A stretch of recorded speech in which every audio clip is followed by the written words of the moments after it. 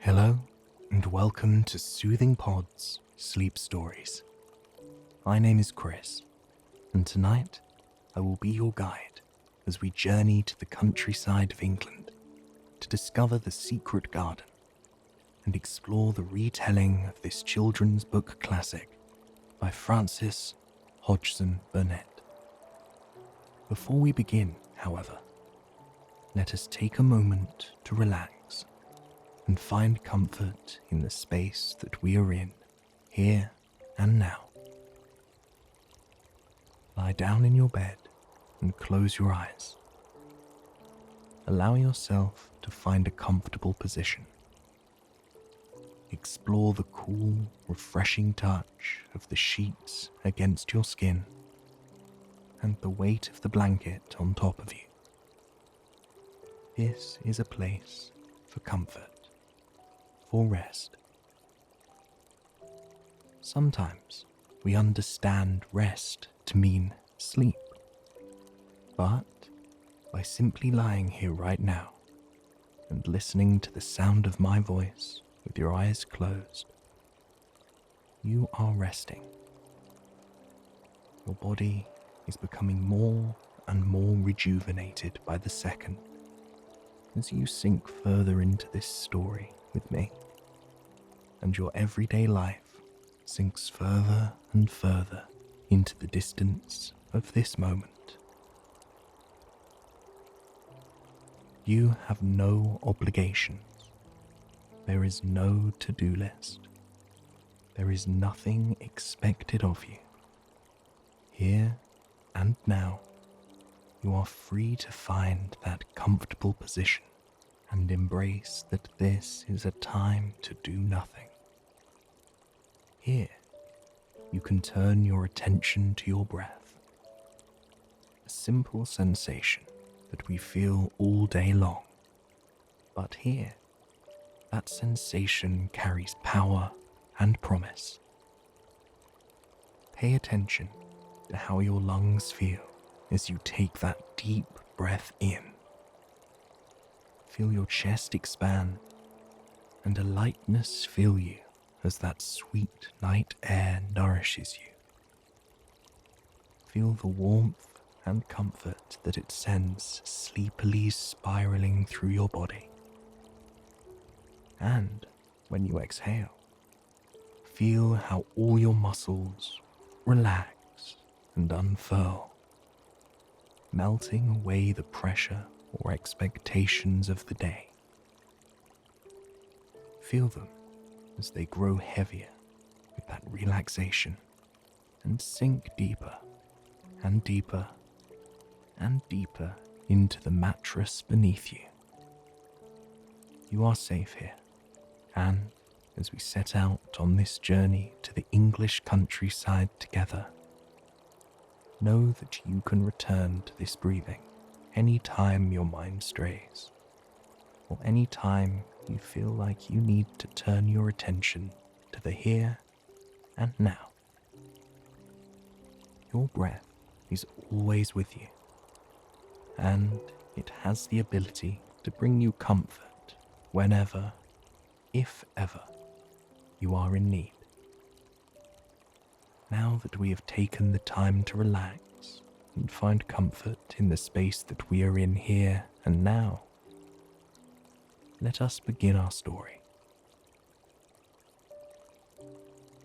Mary Lennox leaned against the railing of the boat as the morning sun rose up over the English Channel.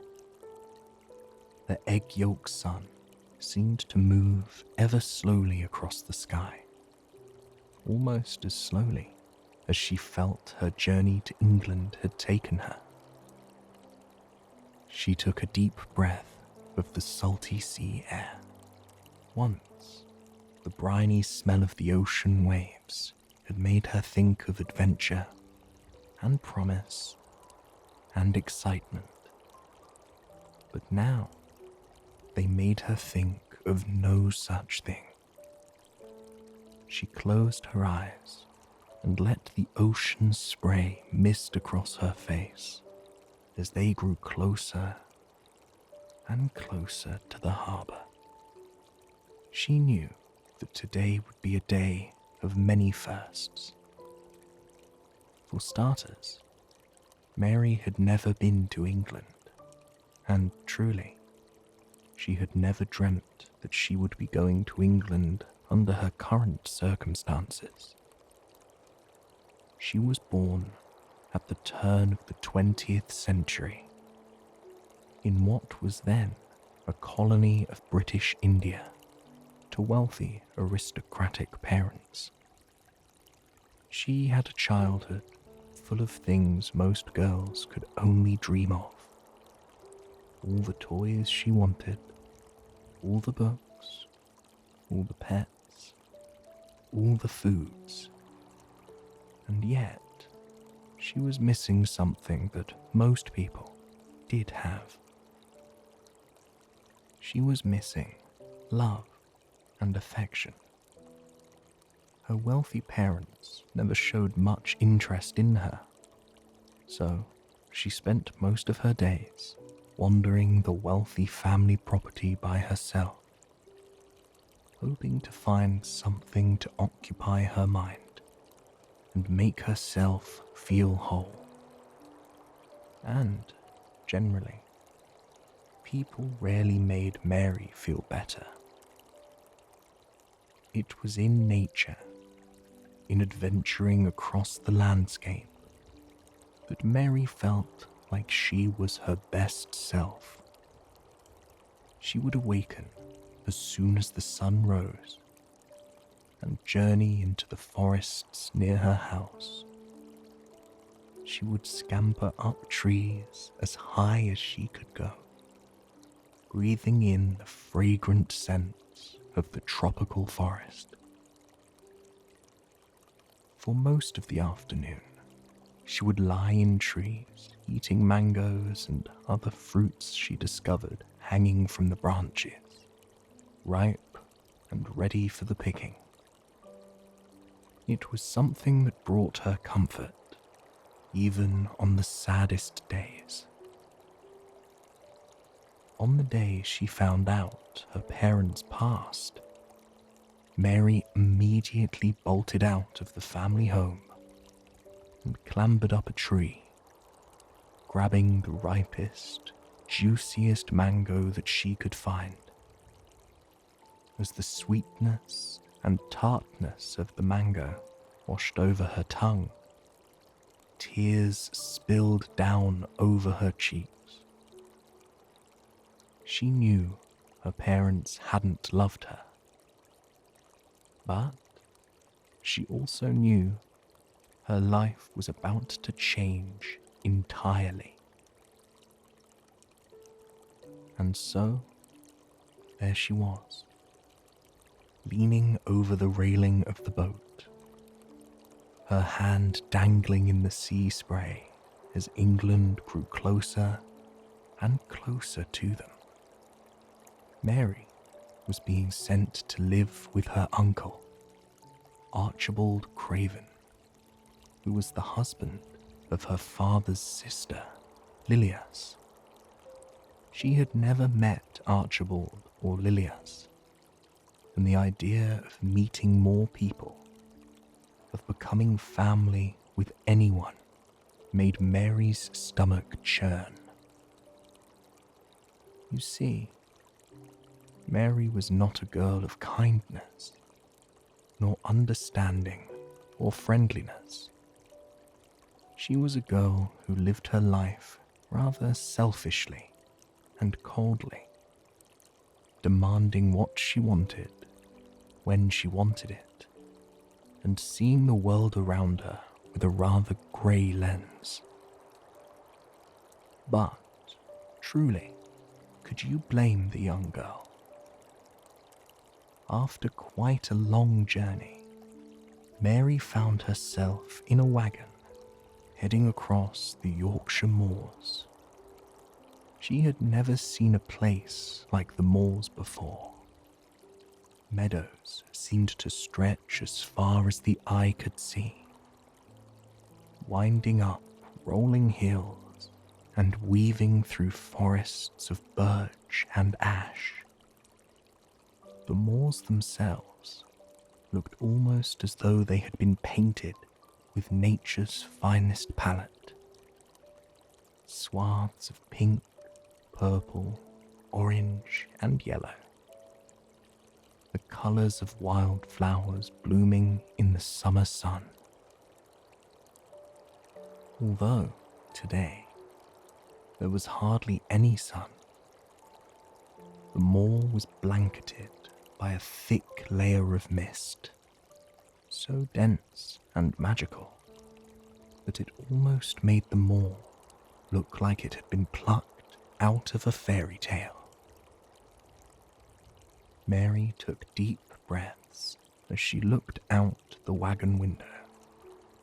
She missed the forests of India, the fruit trees climbing up vibrant hillsides, the tropical flowers buzzing with hummingbirds and honeybees, the aroma of the fragrant herbs and flowers in the air. And this was a vastly different kind of beauty. Mary found herself daydreaming about the flowers back in India for the majority of the wagon ride. That is, until they arrived at Misselthwaite Manor, the home of her uncle and aunt. It was a home that was so very different from her home in India, an old manor with large windows and wild, overgrown grounds. It was not the home she was expecting. And, unfortunately, the people inside were not who she was expecting either. The maid, Mrs. Medlock, escorted her to the estate and tried to make civil conversation, but hardly mentioned anything about the home or the people that she was about to meet. When she arrived and met her uncle, Archibald Craven, for the first time, she was surprised to discover he was a hunchback. He greeted the young girl with a smile and a hug, but she did not return the courtesy. The trip she had set out on and the destination she had arrived at had been wholly disappointing, and the idea of spending the rest of her life at the manor was something she was not excited about. Even more troubling, Mr. Craven informed her that her aunt, Lilias, had passed several years earlier. The first few weeks in the new house were not easy for Mary. She spent many hours curled up in her room or the library, reading books and hurling insults and coldness at anyone who dared to come near her. When Mr. Craven was forced to leave the estate and travel abroad for his health, Mary became even more isolated. That didn't stop Martha Sowerby from trying, however. Martha Sowerby was Mary's maid, a woman with a kind smile and a calming, unassuming demeanor. Every day, several times a day, she would bring Mary her favorite cup of tea and sit with her, even when Mary seemed bothered. Sometimes, she would ask Mary about her life in India. She wanted to know about her favorite memories, her favorite things to do. Did she see any animals? Did she smell lots of flowers? Did she eat yummy foods or swim in a beautiful ocean? Over time, Mary began to grow fond of these interactions, No one had ever asked Mary about herself before. Her parents hadn't cared, and neither had the caretakers at the family estate in India. For the first time, someone seemed to truly care about and value what Mary had to say. And soon, Mary learned a few things about the estate. On a particularly dreary day in the English countryside, Mary curled up next to the crackling fire with Martha at her side. She told Martha about how she missed wandering through the rainforests of India, how she longed to smell that fresh, clean, citrusy air once more, how she missed lounging in trees and eating fruits while the sun kissed her skin, how she wanted nothing more than to wander through a wonderland of greenery and feel connected to the earth and herself once more. That's when Martha leaned in, a smile curling the corners of her lips. There is a garden here, you know, a wild one, full of secrets and wonder. In a hushed tone, Martha told Mary all about the secret garden. While Lilias was alive, Mr. Craven made a walled-in garden just for her. It was a garden where she could be one with nature and tend to the roses as if they were her own children. Mary listened to Martha drone on about the smell of the fragrant roses, the sound of the bubbling creek that laced through the garden, the buzz of the honeybees and hummingbirds as they flitted from flower to flower. However, there was a downside to this secret garden, to this wondrous, magical place that Mary desperately wanted to see. 10 years ago, when Lilias passed, Mr. Craven locked up the garden and hid the key. Now, all that remained were the overgrown gardens that were part of the estate grounds. The secret garden, the most beautiful, wild one of all, was hidden behind a wall, never to be journeyed into again. From that rainy day on, finding the key to the secret garden became Mary's biggest wish. She spent many days wandering the grounds, hoping that she would uncover it, and, in the process, the mall that she had once seen as a bland wasteland transformed before her very eyes into something much, much more. The gardens on the grounds were nothing like the gardens in India, nor what she imagined the secret garden would be, but they provided her with a sense of relaxation and bliss when she meandered through them. She had passed through the herb garden, fragrant with the fresh rosemary and thyme growing from the moist earth. Some days, she had wandered through the flower garden, where tulips and daisies popped up through the dirt, swaying in the gentle summer breeze. Sometimes, she had plopped down in the grass and watched these flowers sway from side to side, side to side, side to side, side to side. It was like a metronome to her, moving in time to the beat of her heart, making her feel at peace with this place and more at home. And then there was the new friend she made. Every morning, when she journeyed out to the herb and flower gardens, she would hear a peculiar, beautiful chirping from the willow trees above her head.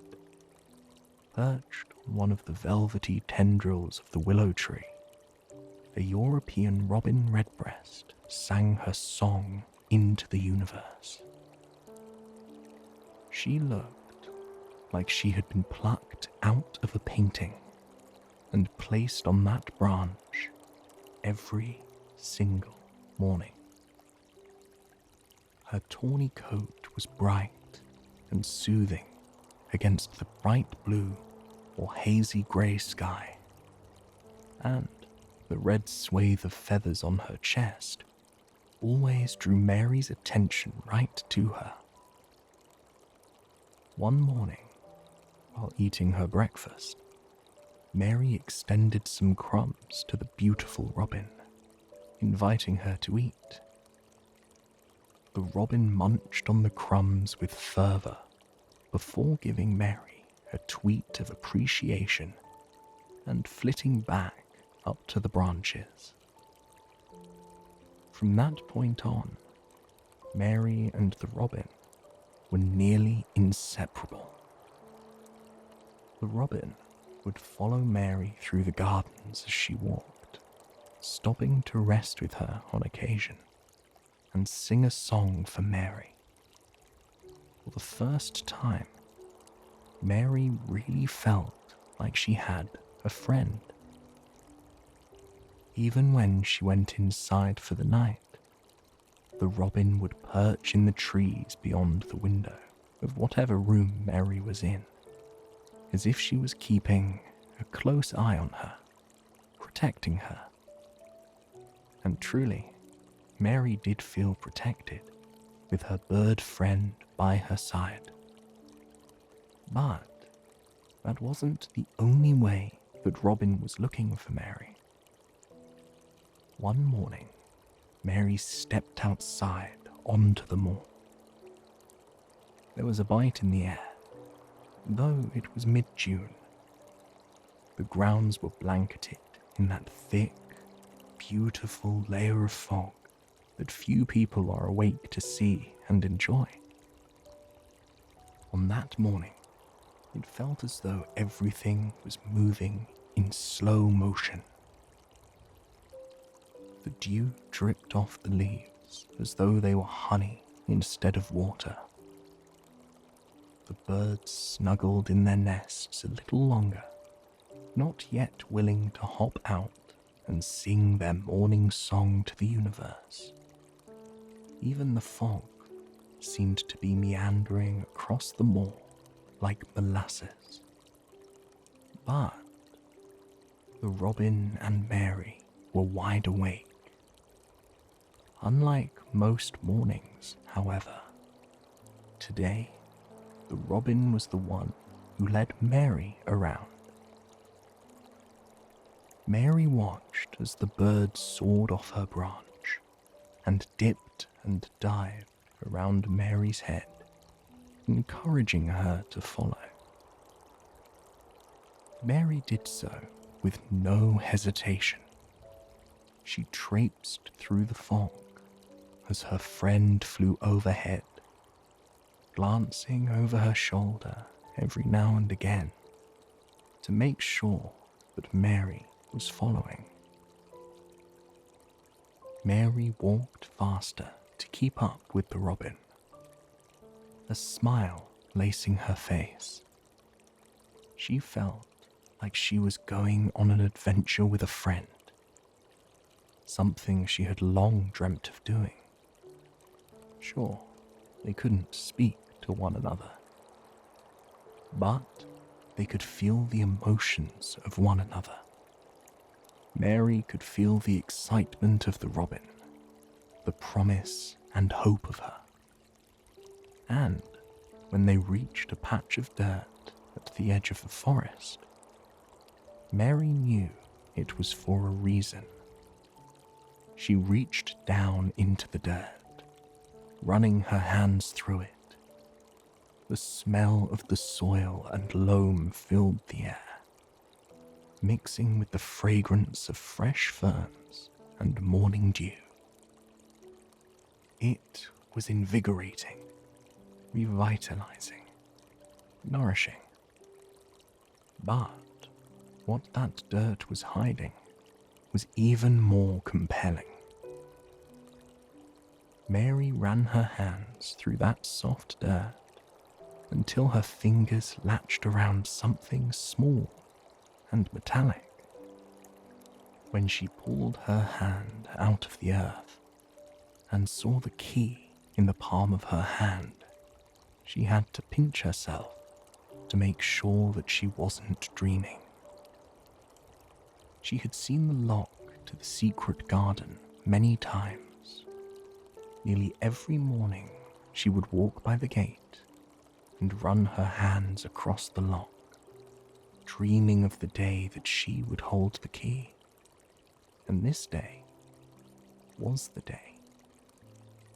Mary tucked the key in her pocket and blew a kiss to the robin, who was happily singing in the branches overhead. Skipping through the tangle of clover and sweetgrass, Mary scurried back home, the key burning a hole in her pocket. Approaching the door was like standing before the entrance to her own fairy tale. Gently, she slid the key into the lock and unlatched the door with a metallic clink. And as that old iron gate swept open, a new world was stood before her. The secret garden was unlike anything she had seen in her life. Within the walls was the finest garden she had ever seen in her life. There were hedges, green swathes of clover-peppered lawn for playing, rows and rows and rows of brightly coloured roses. The aroma alone was enough to make Mary swoon. Though the garden was overgrown, Mary knew that could be fixed. She wandered through the secret garden in a daze, taking in each and every sight with appreciation and positivity that she had never felt before in her life. For so long, she felt as though she hadn't had a home. And now, this was her home. She sat by the edge of the stream, lacing through the garden. Within it, tiny tadpoles and fish and frogs floated around, enjoying the feeling of the sun on their skin as it slipped out from behind the clouds. She dangled her feet in the cool water, embracing the feeling of the smooth rocks and gentle current on her feet. It was like an oasis to her, an oasis that she had long dreamt of.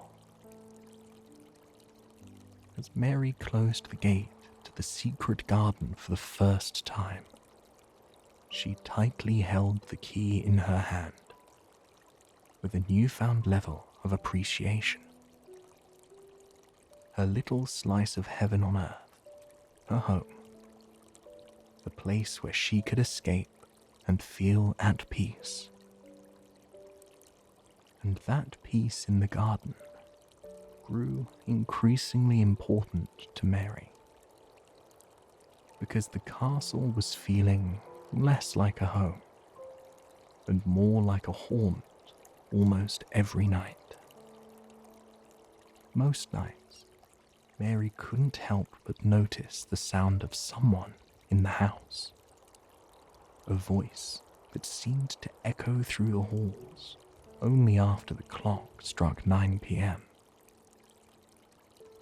She had solved one mystery, the mystery of the secret garden. But This mystery appeared as though it wouldn't be as easy to solve. Every time she'd ask about the noises, she'd be brushed off. Even Martha, who had been so kind and honest with her, would not hear of ghostly voices echoing through the beautiful manor. But Mary was not the kind of little girl to quit. She knew in time she was going to explore and discover the source of the noises. But for now, she had a garden to tend to, her own oasis to groom. She spoke to Martha the next morning, asking her for gardening tools so she could get to work. Martha was pleased with how much Mary had changed in just a few weeks' time. When she first arrived, she would have angrily demanded the gardening tools. But now, she was asking politely, with a light in her eyes. The garden and this place had changed her entirely. Martha sent her little brother Dickon to deliver the gardening tools to Mary. When Mary slipped out of the manor to greet him, she was surprised to see that she wasn't the first to greet Dickon. Her friend Robin flitted over Dickon's head, tweeting and singing as she happily dipped, dived, and swooped around him. Dickon smiled and giggled at the bird, asking how she got to be so pretty and smart. Mary was not one to make friends easily. In fact, she struggled deeply with making friends. But seeing Dickon smile at the bird made Mary feel utterly and completely calm. She greeted him, and the two walked around the gardens for quite some time, talking and laughing with one another. Dickon told Mary that he spent most of his time playing in the mall. He loved lying in the wildflowers and climbing to the tallest hill he could find. He loved napping at the base of the old willow tree and climbing to the loftiest branch of the ancient oaks.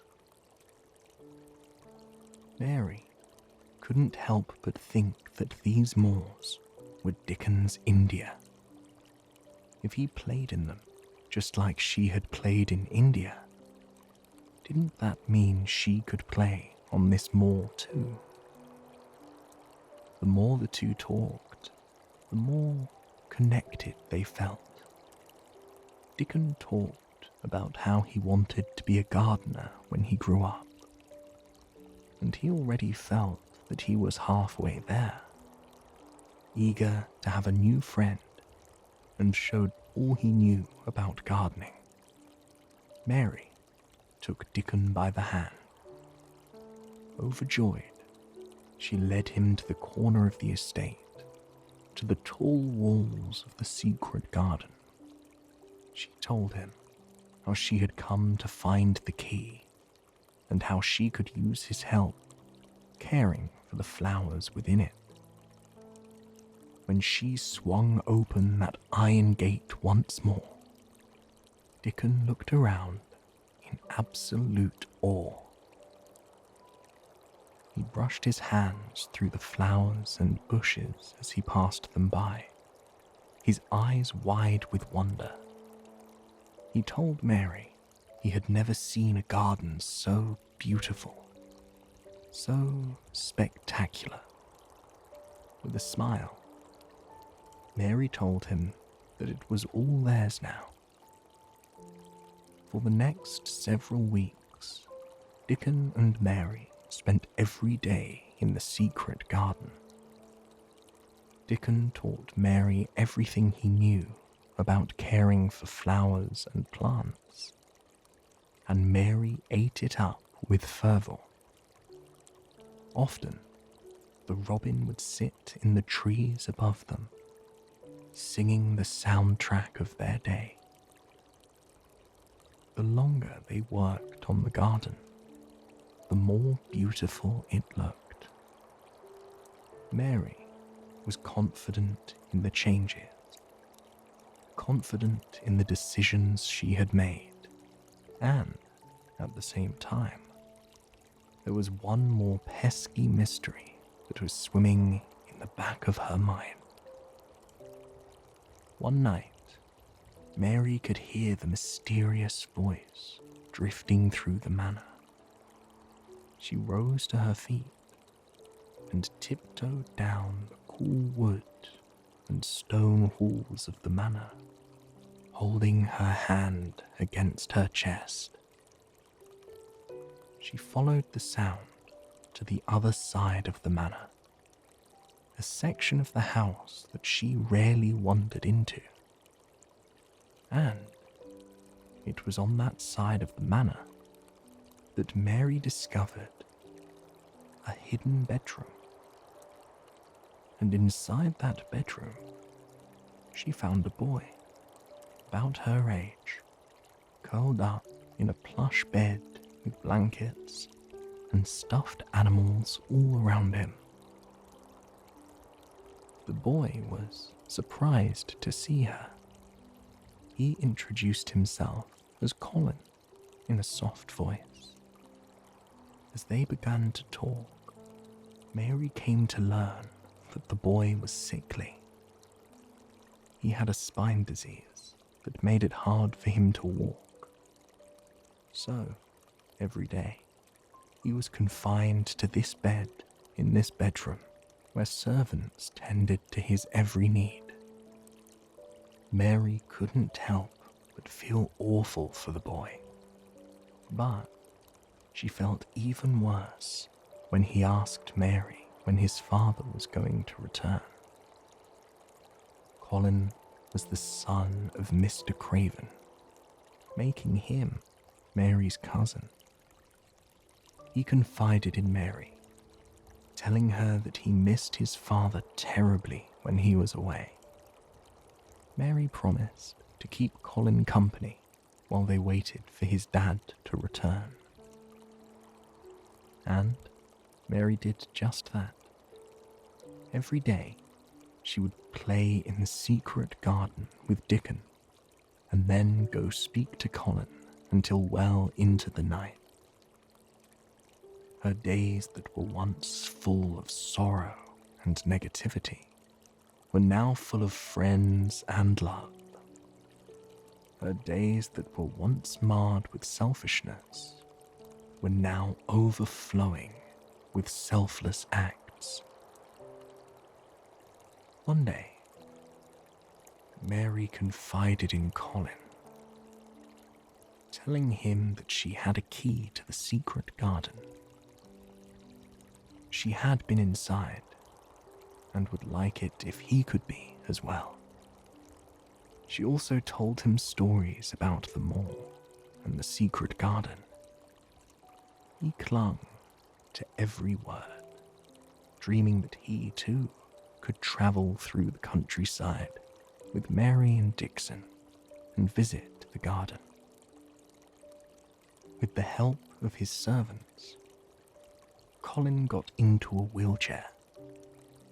For the first time in several years, he breathed fresh air and felt the warm sun on his face.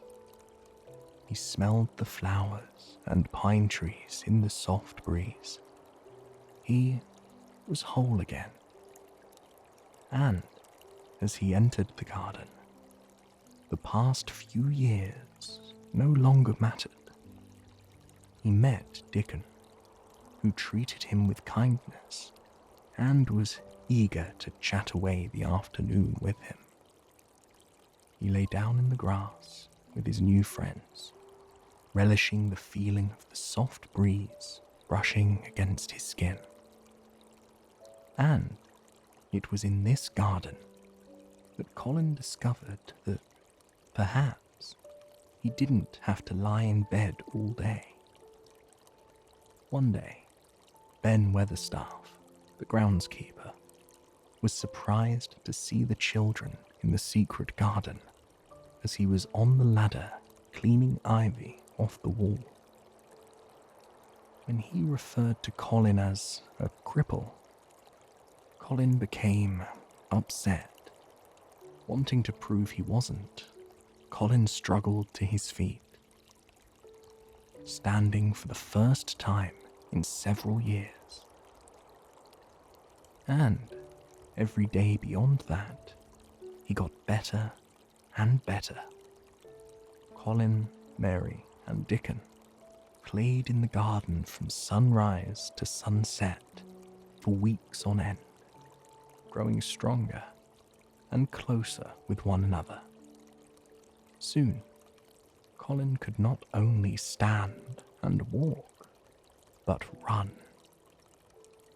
On one particularly sunny day, Mary, Colin, and Dickon raced through the secret garden, giggling with one another.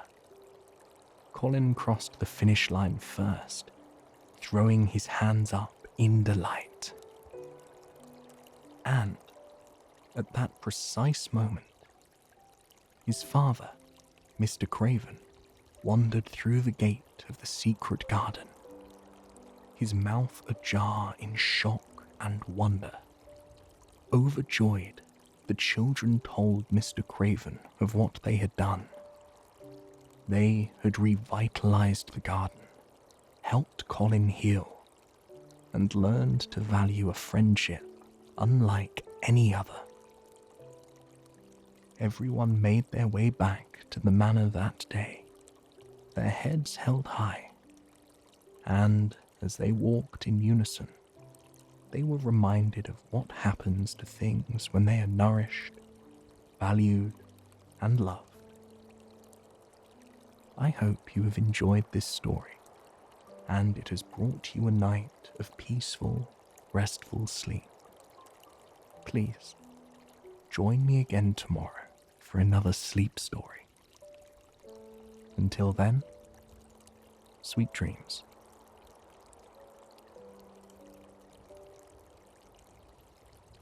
Hello and welcome to Soothing Pod's Sleep Stories. My name is Chris, and tonight I will be your guide as we embark on a journey that will take us from the lush jungles of India to the rain-soaked cobblestone streets of London. We will listen to a classic retelling of the famous story by Frances Hodgson Burnett, A Little Princess. We will follow the tale of a kindly, rich young girl as she grows up, finds friends, loses her fortune, and then finds it yet again. Before we begin, however, let us take a moment to unwind and find comfort in the place that we are in, here and now. Close your eyes and allow your body to sink into the mattress beneath you. Here and now, there are no obligations. There is no to-do list. The day is behind you, and now it is your time to rest. By simply closing your eyes and being here with me now, you are beginning to relax. With your eyes closed and your body sinking deeper and deeper into the mattress, take notice of how wonderful it really is to be here, lying in bed at this moment. Feel the softness of the plush mattress beneath you. Gently shift your awareness to the points where your body is in contact with the mattress. Now, spread that awareness to your arms, your legs, your chest, and your back. Feel the pillow beneath you cradling your head, giving it a safe place to rest while it refreshes after a long day. With your eyes closed, try to picture your room. In your mind, see the outlines of your furniture. See the items on your nightstand, the trinkets and little bits of your daily routine. See the outline of the door, and then the outline of the window. But there's something different about your window now. Just outside, there is a tiny orange orb. It glows, almost like it's a star. This star, this orb, is encased in a thick circle of haze, which diffuses the light and allows it to glow softly, leaving warm illumination everywhere it goes. This orange little orb taps on your window. It taps, sounding almost like soft, fluffy snow crunching against the window pane. It hovers there for a moment, illuminating whatever is beyond your window. Perhaps it is a tree, a sidewalk, another building. Whatever it is, it paints it in that calming orange glow that reminds you of sunsets on cool winter days. A breeze ripples across the blankets as the window opens up, letting a gust of air meander through. The air smells of the outdoors, of the cool night and tall evergreen pines that kiss the skyline in the distance. You can hear the crickets now, but beneath it all, you hear a steady, warm buzz of this strange little orb. The orb glides into the room, illuminating everything in that glow. You see the items on your nightstand, silhouetted by the aura the orb gives off. The walls are now painted in that calming color that flickers and changes, almost like candlelight. The orb makes its way toward you, bumbling through the air like it is floating aimlessly on a breeze. It glides down toward your head, and as it does, you feel the warmth radiating from it. That warmth sinks down into your head and your neck. You feel it melting away any tension you've been carrying there. Your thoughts that may have been scattered or heavy are rearranged, leaving you with nothing but a calm, relaxed headspace. Your tongue falls away from the roof of your mouth, and your jaw completely relaxes as your teeth unclench and your mouth slags, relaxed. You feel your shoulders fall away from your ears, giving you all the space you need there to unwind for the night. Then, the orb travels down to your chest. You feel your lungs expand and then relax, allowing you to take deep, nourishing breaths in and out, in and out. You feel your heart relax as it slows.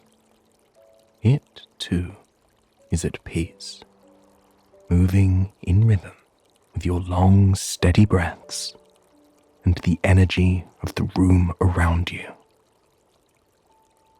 The orb continues on down your body, tapping each of your arms.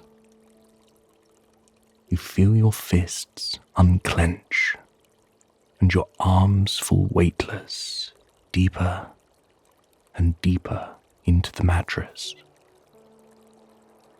Then, the orb continues on down to your legs. Any pressure or pain you've been carrying there is tapped away by the little glowing orange orb, leaving you free of any kind of pressure or discomfort there. The orb lifts up above your completely relaxed body now. You watch as it floats up and up to the ceiling, then meanders its way on over to the window, where it glides out into the cool night air. The window shuts behind it, and though that glowing orb is gone, you can still feel the warmth of that orange light with you. That aura of peace and calm that is a part of you now.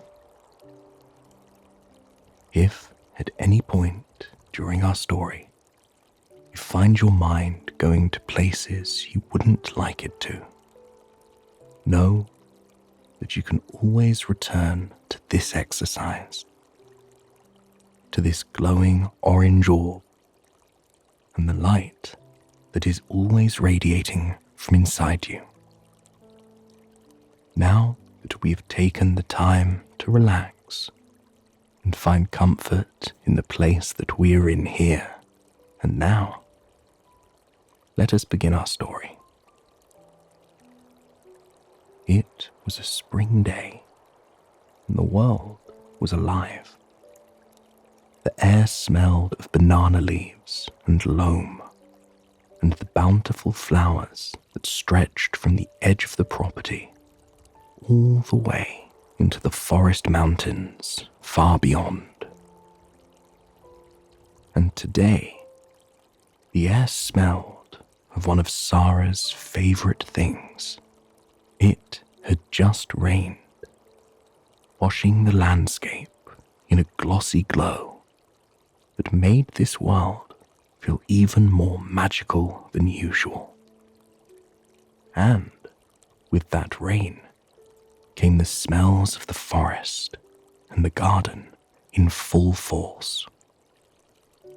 Sarah ran barefoot through the dewy grass, soaking in the feeling of the earth against her feet.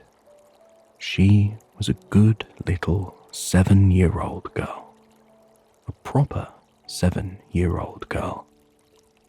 But all bets were off when there was a fresh, rainy countryside for her to run around and play in. She breathed in the aroma of jasmine, of the beautiful jasmine flowers that seemed to glow an even brighter white against the cloudy, stormy sky. As she ran through the garden, she outstretched her hands and let her fingertips run along the petals, picking up dewdrops along the way and scattering them into the grass with abandon. She breathed in the scent of the sweet, sweet roses that peppered the hillsides. They weren't just red roses or pink roses. It was a mosaic of brilliant valentine colors. White roses that reached for the heavens and had petals that fell to the ground like snow. Yellow roses that shined even brighter than the sun, ensuring that nobody missed them on a rainy day like today. Sarah loved the smell of the roses. She loved the taste of the roses in her tea. She loved the tastes and scents and environment of this beautiful place she had the privilege of growing up in. She was in India. Her father, Captain Ralph Crewe, had brought Sarah's mother here before Sarah was even born. And it was here that Sarah remained after the passing of her beloved mother. It was here that Sarah learned about the beauty of nature and the comfort that can be found in it. It was here that Sarah learned manners and learned to treat everyone like her equal. But that very day that she was running through the fields of roses and jasmine was the day that Sarah learned she would no longer be staying in India. She was 7 now, old enough to go to a boarding school like all the other children whose parents served in the British Army. It wasn't an easy decision for Captain Crewe. He was a man who lived and breathed for his beloved daughter. He doted on her, getting her absolutely everything she needed to survive and thrive, spending hours and hours letting her run barefoot in the fields, even when other people in the army turned their nose up at her. He never let her go without whatever her heart desired, and he could afford to on his salary. But he knew that Sarah could not stay in India. It was traditional for the children that were born in India to be sent away and educated in England, where the climate was more tolerable and where there were better opportunities for learning. And so, one sad day, Captain Ralph Crewe put his darling daughter on a ship. He kissed her goodbye and held her tightly, promising that one day they would be able to be together again. Until then, he would do all in his power to make sure that she was comfortable, safe, and happy, that she could grow into the fantastic woman he knew she would become.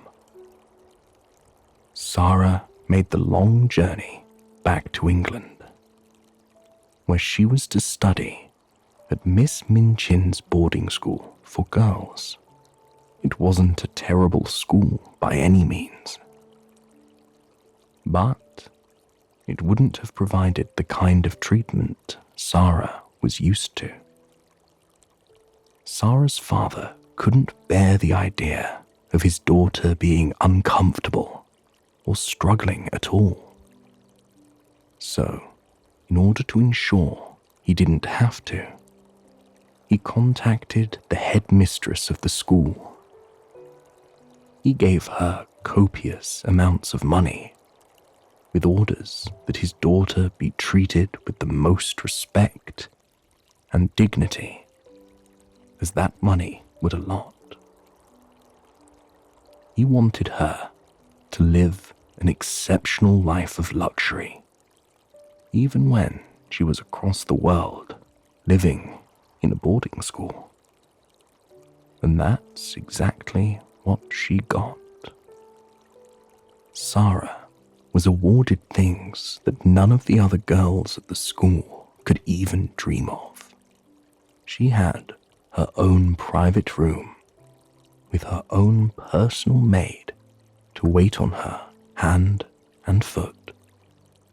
A room contained a luxurious canopy bed with rich mahogany panels on the walls, which only amplified the ambience of wealth that one encountered when they made their way into the room. She had her favorite things in the room: dolls and toys and books, more than any other student at the school had. It was truly heaven for a girl her age in that time period. And she appreciated every second of it. As if the private room wasn't enough, Sarah was given an additional room, a separate sitting room for her and her maid, as well as any guests that came over to visit. This arrangement caused quite a stir with other students at the school. And not only that, but if Sarah wanted to leave the campus, she was able to do so in style. Her father's funds provided her with her very own horse and carriage, which she could use to travel through the streets of London when her schedule and desires aligned. Every student and every worker at the school knew of Sarah's wealth. When she first arrived, there were whispers about how much money she had, and with those whispers of her wealth came whispers about her character. No one had ever met her before, but everyone assumed she was a rich, spoiled girl who would treat everyone with contempt. But after Sarah arrived, that assumption was proven to be completely false. She greeted absolutely everyone with a smile and the utmost respect.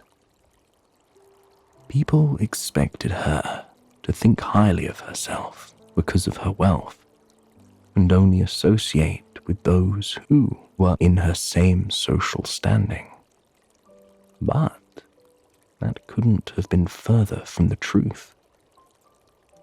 The very first morning of school, Sarah sat in class with the other students. She was well aware that everyone's eyes were on her. They were trying to observe her, trying to size up the new student and see what she was about, trying to see if the rumors were true. But during that first class, Sarah's attention was focused mainly on one of her classmates. Her name was Ermengarde St. John, and she was far from the most popular girl in class. Her father was an incredibly quick-witted man, but Ermengarde did not inherit the same trait. Sarah could not help but notice that Miss St. John struggled to learn French, often causing the other classmates to chuckle at her lack of knowledge and poor pronunciation. It was a pitiful thing, and it made Sarah care deeply for her. Her father often said that if Sarah had been a boy, she would have raced across the countryside with a sword drawn, defending anyone being made fun of, and rescuing anyone who happened to be in trouble. And, in this case, Sarah did her own version of just that. When the students were dismissed for a break, she searched through the crowd, desperate to find Miss St. John. She waded through the sea of students who were all looking at her, all excited to talk to her, until she finally found Miss St. John sitting at the window, looking despondently out into the countryside.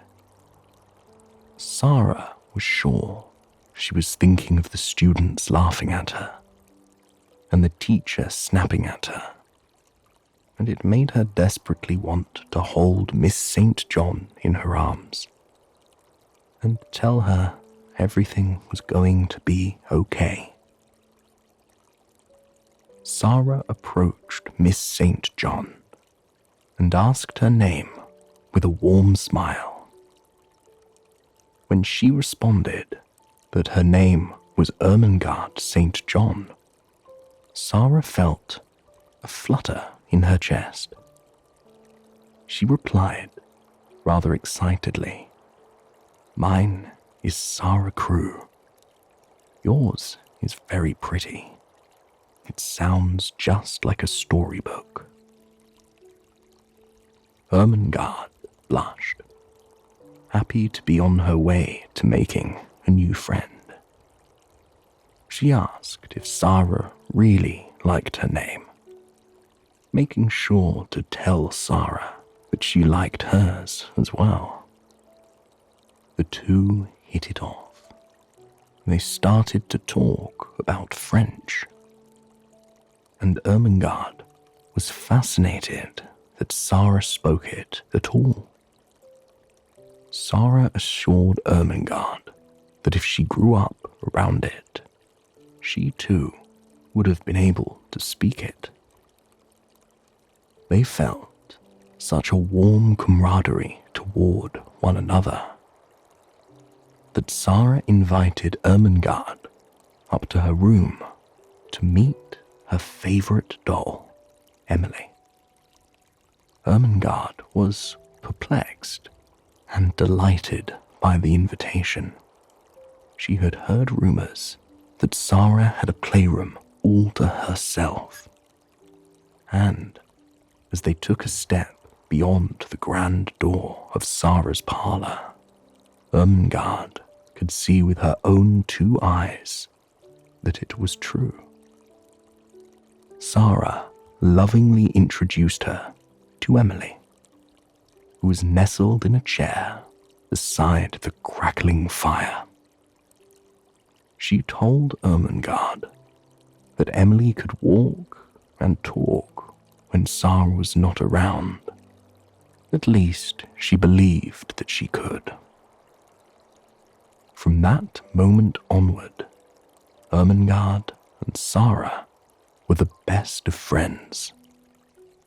It would seem they were an unlikely pair. Ermengarde was the focus of many jokes by the students at the school. She wasn't regarded as particularly bright or interesting. and she wasn't considered to be very beautiful. But Sarah didn't care. Sarah saw Ermengarde's heart, and it didn't matter to her how different their social standings were. But it wasn't just Ermengarde that Sarah helped and befriended. That seemed a little odd for a girl of her stature. Sarah was truly a girl who liked to help any and everyone, and that included people younger and older than her. She became a friend and helper to Lottie, a 4-year-old girl prone to tantrums, and she had a good reason for having them. One day, Sarah heard wailing echoing through the halls. Everyone did. It was undeniable. And many of the workers were frustrated beyond belief. It was the little Lottie wailing inconsolably for not having a mother. The realization had devastated her, and all morning she was stuck in a loop crying about it. The workers were exhausted, unable to calm her down. Truly, nothing worked. They rubbed her back. They told her it was okay. They punished her and were cruel to her. They threatened her. But nothing made poor little Lottie stop crying. Sarah couldn't stand hearing the young girl's cries. She asked Miss Minchin if she could perhaps try to help young Lottie stop crying. Out of ideas, Miss Minchin told her she could try. Sarah followed the cries to Lottie's room and found her lying face down on the floor, wailing continuously about not having a mama. Sarah asked the woman attending to her if she could try something, and the woman approved, allowing Sarah to come beside little Miss Lottie. Sarah looked down at the young girl for a moment. She could see the pain she was carrying, the sadness, and it filled Sarah with sympathy and compassion for the young girl. Lottie wailed up at her, crying as she kicked her little legs and pounded her fists into the ground. But Sarah didn't say anything. She simply watched Lottie for a moment as she continued to cry and thrash about on the floor. And then, instead of yelling at Lottie, or cuddling her, or saying anything to her, Sarah just lay down beside her. Lottie was confused, but she continued to cry and thrash about for quite some time. Until, finally, Lottie turned to look at Sarah. With tears in her eyes, she told Sarah in a more defeated, less powerful voice that she didn't have a mother. Sarah looked at Lottie with a gaze of total understanding and told her that she didn't have one either. "Where is she?" Lottie asked in a soft, unsure voice. Sarah paused, really taking that question in. And then, in a honey-sweet voice, she replied, "She went to heaven, but I am sure she comes out sometimes to see me, though I don't see her. So does yours. Perhaps they can both see us now. Perhaps they are both in this room." Lottie looked up, looking around the room for her mother. In a kind voice, Sarah continued telling Lottie all about heaven.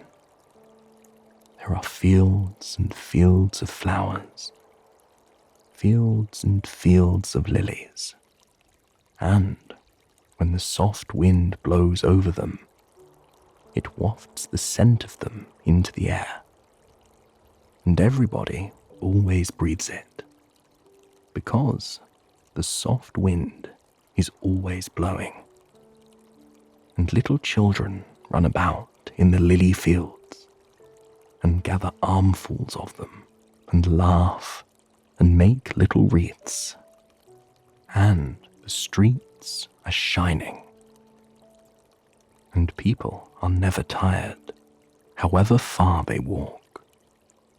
They can float anywhere they like, and there are walls made of pearls and gold all around the city, but they are low enough for the people to go and lean on them and look down onto the earth and smile and send messages of love and hope. And with those words, with that explanation, Sarah had cemented herself as an important person in Lottie's life. No longer did Lottie have tantrums of that nature, because she knew that she had Sarah nearby to help her if she ever needed it. Though Sarah was wealthy, she was the opposite of what people expected, and that became clear after those two friendships. Years went on like this. Sarah always befriended the underdog and got close to them. She always defended those in need. And on the day of her 11th birthday, Sarah would become the one in need. She attended a lavish party thrown for her at Miss Minchin's. All of her friends and classmates were in attendance, and it was a glorious, fun-filled day. But as the day came to an end, a heartbreaking, terrible truth was revealed. Captain Crewe, Sarah's father, had died of jungle fever.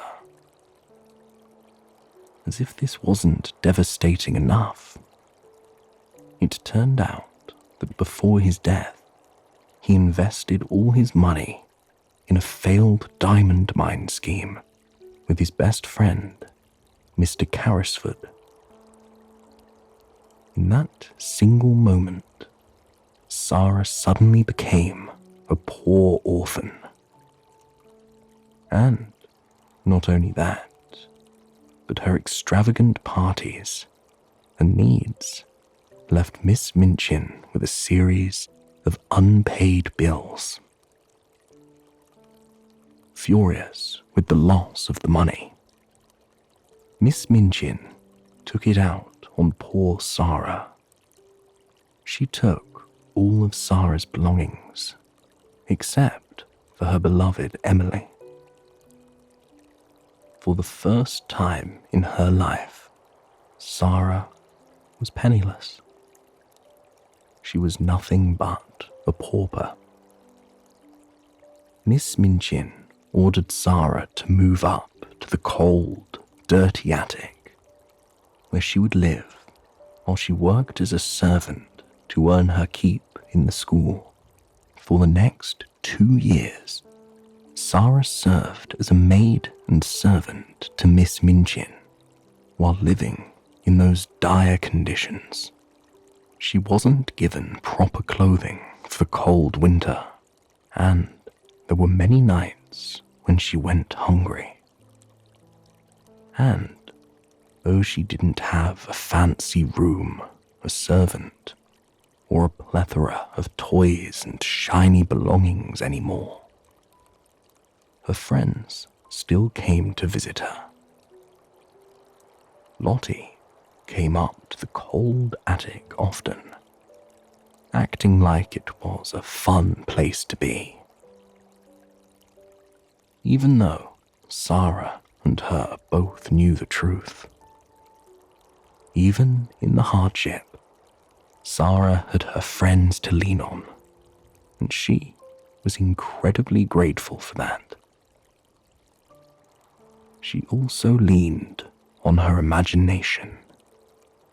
While she was working countless hours in the cold or in poor conditions, she would let her mind drift.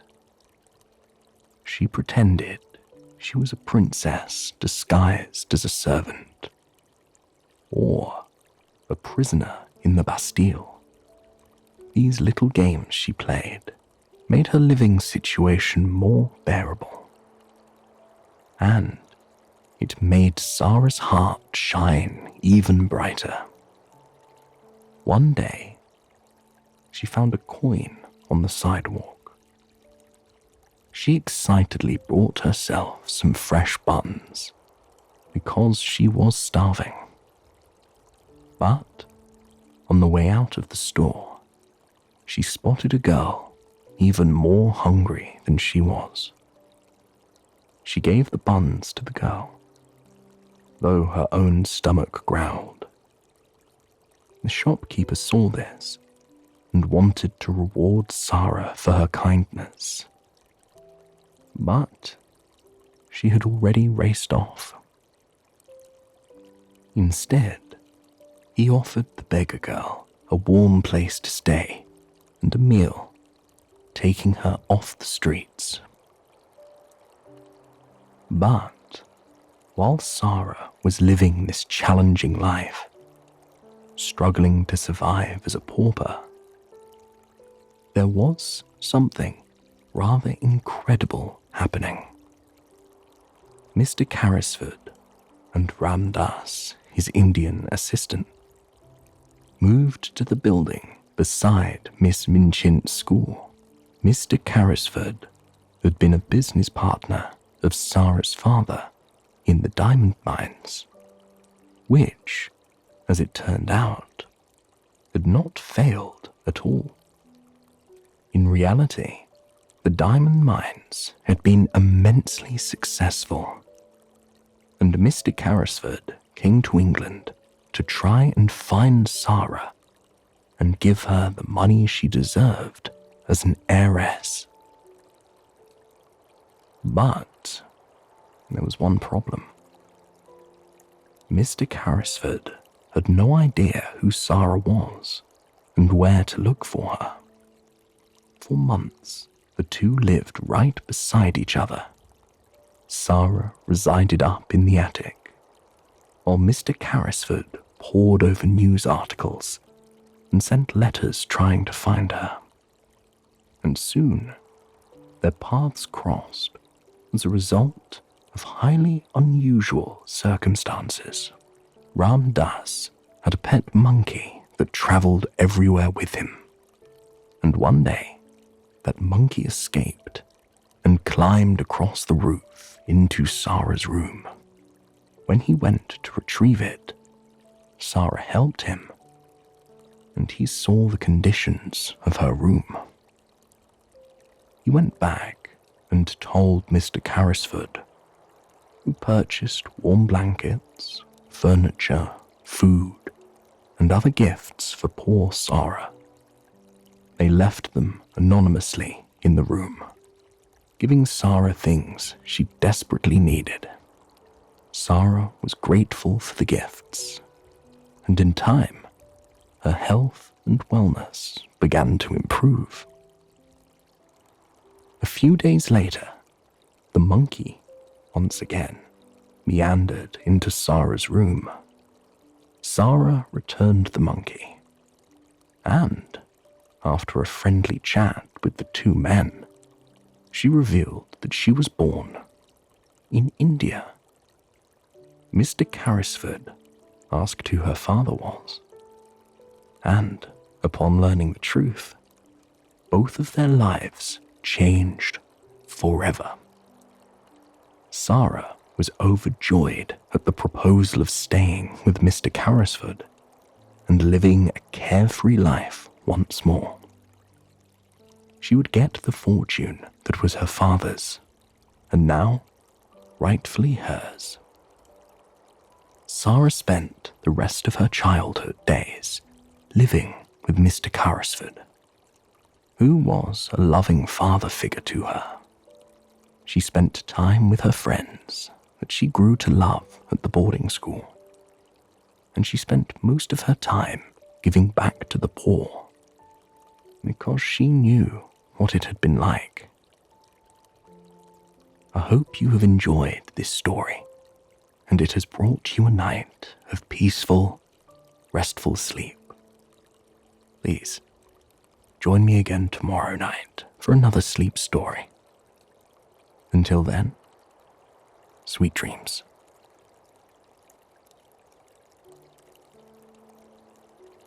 Hello, and welcome to Soothing Pod's Sleep Stories. My name is Arif, and tonight I will be your guide as we travel to the vibrant banks of the Mississippi River to unwind with the classic, great American novel, Adventures of Huckleberry Finn. Before we begin, however, let us relax and find comfort in the space that we are in, here and now. Gently and slowly close your eyes. With your eyes closed, find a comfortable position on your mattress. Here and now, there are no obligations. There is no to-do list. All you need to do at this moment is lie in your bed and allow your body to rest. Relax your muscles. Let go of any thoughts that might occupy your mind and follow the sound of my voice. Try and imagine a small orb of light hovering over your body. It is a warm and soft orange light, shimmering just enough to give your room a soothing glow. You feel the heat of the orb radiating through the night air as it inches closer and closer to you. Gently, ever so slowly, the orb taps the crown of your head, and as it touches you, you feel its warmth ripple over you. Feel as it spreads from the top of your head down over your eyes, relaxing them. Then down over your cheeks and your jaw, urging your jaw to unclench and your tongue to fall away from the roof of your mouth and simply relax on the bottom with no strain or tension. Follow that ripple as it travels down to your neck. If you are feeling any discomfort there, If your neck area seems twisted or sore from a long day, surrender to the warmth of the orb washing over it. Feel each and every muscle completely relax there, allowing you to feel much looser. Then that ripple continues on, washing over your shoulders and reminding you to lower them away from your ears, giving your body the space that it needs and decreasing any rigidness there. Follow that ripple as it travels over your chest. Feel that warmth melt away the tightness in your chest. With your next breath in, feel how much space you now have in your lungs. Feel your chest expand more and more as you take yet another long, deep breath in. And now turn your attention to your heart as the warmth of this radiant light allows it to beat more calmly and more slowly. You are safe here, and with the help of this light, your body will come to realize that. The ripple continues on, trailing down over your back, stomach, and arms. Feel your fists unclench and your hands loosen up as your fingers unfurl and lie flat, free to sink deeper into the mattress beneath them. Feel the weight of the day melt away from your back and your arms, leaving you with muscles that feel completely and totally relaxed. And then imagine that glowing orange wave making its way down both of your legs. Feel as your legs become just a bit heavier with total and complete relaxation.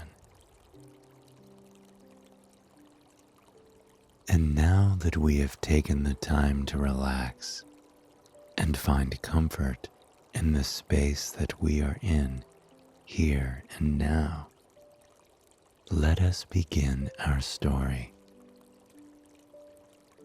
It was a sunny, beautiful day on the shores of the Mississippi River in St. Petersburg, Missouri.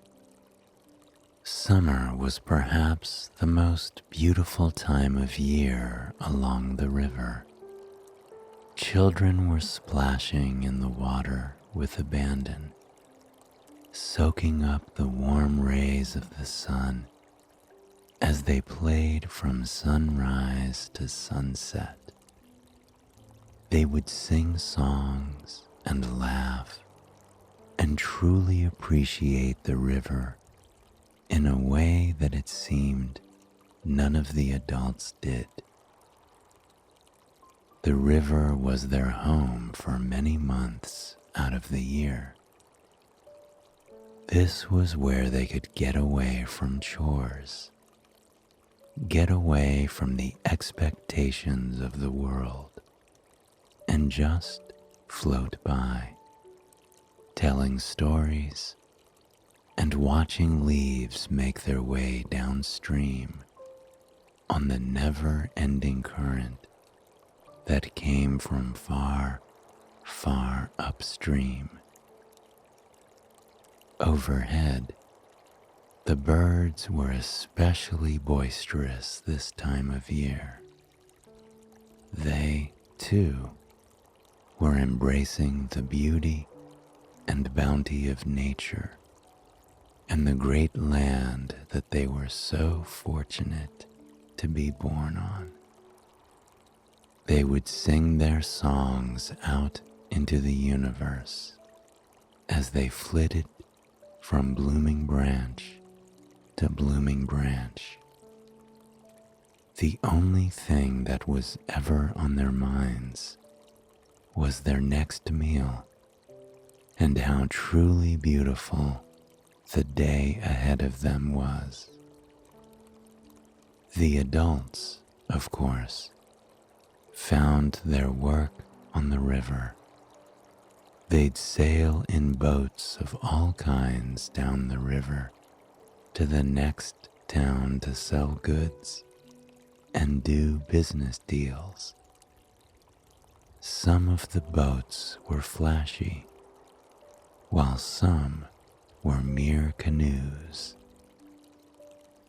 And it was on that river, on a warm summer day, that Huckleberry Finn and Tom Sawyer sat together, dangling their feet in the water.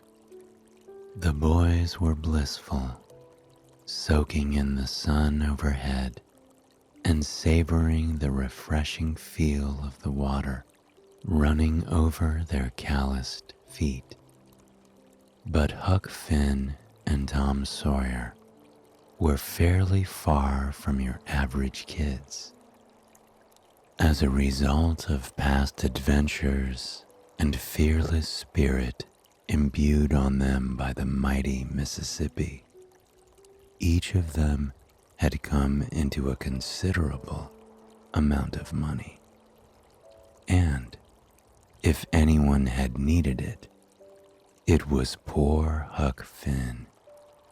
His father, Pap, was a cruel, heartless man who spent more time drinking than caring for his son.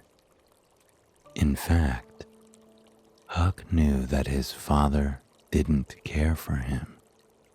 The entire town knew. It was that obvious.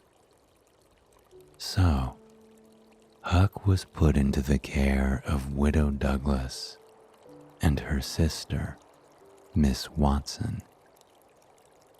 Having been raised wild with a father like Pap, Huck was far, far from a civilized boy. He had quite a thirst for adventure and quite a disregard for what many others considered to be societal norms. Being brought into a house with two women that cared about him was vastly different from the life he had grown accustomed to with his cruel father. Believing it was her duty and having that deep appreciation for Huck, Widow Douglas set out to civilize little Huckleberry Finn. She taught him lessons all hours of the day. And when she found Huck staring off into space, or doodling on his paper, or gazing wistfully out of the trees, she often couldn't keep herself from sighing and smiling at the spirited boy before her. Whenever she gave him work to do, Huck would groan about it. When he was taught about religion for the very first time, Huck was far from a model student. When he was told to pray before meals, he would groan about having to grumble over food before every meal. But when he was first taught lessons about Moses, Huck was enthralled. The magic, the far distant lands, parting of the Red Sea, those were all things that seemed plucked out of the kind of story he would like to tell. "Where is Moses now?" he asked Widow Douglas, stars in his eyes. She scrunched her brow at the boy and tried to hide her smile as she told him, "Darling boy, Moses has been dead for quite some time." Huck groaned and put his head on the table, immediately losing interest. He wondered what the point of learning about a dead man was anyway. During all this praying and all these lessons, Huck truly just wanted to be by his best friend's side.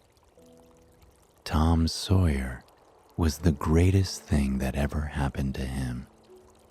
His partner in crime, his best friend. When Miss Watson mentioned that the poorly behaved boy would not end up in heaven, Huck was overjoyed, proclaiming, "Good, I wanted him and me to be together." After many days of studying without going outside, Huck went to bed and was surprised to hear a meow sound radiate from just outside his window. Delighted, Huck leapt to his feet and approached the window, responding with a meow of his own. Outside the window, Tom Sawyer stood, waiting in the yard with a smile.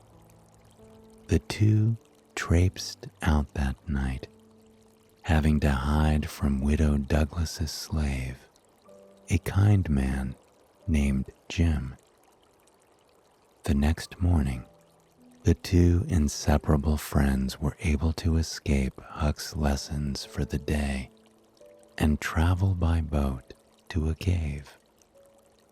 Along the way, they laughed and splashed in the water, teasing and poking fun at one another as they journeyed further and further down the grand Mississippi River.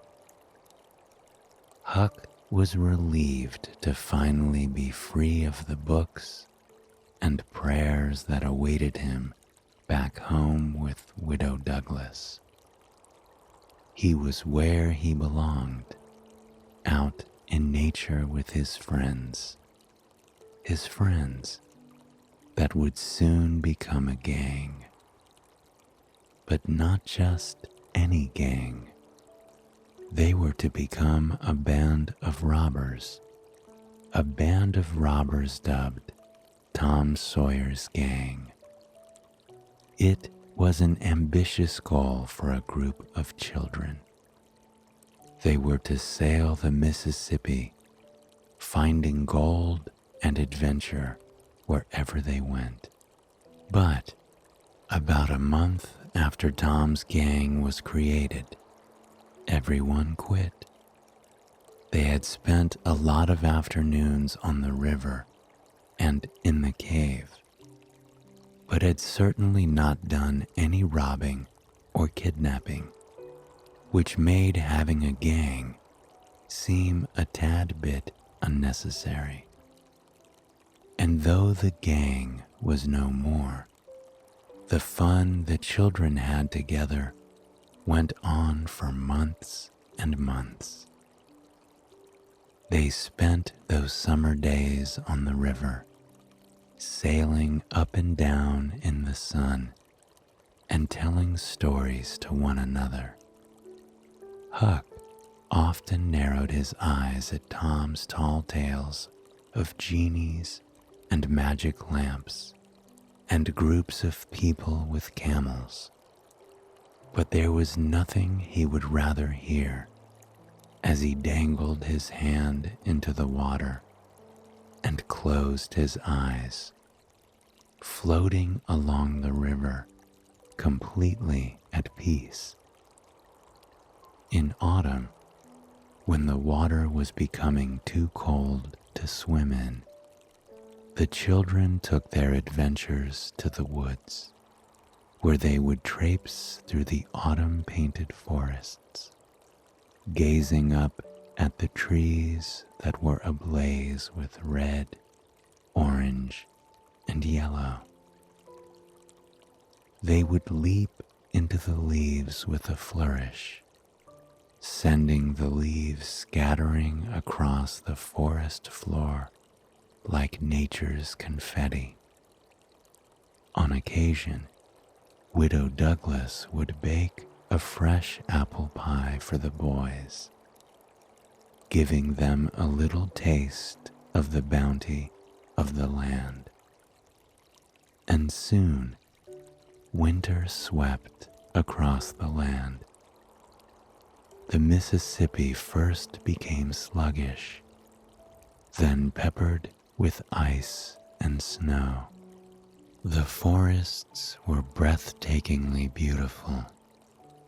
Heavy snow weighed down the pine and cypress trees, and ice coated each and every maple branch, causing the entire forest to sparkle like it was made of twinkling diamonds.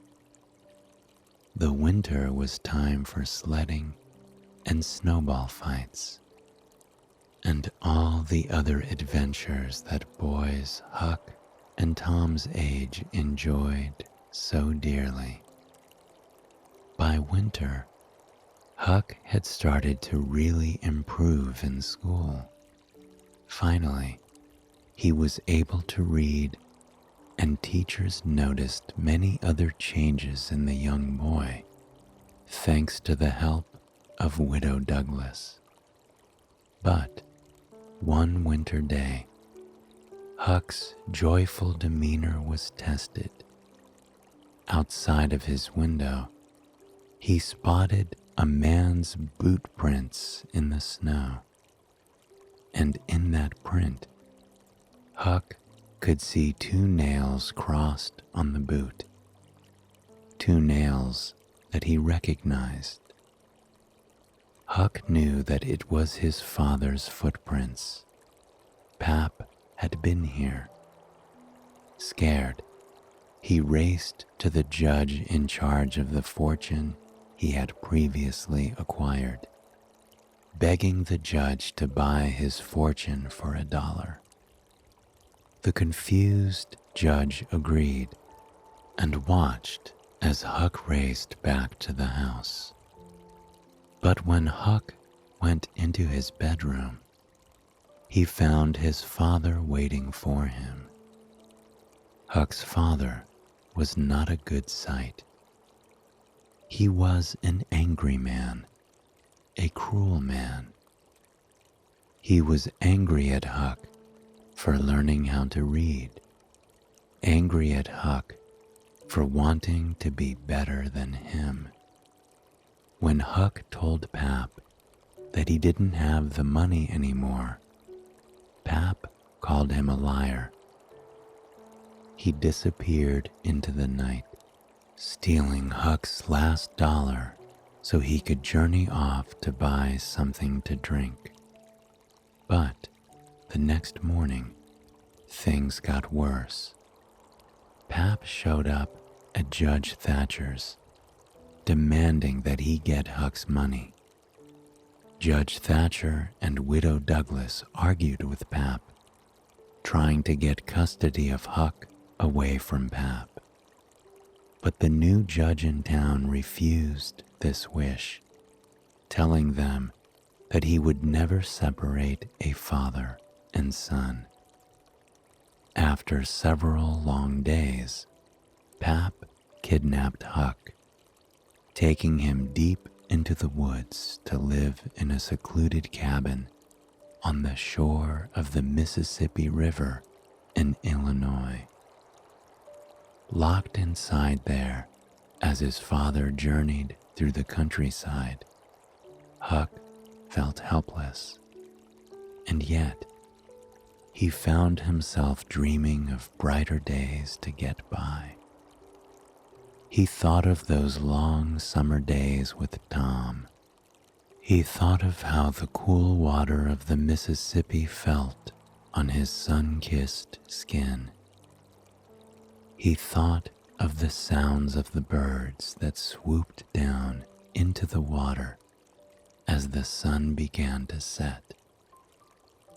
He thought of the way the summer air buzzed with crickets at night, and fireflies danced across the street and mingled between the houses, filling the spaces with magic. He found himself smiling in spite of the situation that he was in, and there was immense hope within him. He found a saw and began the task of cutting a hole in the side of the cabin to escape, one that he could keep hidden from Pap. With every scrape of his saw, he felt freedom growing closer and closer. One day, Pap sent Huck out to check the fishing lines in the river. Huck walked along the banks slowly, breathing deeply in and out as he got the first taste of freedom that he had had in quite some time. He couldn't believe how much he had missed the feeling of the breeze on his skin and the smell of the pine and cedar trees. But then, when he saw an empty canoe floating down the river, Huck realized he may have a real shot at freedom. He waded into the water and snagged it out, dragging it onto the banks with a smile on his face. He tucked the canoe away behind some bushes, hiding it from his father. In that beat-up canoe, Huck saw a future without his cruel father, a future in the lush, beautiful woods where he could live the life he had always dreamt of. Later that day, when Pap left, Huck finished sawing out of the house. He took everything of value and put it into the canoe, and then he went back into the cabin, destroying it to make it look like a robbery had occurred. Content with his plan, Huck crept out to the canoe and waited for the moon to rise. As soon as the owls began to hoot from deep within the forest, Huck knew the time was right. He got in the canoe and quietly, swiftly paddled to the nearby island, Jackson's Island. Huck spent 3 very peaceful days on the island. He picked up fresh, juicy berries from the plants that hung over the shoreline and ate them in the morning. As the sun washed over his face, the berries seemed even sweeter. During the day, he caught fish in the river to eat, which he would roast over the crackling fire. For once, he didn't have anyone telling him what to do, and it was rather glorious. He breathed in that fresh air and enjoyed nature's bounty, completely and totally at peace and one with nature. And once the sun went down, Huck would lie back in the grass and look up at the starry night sky. He loved how the stars sparkled against the inky blackness of space, how it made him feel so large and important, and so small and magical, all at the same time. It made him feel connected to the world around him, even though he was so very alone during those 3 days. But then, unexpectedly, he wasn't alone anymore. On the 4th day, while exploring an area of the island, Huck was thrilled to run into Jim.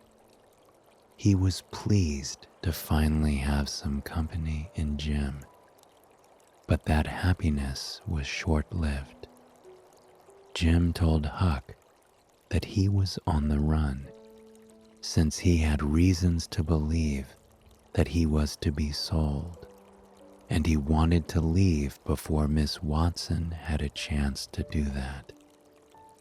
Huck understood, feeling bad for Jim, and for the rest of the afternoon, the two spent time talking about the world and discussing legends and superstitions and building an even stronger bond of friendship. From that moment forward, the two's fates were intertwined. They had escaped the weight of the mainland, of society, and had found peace on the island, where food was abundant, and they could flourish and relax all day long. But, unfortunately, their peaceful life on the island had to come to an end at some point. Since they had no way of knowing what was happening with Huck's father, or if people were looking for Jim, they decided that Huck should travel on to the mainland. So one day, Huck, disguised as a girl, hoping to find out about the fate of his father and the public's thoughts on Jim, met a woman named Judith Loftus, who told him that Pap was suspected in Huck's murder, and there was a large reward offered for anyone who could find Jim.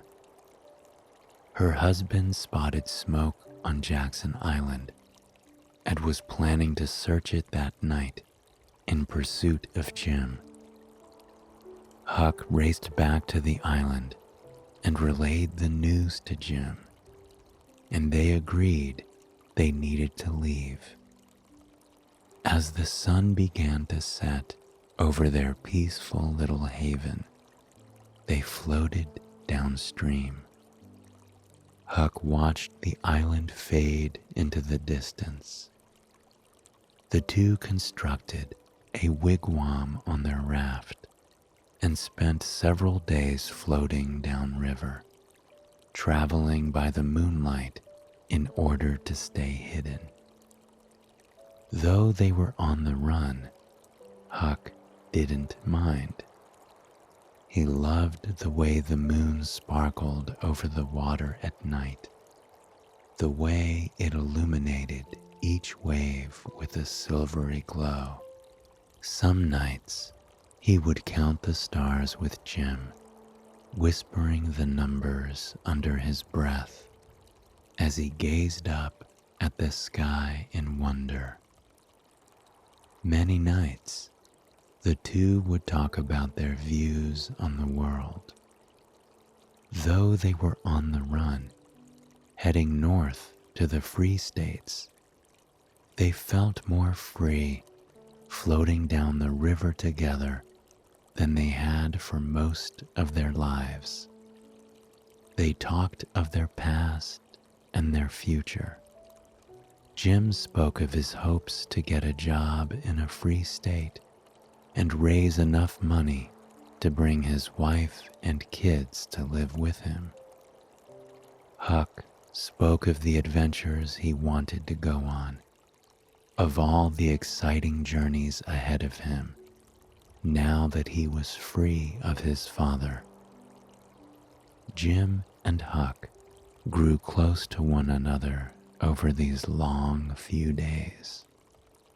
Though Huck still missed Tom Sawyer, he was grateful to have a friend and companion in Jim. But soon, their odd little family grew. They stumbled upon two strange grifters, a younger man they referred to as Duke, and an older man, King. The two accompanied them on the ride, serving one great purpose. They could pretend to be the men who had captured Jim, allowing them to pass through towns without anyone questioning if Jim was an escaped slave. However, Duke and King came with some downsides. They were masterful swindlers, putting on plays and odd schemes in order to steal money from people. This caused a fair amount of run-ins with the public, so much so that Jim began to fear Duke and King were going to cause the downfall of them all and get them sent back to their hometown. And Jim was right to fear Duke and King, because one day, desperate for money, Duke and King sold Jim to a family that intended to sell him back to Miss Watson. Determined to rescue his friend so they could once again be free together, Huck traveled to the people who bought him, Silas and Sally Phelps. When Huck arrived, however, he was surprised to be welcomed with open arms by Sally. Sally was expecting her young nephew, Tom, who she and her husband had last seen when he was just a toddler. She assumed that Huck was Tom and was entirely delighted to see him. Huck smiled, going along with Sally's assumption. If he could just get close enough to them, he could find out where Jim was being kept, and they could get out of there. He desperately hoped that this Tom fellow wouldn't arrive before he could put his plan into motion. Later that night, Silas arrived home. He smiled at Huck and brought him in for a hug, cheerfully saying, "My, Tom Sawyer, you haven't changed a bit." Huck could not believe what he was hearing. Their nephew was Tom Sawyer, which meant Tom was on his way here, right now. Just then, Huck heard the steamboat whistle on the river. He excused himself, telling the family that he was going to get his bags. Instead, he intercepted his best friend on his way to the farm. Tom embraced Huck in disbelief, having believed that his friend was no longer alive. As he looked at his friend, Huck felt the warmth of their friendship that he so desperately missed. He told him of what had happened, of him pretending to be Tom, and Tom could only smile. He happily agreed to help Huck find Jim and to pose as his own half-brother, Sid, in order to do so. The two returned to the Phelpses, who were delighted to have another guest at their farm. All night, Huck and Tom hoped to hear about Jim, but neither of the adults mentioned him at all. Once darkness fell, the two snuck to a shed out back, where they discovered Jim was being held. Jim cried out with joy upon seeing the boys. Huck, too, was relieved to see his friend after so long apart. While they could easily rescue Jim, Tom, ever the showman, was determined that their plan must have more flair. Stuck on the romantic adventure books he had read, he decided they needed a rope ladder, a moat, and a saw. The convoluted plan only lengthened the amount of time it would take to rescue Jim. And though Huck was amazed by his friend's thirst for adventure, he gradually became frustrated with his grand acts. Days later, Tom, Jim, and Huck made their actual escape. Though their freedom was short-lived, Tom was injured in the escape, and Jim refused to leave his side, wanting to see him healed, though he knew it could mean he would be captured. And, unfortunately, that is just what occurred. Jim was sent back to the Phelpses along with Huck and Tom, who spent most of the time sleeping as he healed. When Tom awakened, he was shocked to learn that Jim was in chains yet again. Unable to hide the truth any longer, Tom told the Phelps and Huck that Jim was actually already a free man. Miss Watson had passed months earlier and stated in her will that Jim was to be freed. Huck was in disbelief, though if anyone would go this far just to have an adventure, it was certainly Tom. Jim was immediately freed and given money and food for the trouble he was put through. Finally, Jim would be able to be a free man. He could build a life for himself and his family. And Huck and Tom were yet to finish their adventures. Though Sally wanted to adopt Huck into the family, he revealed his other plans to Tom. He was going to travel west in search of more adventures, and Tom happily agreed to join him. But Huck also learned that his cruel father had passed on. Finally, Huck was free from the wrath of his father. He could be his own person, away from his father's drunkenness and anger.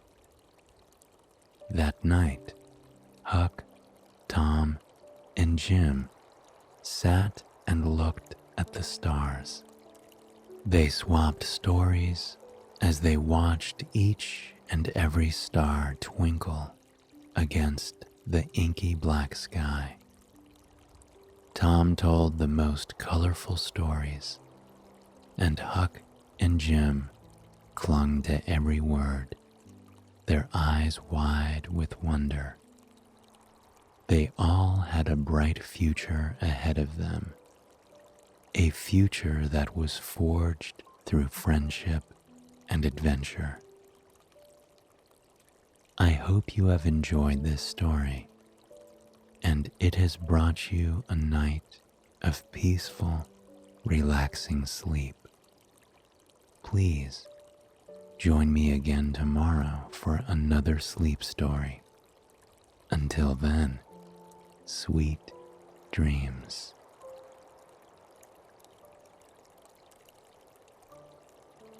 Hello, and welcome to Soothing Pod's Sleep Stories. My name is Arif, And tonight, I will be your guide toward a night of peaceful, restful sleep as we unwind with the classic novel Great Expectations by Charles Dickens. We will explore the foggy streets of London and stunning, expansive marshes as we follow young Pip, an orphan, on his journey to becoming an adult.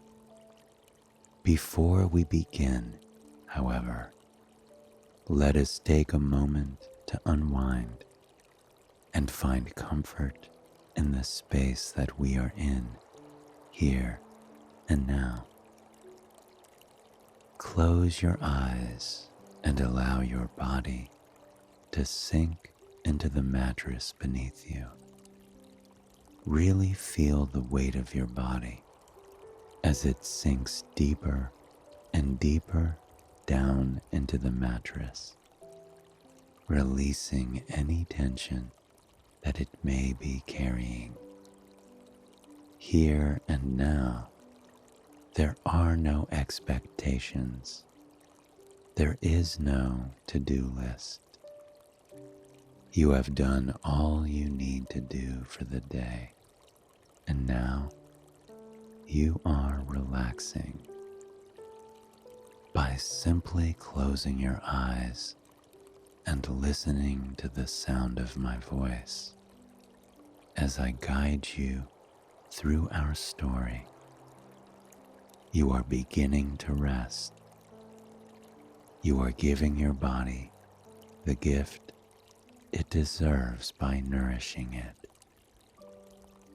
And as I continue to guide you deeper and deeper into relaxation, you will be giving your mind that gift as well. All you have to do is keep your body in that comfortable position and open your imagination with me as we embark on this journey together. First, let us travel to the marshes of Kent, where our story with young Pip will begin.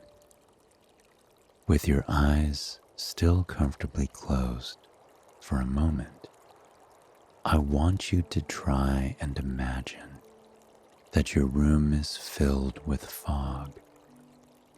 Picture it as the fog rolls in, slinking in from under the door and sliding in around the edges of the windows.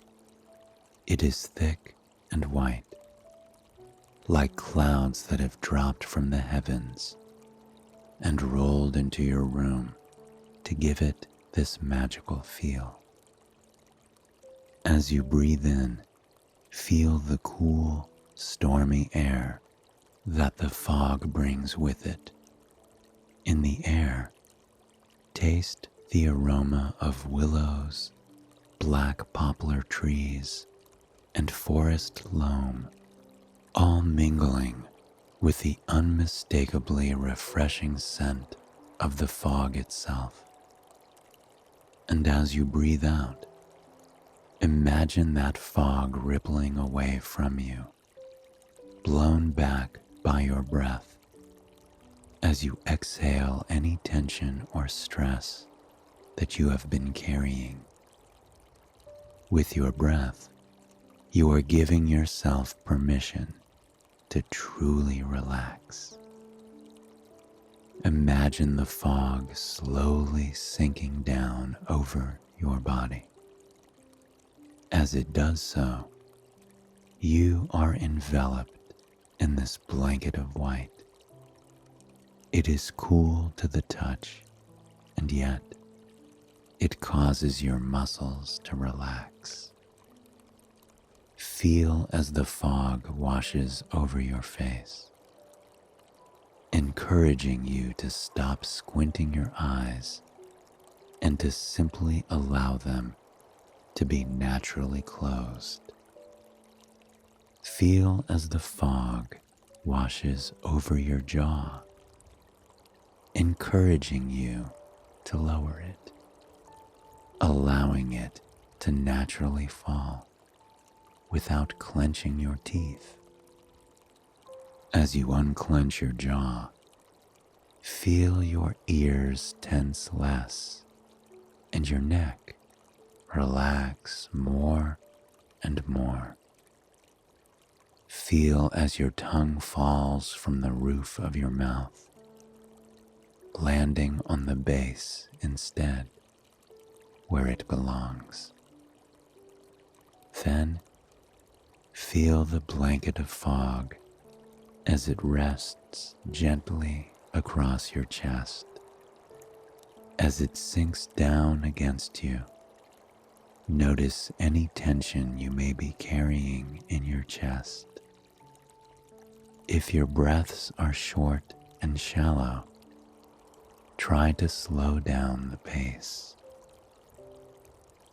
That fog slowly presses against you more and more, allowing you to breathe more deeply, more from your stomach rather than your chest. As you do so, feel your heartbeat slow, finding a sweet, steady pace that's telling your body it is okay and that it can relax. The cloud of fog wraps around your legs and arms now, leaving a tingly, fresh feeling on them, like tea tree oil or fresh, invigorating eucalyptus.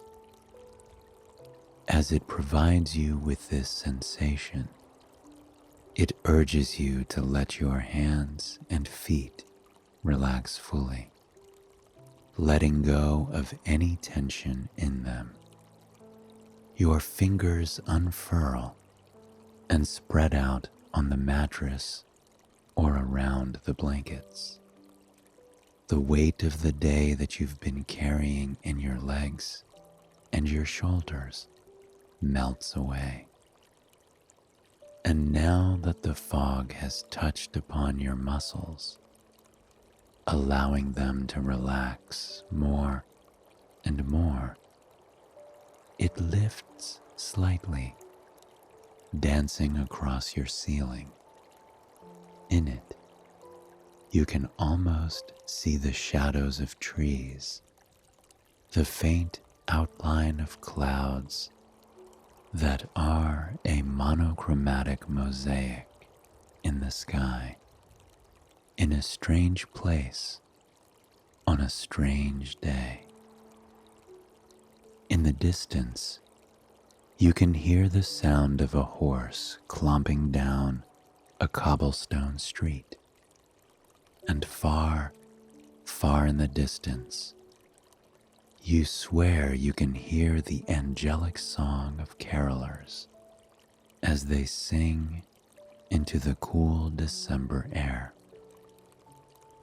You are in a sleepy village set in the coastal marshes of Kent, England, and it is Christmas morning.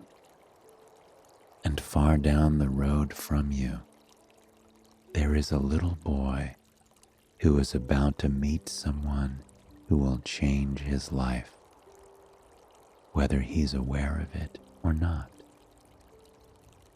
Pip walked down the cobblestone street, his hands tucked into his wool jacket to keep warm in the December air. It was an uncharacteristically warm December, a December with no snow or frost, which meant one thing: fog.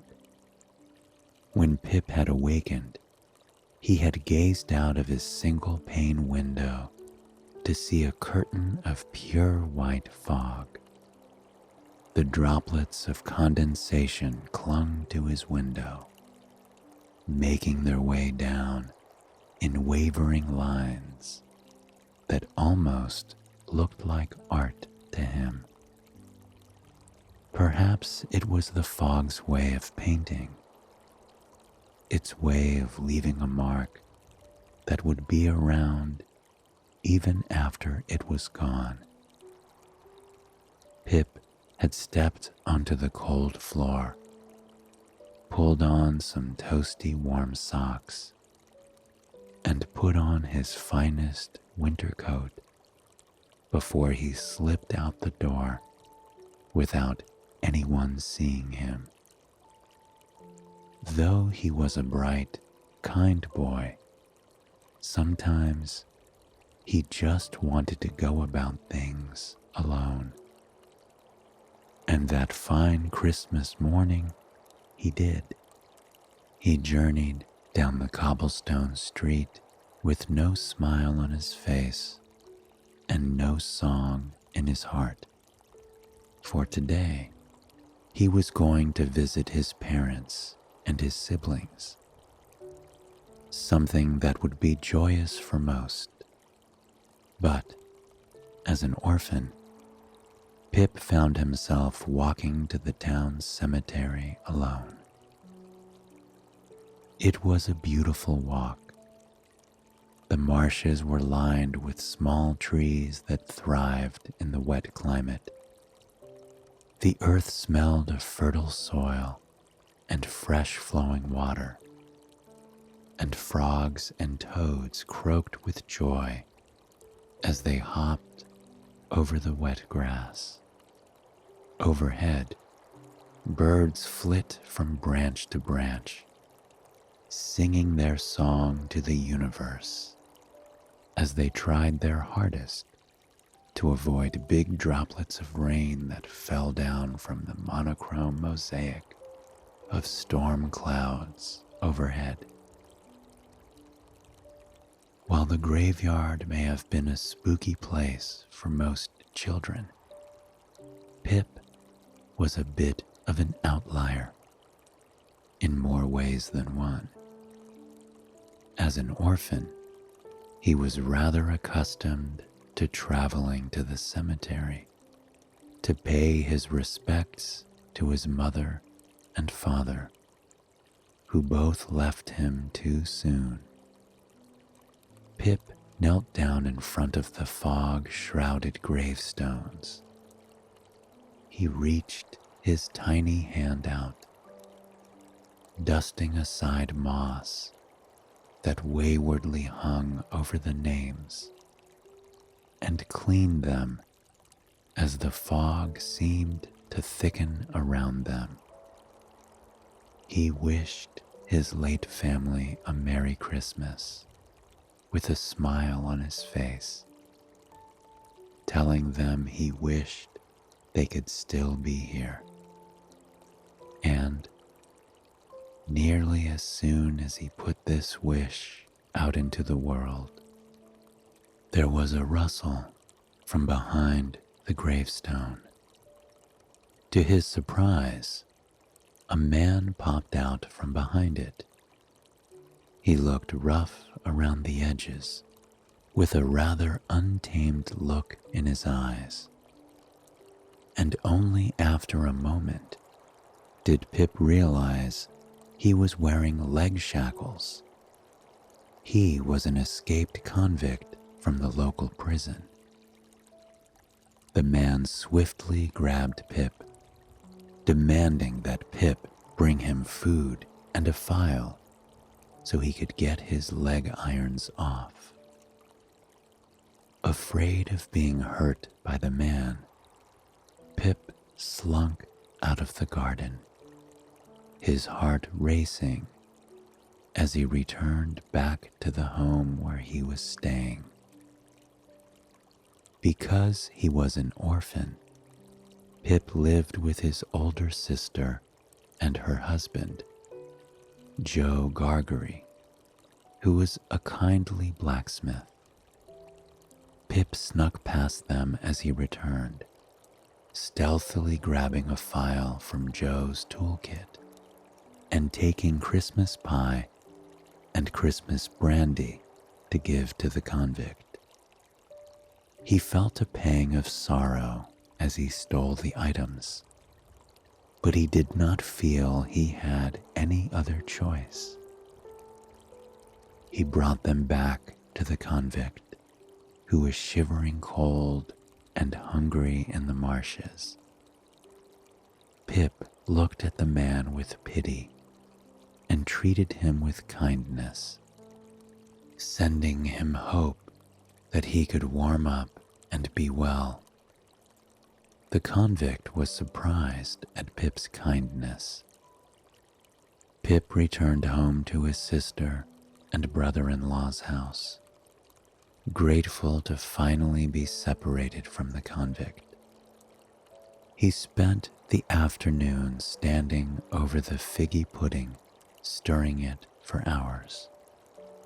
The sticky sweet aroma washed over him as the warmth of the stove dried him from his journey out into the fog.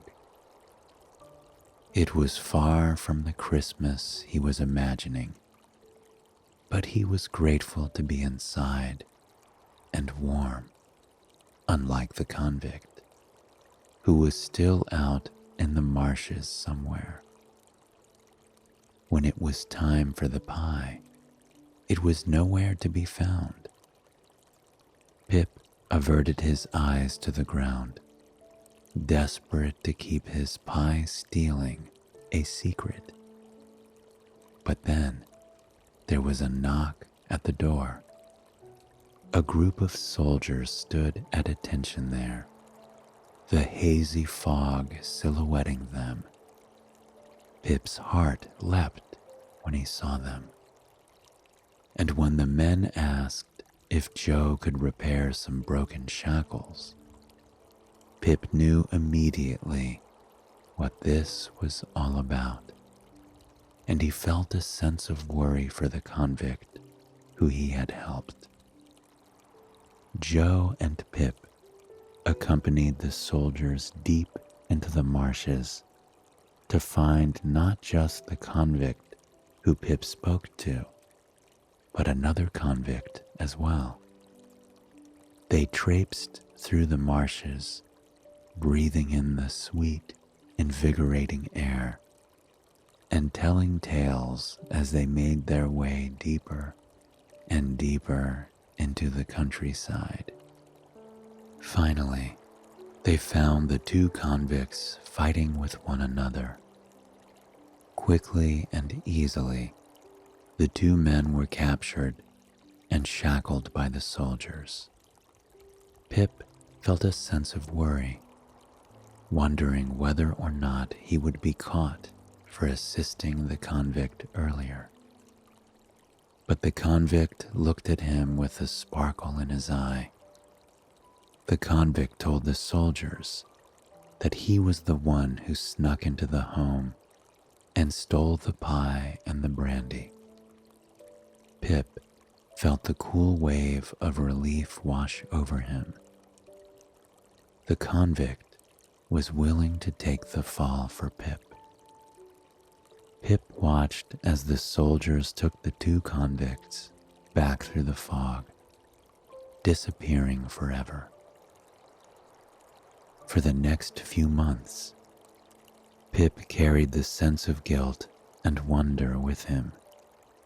He often found himself contemplating whether or not he had done the right thing by helping the convict, and about whether or not he had done the right thing by not being honest with Joe about the incident. He vowed to try and put that Christmas day and the foggy marshes behind him, and instead tried to focus on school. School was a haven for Pip, a place where he could chit-chat with people his own age and learn to read and write, something both his sister and her husband had never learned to do. Often, Joe would sit, admiring the writing that Pip did as he read it aloud to Joe. It was the greatest sense of accomplishment Pip ever felt.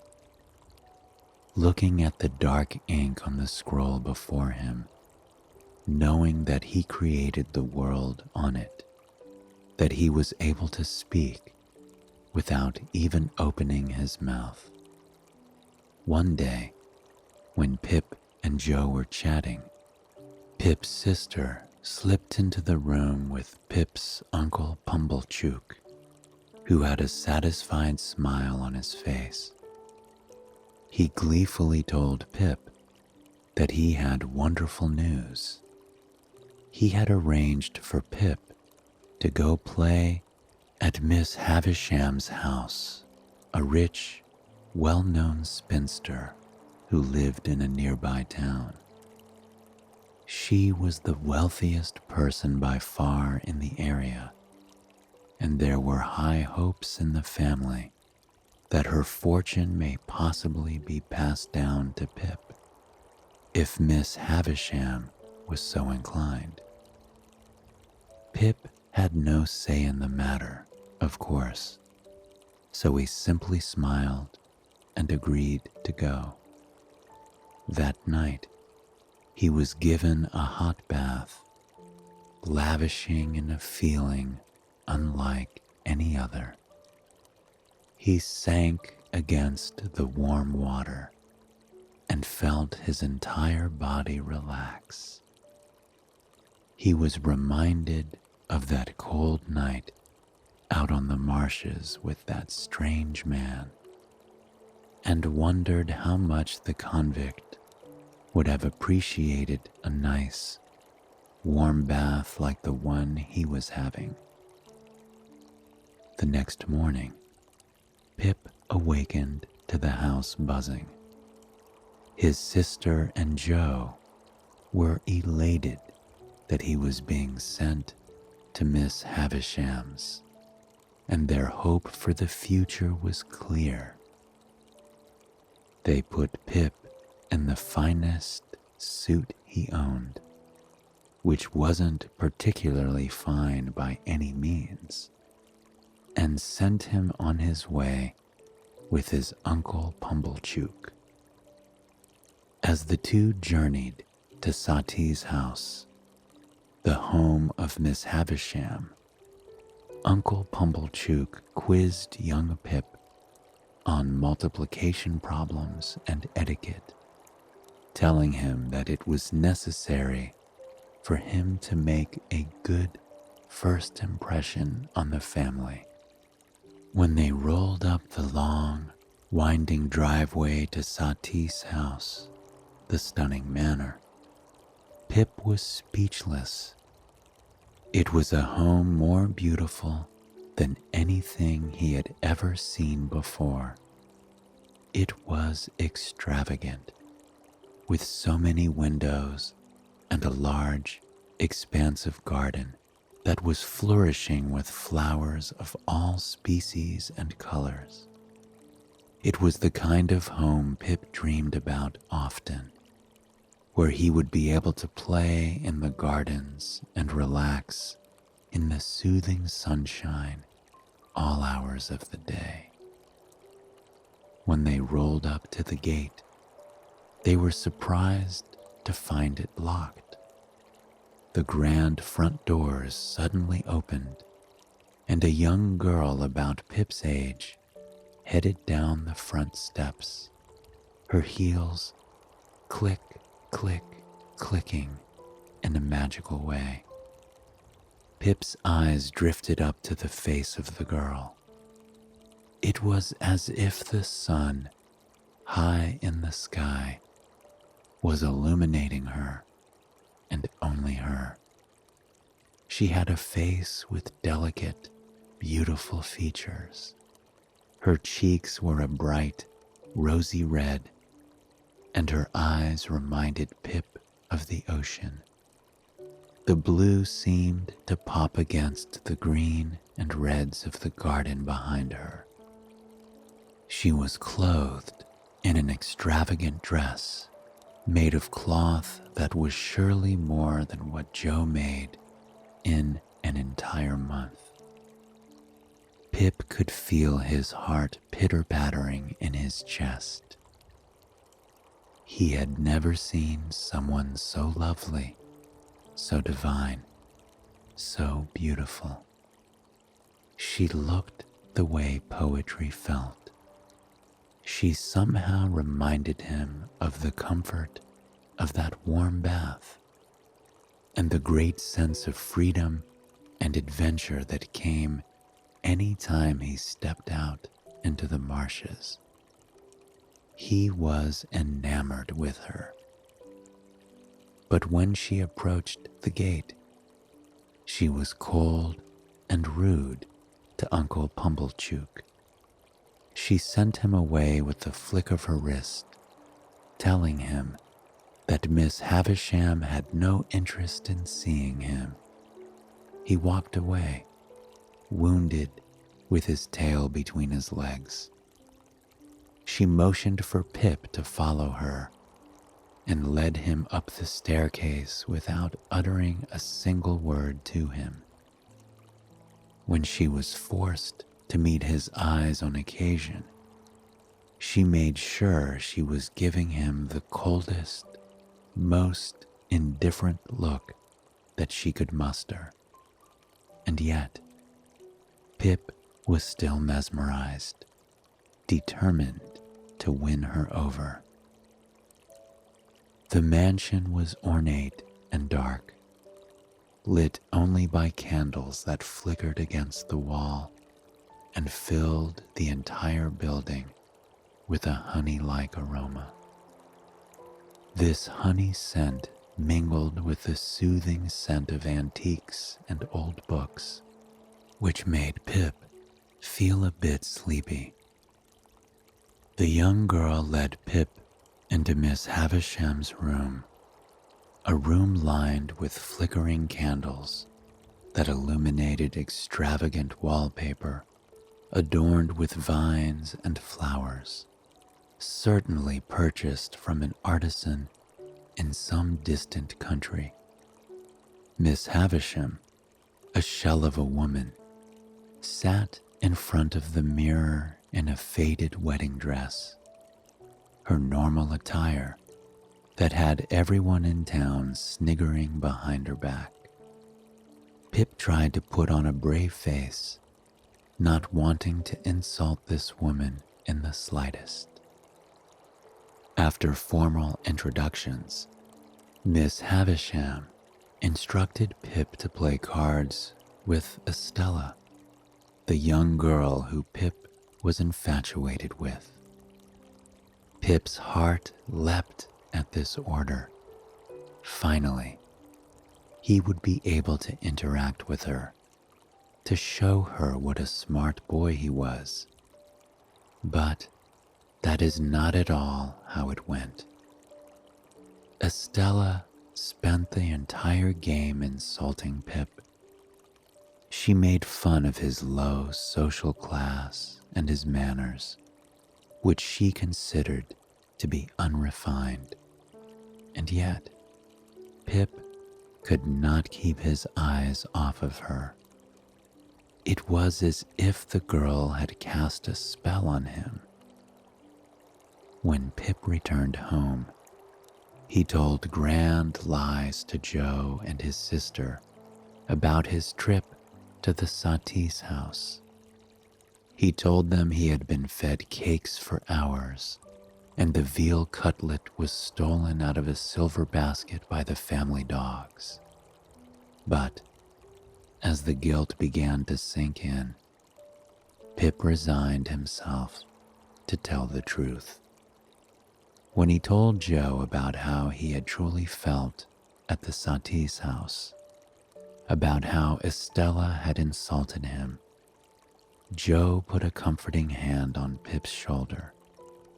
He warned him that for now, it would be best for Pip to remain in his social class. But someday, Pip may exceed at moving up in the world, only if he is honest and takes a path with no lies, no deceit, and hard work. But that night, all Pip could imagine was a life with Estella, a grand life in a manor where they would eat cake all day and veal all night. There was nothing he wanted more in the world, and so he set out to make himself wealthy, to be a successful man with a high social standing. He took extra lessons at school and worked hard to improve himself and his manners. He began to visit the Satie's house more and more, spending long hours there with Miss Havisham and Estella. He was motivated, hoping that Miss Havisham would take him on and help him become a true gentleman with a high social standing. As he spent more time with Estella, he found himself falling more and more in love with her. Whenever they played cards, he would steal glances as she put her cards down, dreaming of the day he could brush her hair out of her face, dreaming of the day when he could kiss her on the forehead. Over time, he felt that Estella was becoming more and more kind to him.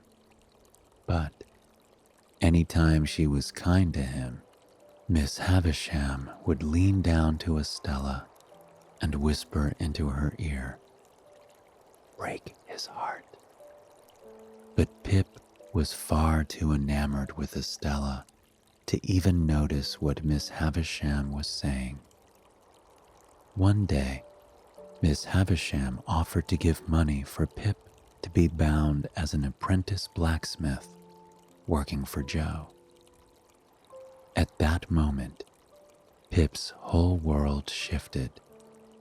That meant that Miss Havisham had no desire to take him on, to make him into a gentleman. He would always be a man of low social standing in her eyes. Devastated, Pip still agreed, and Joe received her money, making Pip Joe's official apprentice. For the next few years, Pip worked as an apprentice. Whenever he gazed into the burning hot forge, he imagined Estella. He feared that he would never be the man for her, that he would never be able to hold her hand as he had always dreamt.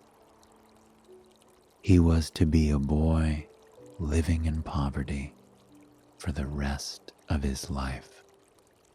But one day, something rather strange happened.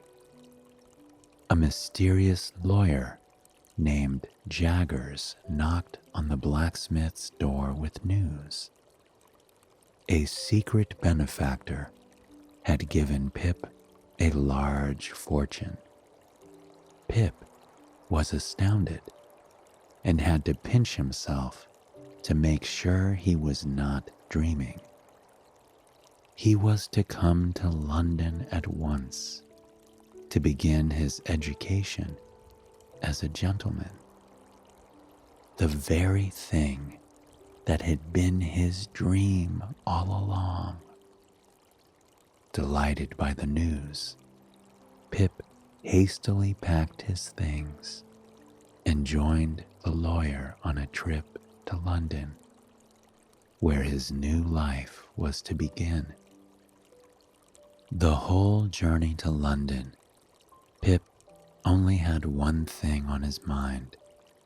He believed that Miss Havisham was the benefactor, and that she sent him away to get an education so he could eventually marry Estella.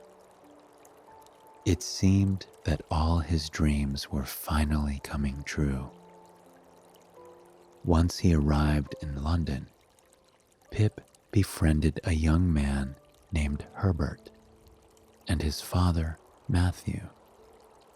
Matthew took Pip in, teaching him gentlemanly ways and educating him even further. Herbert's friendship was almost as great as the fortune that Pip had received. He was grateful to finally have a real friend, a true friend who did not ridicule him for his upbringing or his uncivilized ways. Instead, Herbert worked to help Pip become the man he was meant to be. Pip decided that once he was 21 and starts receiving income from his fortune, he would secretly help Herbert get his business off the ground by investing in it. For several years, Pip and Herbert enjoyed their lives together, adventuring side by side and racking up debts as they explored the streets of London together. It was the greatest freedom either of them had ever had, and they were grateful to share it. Pip spoke often of Estella, which always made Herbert roll his eyes. Pip was happy, still believing that one day he would finally be able to be with Estella once he was a proper gentleman and once his fortune was his own. But then, one foggy night, there was a knock at his door. When he opened it, he was stunned to see the man before him, a man he had long forgotten. It was the escaped convict he had helped all those years ago, an old man named Magwitch. Pip wondered what had brought the strange man here, and he learned that Magwitch was actually the source of the fortune, not Miss Havisham, as Pip had assumed.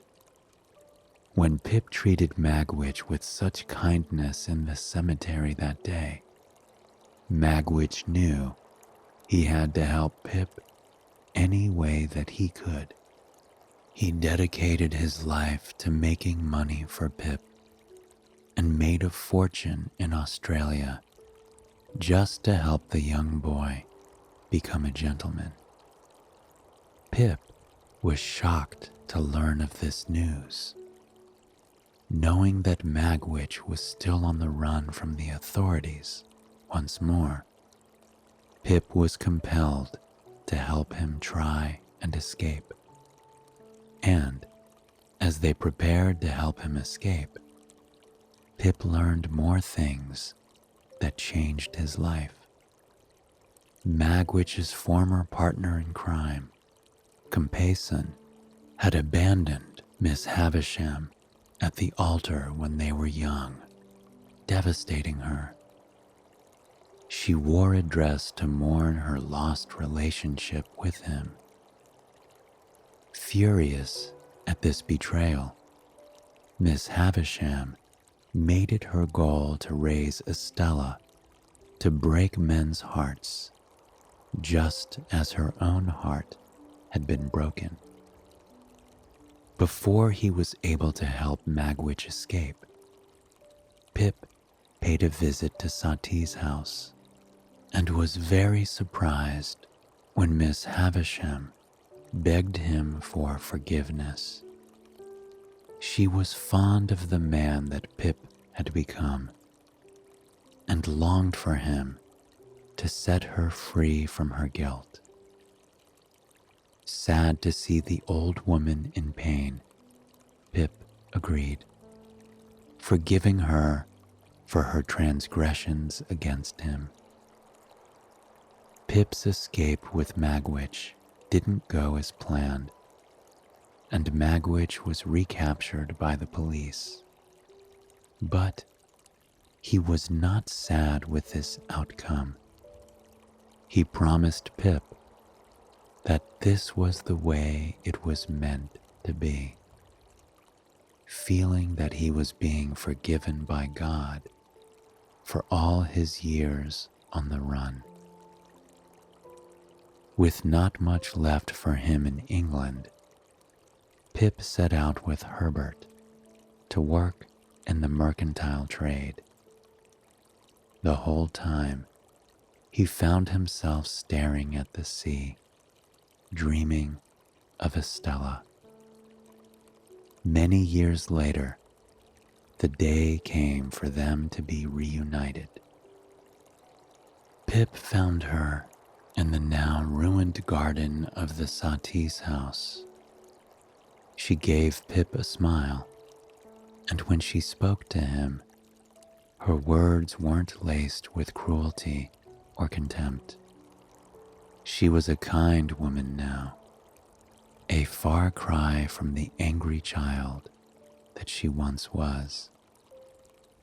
Pip gazed into her eyes, still feeling the affection for her that he had as a young boy all those years ago. Hand in hand, the two finally walked out of the garden together. Deep within his soul, Pip knew that the two would never part again. I hope you have enjoyed this sleep story, and it has brought you a night of peaceful, relaxing sleep. Please join me again tomorrow for another sleep story. Until then, sweet dreams. Hello and welcome to Soothing Pod's Sleep Stories.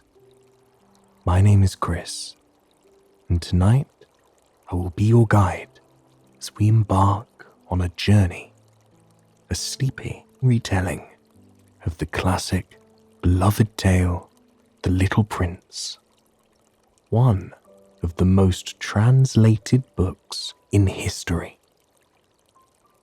We will travel to distant planets, find creativity in unexpected places, and learn one of the most important lessons of all.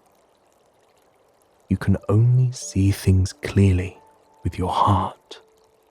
The most important things are invisible to the eyes.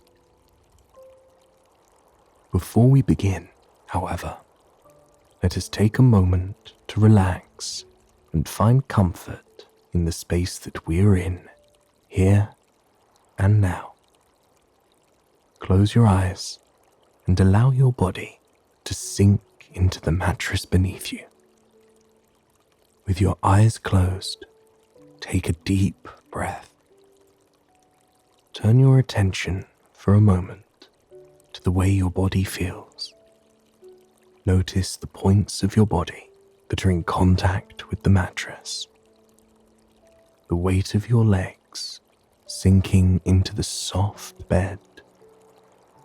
The comfortable sheets that are smooth and cool against your skin. The way the pillow cradles your head, giving it a place to rest and refresh.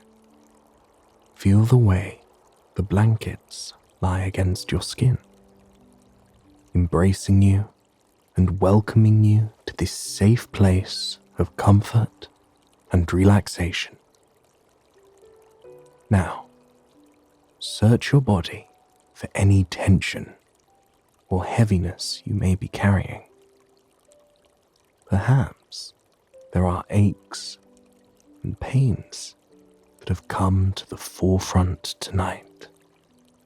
If there are, we will take a few minutes now to slowly ease any discomfort or tension together. Start by slowly slowly breathing in while tensing your hands and arms. Clench your fists together and pull your arms together as tightly as you can. Hold that tension for 1, 2, 3, 4. And now, release it completely with a full exhale. Feel the soothing energy that washes over your arms and hands as you free them from the tension you've been carrying with you. Then, move to your torso. Tense your stomach and chest, inhaling slowly as you do so. Hold that tension for 1, 2, 3, 4, and release it with an exhale. Take another deep breath in, noticing how sweet that deep breath feels as it enters your lungs, and exhale. Now, move down from your torso to your legs. With a slow inhale, tense all the muscles in your legs as tightly as you can. Hold that tension for 1, 2, 3, 4, and release it with a full exhale. Feel that warmth and relaxation surge through your legs as any tension you've been carrying melts away. And finally, turn your attention to your head and your shoulders. While inhaling slowly, bring your shoulders up toward your ears. Clench your teeth and tense any muscles you can in your face. Hold your breath, then feel that pressure building for 1, 2, 3, 4, until finally you release it completely. Feel a new sense of clarity, a new refreshing energy swirl over your head, freeing you of any weight you were carrying there. At any point on our journey into the kingdom of the Little Prince, know that you can return to this exercise to relieve any tension you may be feeling. It is something you can come back to at any time to calm you and ground you. Now that we have taken the time to find comfort in the space that we are in here and now, let us begin our story. When he was just 6 years old, a gifted boy decided to be an artist. His very first childhood drawing wasn't one of the sun or flowers or his parents. It was a picture of a boa constrictor digesting an elephant. When he proudly showed it to the adults around him, many of them congratulated him on his drawing of a hat. Confused by their inability to recognize the story he was telling with his art, he moved on to drawing number 2, showing a cross-section of a boa constrictor with an elephant inside it. So it would be quite obvious, even to grown-ups. While other children were excited by his drawing, the adults he showed it to shook their heads. It was so tiresome for the children to be constantly explaining things to adults. They encouraged the young boy to give up drawing and the arts altogether. Why didn't he try focusing on geography, arithmetic, or grammar instead? So, instead of pursuing the arts, he turned his attention to becoming a pilot. At least then, he'd be able to soar high above the clouds and see the world from a whole new perspective. Because the one perspective he had that was unmoving was his perception of adults. Although claiming to be concerned with important things, these grown-ups were just too sensible for their own good. And, to test this, he would show every adult he encountered his drawing number 1, and every adult that saw the drawing would, without fail, say that the drawing was of a hat. Hence, the boy knew they lacked true understanding, and that he could not talk to these adults about rainforests, or stars, or the random fanciful thoughts that made their way through his mind. Instead, he could only talk to them about sensible things, like politics and neckties.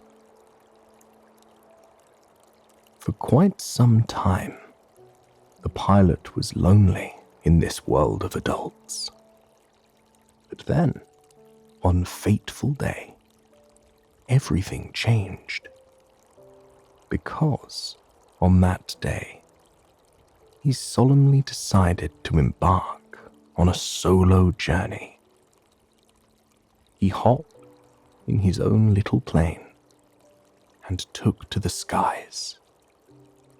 High above the world, he could often find a kind of peace that seemed impossible to reach on the ground. He loved sailing high above the cottony clouds, feeling the weight of gravity disappear beneath him as he lifted higher and higher into the heavens. He loved the way the golden sun reflected off the tops of the clouds, causing them to shimmer and shine in that breathtaking orange glow. He loved the way the world looked so small, yet so magical at the same time. He could see raging rivers be reduced to a lace of blue and turquoise, winding its way through the countryside. He could watch the mountains as they transformed from towering, otherworldly behemoths to craggy bumps rising up out of the earth, bringing with them a mosaic of greens and browns and tans. Looking out over the countryside as a whole was something that always took his breath away. He could see from those craggy mountain cliffs all the way to the sparkling sea in the distance that stretched on and on to the horizon. But on this fateful day, the pilot was flying somewhere that was, perhaps, even more remarkable. He took to the skies high above the Sahara Desert, one of the most isolated, desolate, and lonely places in the world. But up from the sky. It was also one of the most beautiful. The desert sand was a stunning array of colors and shapes. The sand was utterly smooth and without blemishes for miles on end, like an endless sea of calm. Then, out of nowhere, giant dunes seemed to reach up to kiss the baby blue sky. There were trails in the sand, swirls and brilliant designs that made it seem like nature itself was using the sand as its artistic canvas. The pilot loved every second of flying over the Sahara Desert. It reminded him of the magic and beauty of the world. But he never expected that he would be seeing this wild and wonderful landscape up close and personal. Suddenly, his plane began to creak and groan in the air. He began to lose altitude, and it became incredibly apparent that his plane was going down. As calmly as possible, he clung to the controls and guided the plane down to the sand. He watched as the dunes grew closer and closer to him until they were towering over him. He landed with a crash, sending sand flying up into the simmering air in giant plumes. It wasn't the most pleasant landing, but he was relieved to find that he was all right. He hadn't been injured in the crash. However, his plane's engine was broken. He stumbled out onto the sand, listening to the crunch of it underneath his boots. It was clear that his plane wasn't going to be flying anytime soon. He found himself in quite a predicament. From the sky, he had seen that there were no people, no homes, no resources for miles. And here he was, with few supplies and no one to look to for help. Or was there someone to look to for help? It was when he was doodling with a pencil and paper that he first realized he wasn't alone. A small, odd little voice chimed, "Can you draw a sheep?" Surprised, the pilot turned to see a small person standing before him. The little prince was petite, with bright blonde hair and curious eyes. At first, the pilot was uneasy about seeing such a young man in the desert.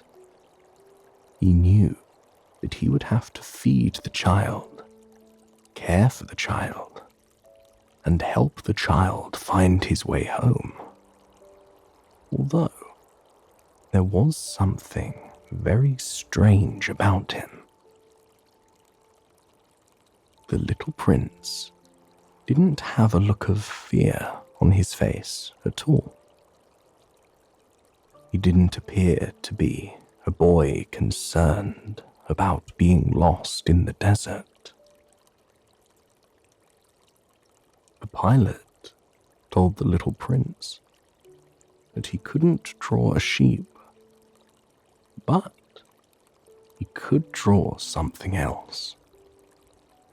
With a smile beneath the searing desert sun, The pilot drew his drawing number 1 for the little prince. The little prince took the picture in his tiny hands and exclaimed, "No, I don't want an elephant inside a boa constrictor. They are too dangerous and big. I need a sheep." The pilot drew the little prince sheep after sheep after sheep. But the little prince rejected each drawing, saying it wasn't the sheep he was looking for. Finally, running out of patience, the pilot drew a picture of a box. With a smile, he handed the drawing to the little prince, telling him that the box contained the exact sheep that he was looking for. The little prince hugged the picture, overjoyed. It was exactly what he had been hoping for. He wondered aloud if the sheep would have enough grass to eat in his box. After all, the box the sheep was living in was quite small. But the pilot was much less concerned about the imaginary sheep in the imaginary box. He tried to ask the little prince where he came from, but the prince wasn't interested in answering questions. He was only interested in asking them. The little prince inspected the plane with childlike wonder, poking and prodding the metal pieces with a look of awe sparkling in his eyes. He asked the pilot what the purpose of the plane was. "It allows me to fly through the sky," the pilot responded. A warm, comforted smile washed over the little prince's face. He was relieved to hear that he too came from the sky. He asked what planet he was from. Much to the pilot's surprise. In turn, the pilot posed the same question to the little prince, wondering if that would explain his presence in the desert. But, strangely, the little prince didn't answer. Instead, he admired his drawing with a smile on his face, thanking the pilot once more for drawing him such a wonderful sheep. "Do you want me to draw a post and a rope to the sheep so he doesn't get lost?" the pilot asked. But the little prince just chuckled, telling him that his planet was so small that there was no way the sheep could get lost. That was the pilot's first clue about where this little boy had come from. After looking at some astronomy maps, he determined that the boy was from asteroid B612, a tiny asteroid that was discovered way back in 1909. But that is only a detail that matters to grown-ups, because the pilot knew that grown-ups can only understand facts and figures. They don't care about true and real qualities in things. They measure the beauty of things based on their age or their price. Everything else is lost to them. They don't see a sheep in a box on a tiny planet. They see a square on a piece of paper, searing under the sun of the Sahara Desert. The next few days proved to be some of the most interesting of the pilot's life.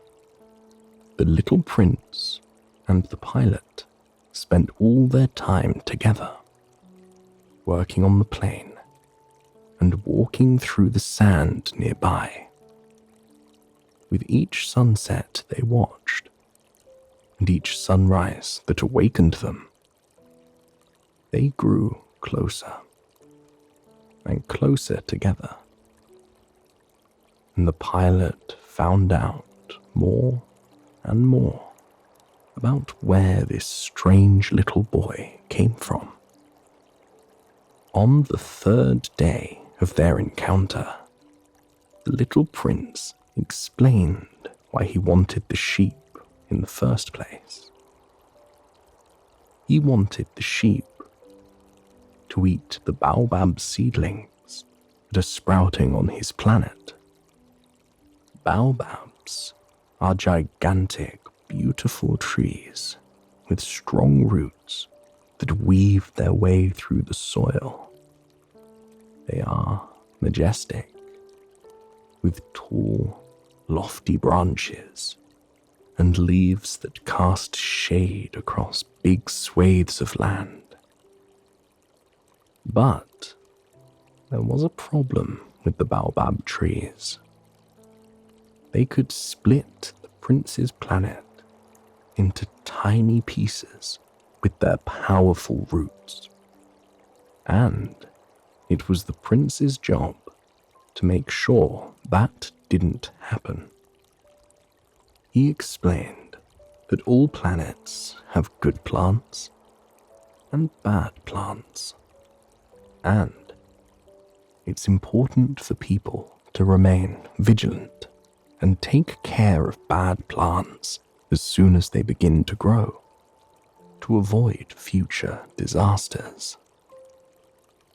The pilot couldn't help but notice how much insight the prince possessed about the world, thanks to those powerful, beautiful baobab trees.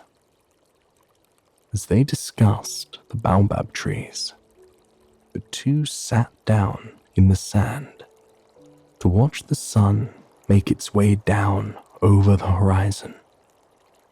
The little prince was mesmerized by the colors before them. The way the sunset painted the sky, a beautiful mosaic of pinks, reds, oranges, and purples, making the horizon and the sand dunes around them come alive with color. In a tiny voice, he told the pilot that on his planet, you could see the sunset whenever you want by simply moving a few feet. One day, he saw the sunset 44 times. Only then did the pilot realize how incredibly small the little prince's planet truly was.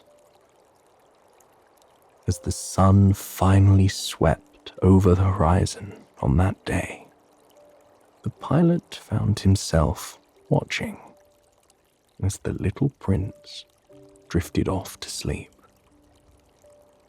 He seemed so small in this vast, endless desert. He couldn't imagine the young boy with such a vivid imagination. This young boy who felt things so deeply, being here all by himself. When the fifth day rose upon them, the pilot knew he had to get to work. The plane still wasn't working, and their food and water was rapidly running out. He spent the majority of the morning trying to piece the engine together and get it working. Meanwhile, the little prince paced around, looking at his sheep drawing with concern. He asked the frustrated, busy pilot if the sheep will eat both bushes and flowers on his planet. "Sheep will eat anything," the pilot replied. The little prince's concern only grew. Even flowers with thorns? What good are thorns if they aren't going to protect the flowers? He mused. But the pilot could not think of flowers, nor sheep, nor distant planets, nor the sweet questions of the universe that begged to be answered. All he could think of was their survival. Frustrated with their situation, he lashed out at the little prince, telling him he was busy with important matters. The little prince balled his tiny hands into fists, wounded and angry. "Important matters? You're acting like a grown-up," he declared. "If someone loves a flower, of which just one example exists among all the millions and millions of stars, that is enough to make him happy when he looks at the stars. He tells himself, my flower is up there somewhere. But if the sheep eats the flower, then for him, it is as if suddenly all the stars went out. And that isn't important." The pilot stopped working on the plane. The words washed over him in a powerful wave. And immediately after, the little prince began to sob. The pilot glided to his side and took the young boy in his arms, comforting him. Getting out of the desert was, indeed, important. But his new friend's happiness was the most important matter of all. After all they had in the world right now was each other and the stories shared between them. The flower will be just fine, I promise, the pilot whispered, soothing his young companion. What if I draw a muzzle on the sheep while you tell me about this beautiful flower of yours? The prince smiled, wiping the tears away from his bright blue eyes. He plopped down in the sand and turned his gaze up into the sky, into the universe where, somewhere, his beloved flower remained. One day, he explained, he discovered a new plant sprouting on his planet. At first, he feared it may be a new type of baobab. But as he watched it grow, day after day, it became clear that it was far, far from the baobabs he was used to seeing. The plant soon revealed itself to be a rose. Amidst the inky blackness of space, she was a glowing beacon of beauty, a splash of red against the sea of darkness. Her beauty overwhelmed the little prince at once. He had never seen a plant like her before, and she brought him great joy.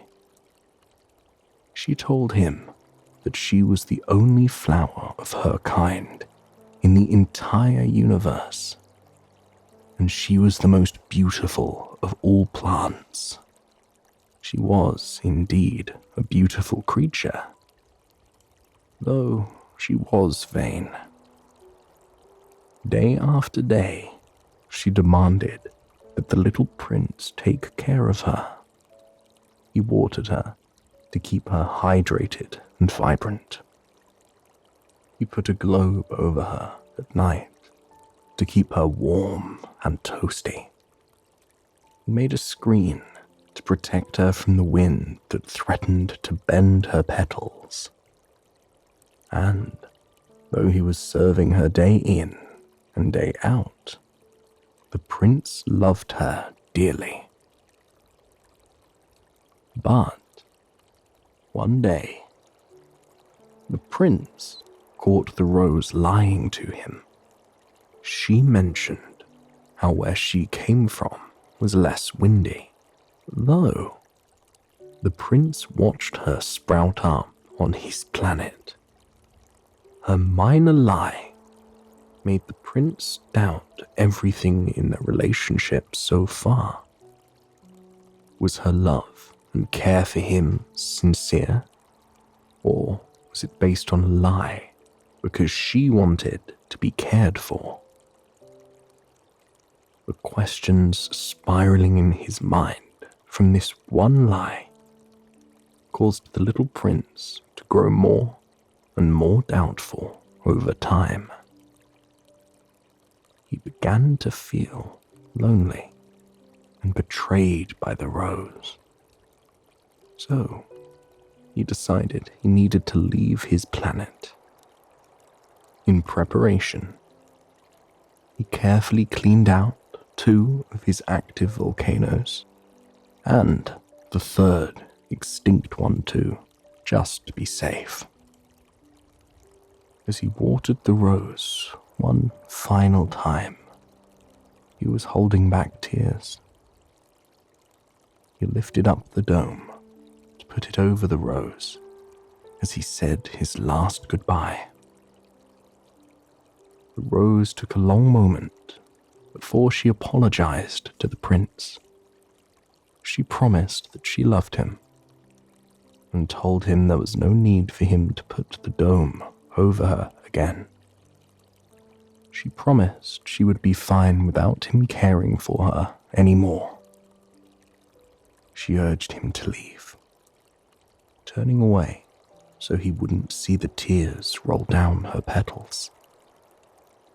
The little prince did as he was told, and with the help of a flock of wild birds, he took off into the universe, stopping at 6 asteroids.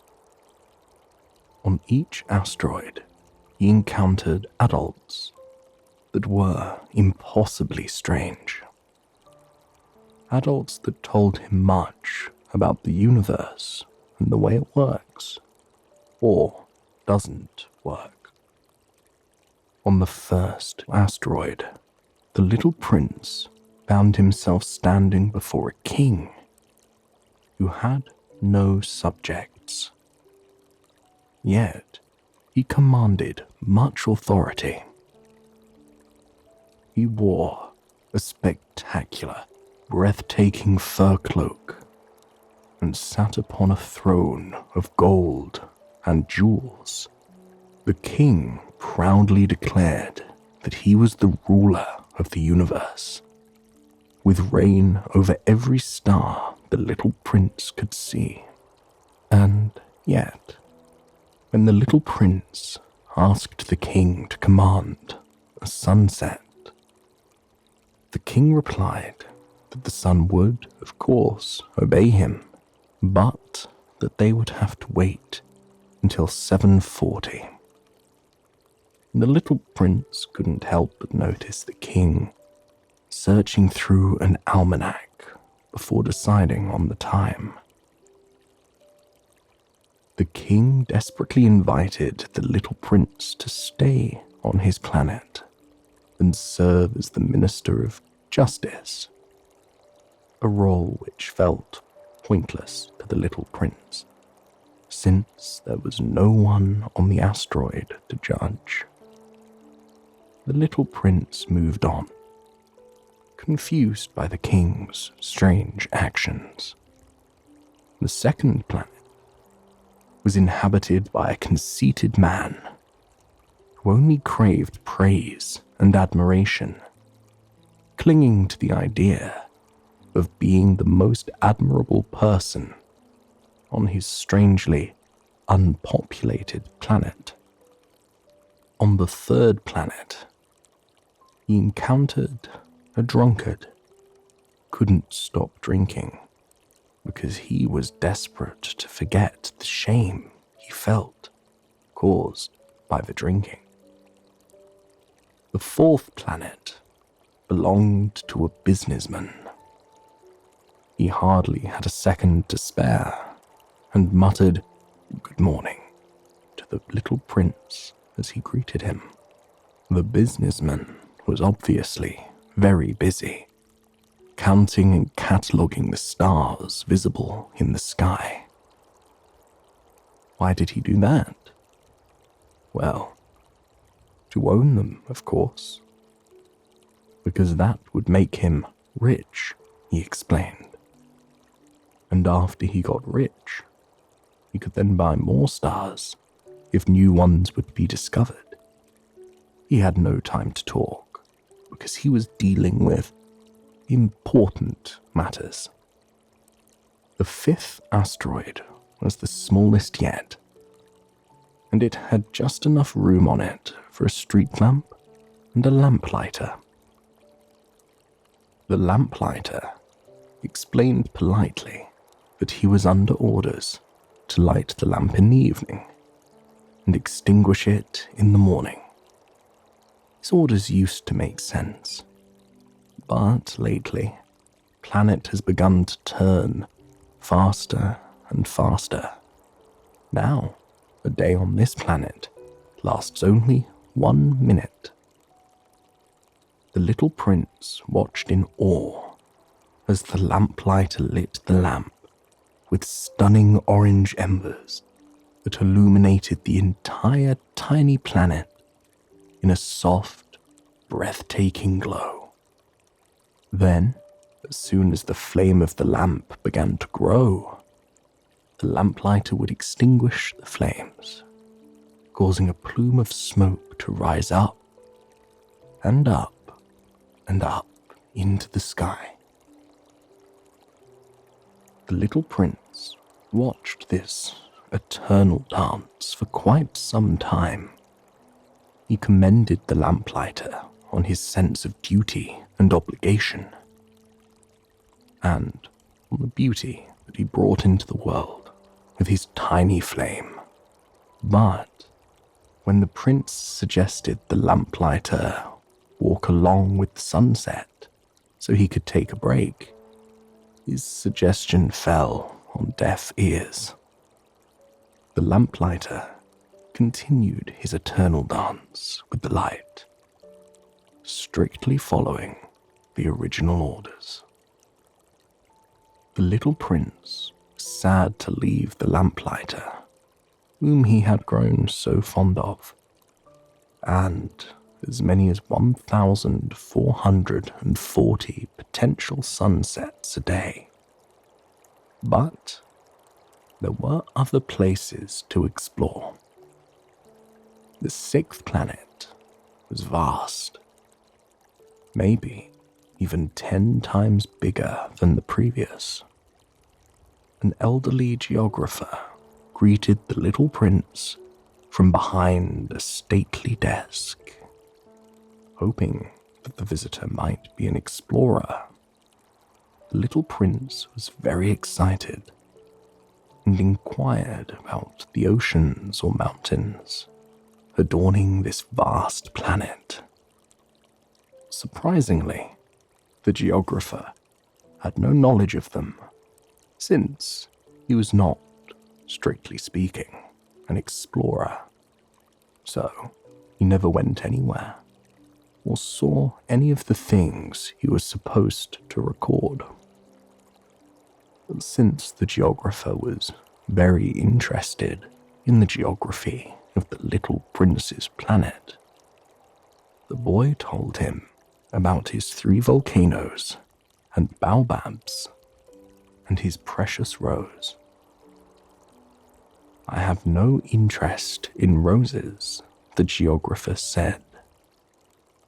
"They are ephemeral. They disappear quickly."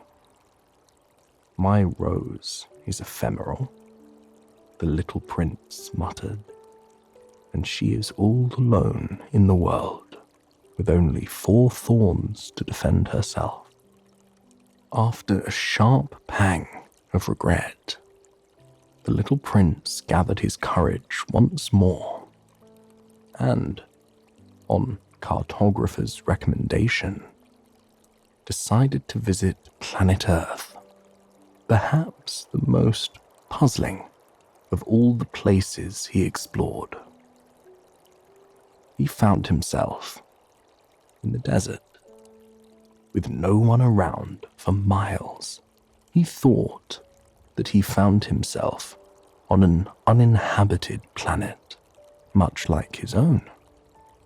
But soon, the little prince encountered a yellow snake that claimed to have the power to return him to his home, if he ever wished to return.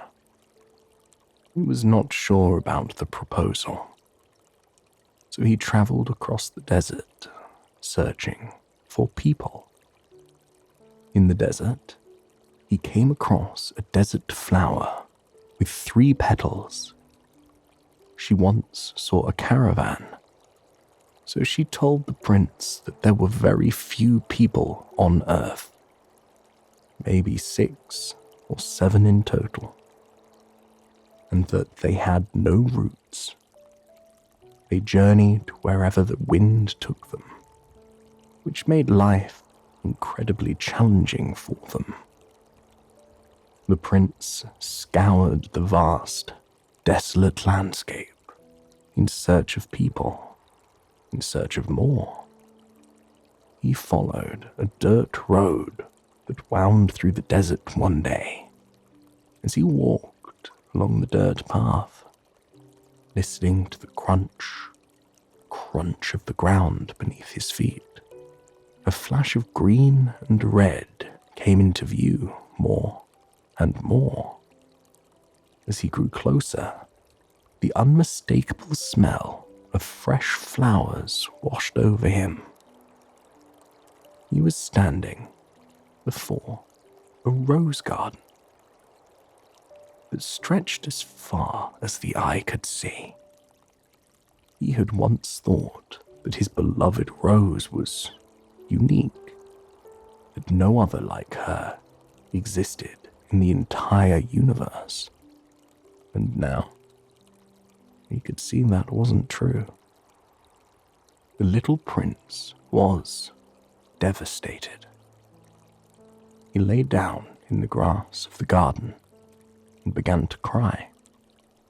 As he cried, a little fox appeared, still upset over finding out that his beloved rose was just ordinary.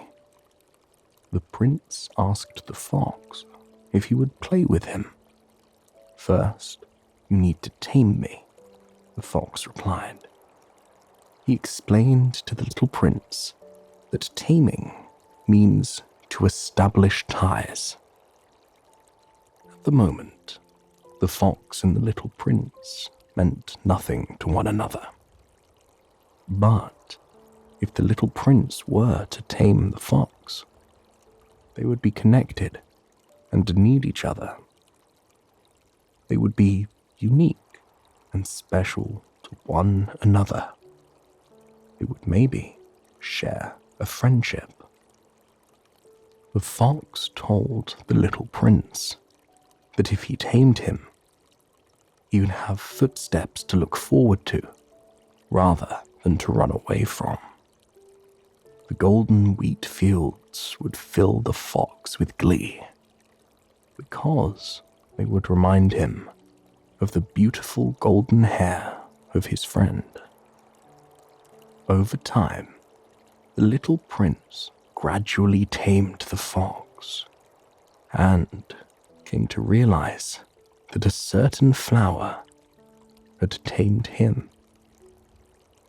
When it was time for the little prince to go, the fox wept softly, though he thanked him for giving him a reason to see the wheat fields and appreciate their beauty.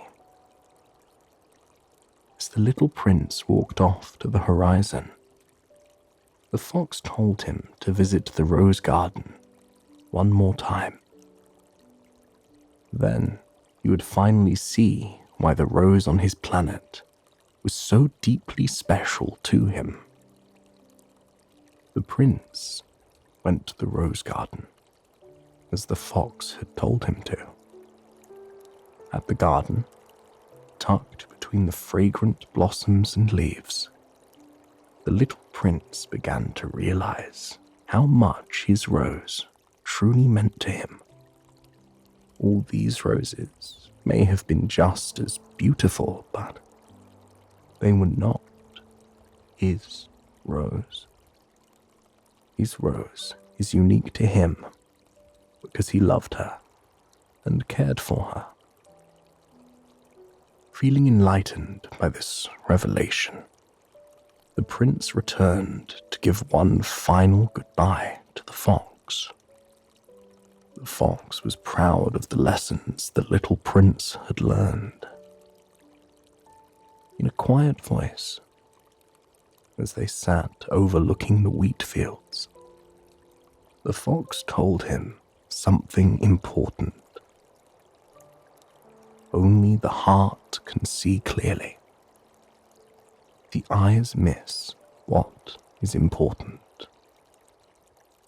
The time that the prince spent with his beloved Rose, and the connection that he forged with her, is what makes her special.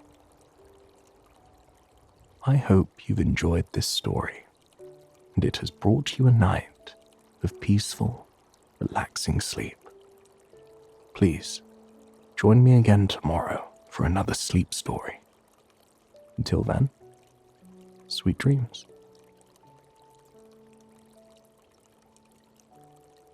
Hello, and welcome to Soothing Pod's Sleep Stories.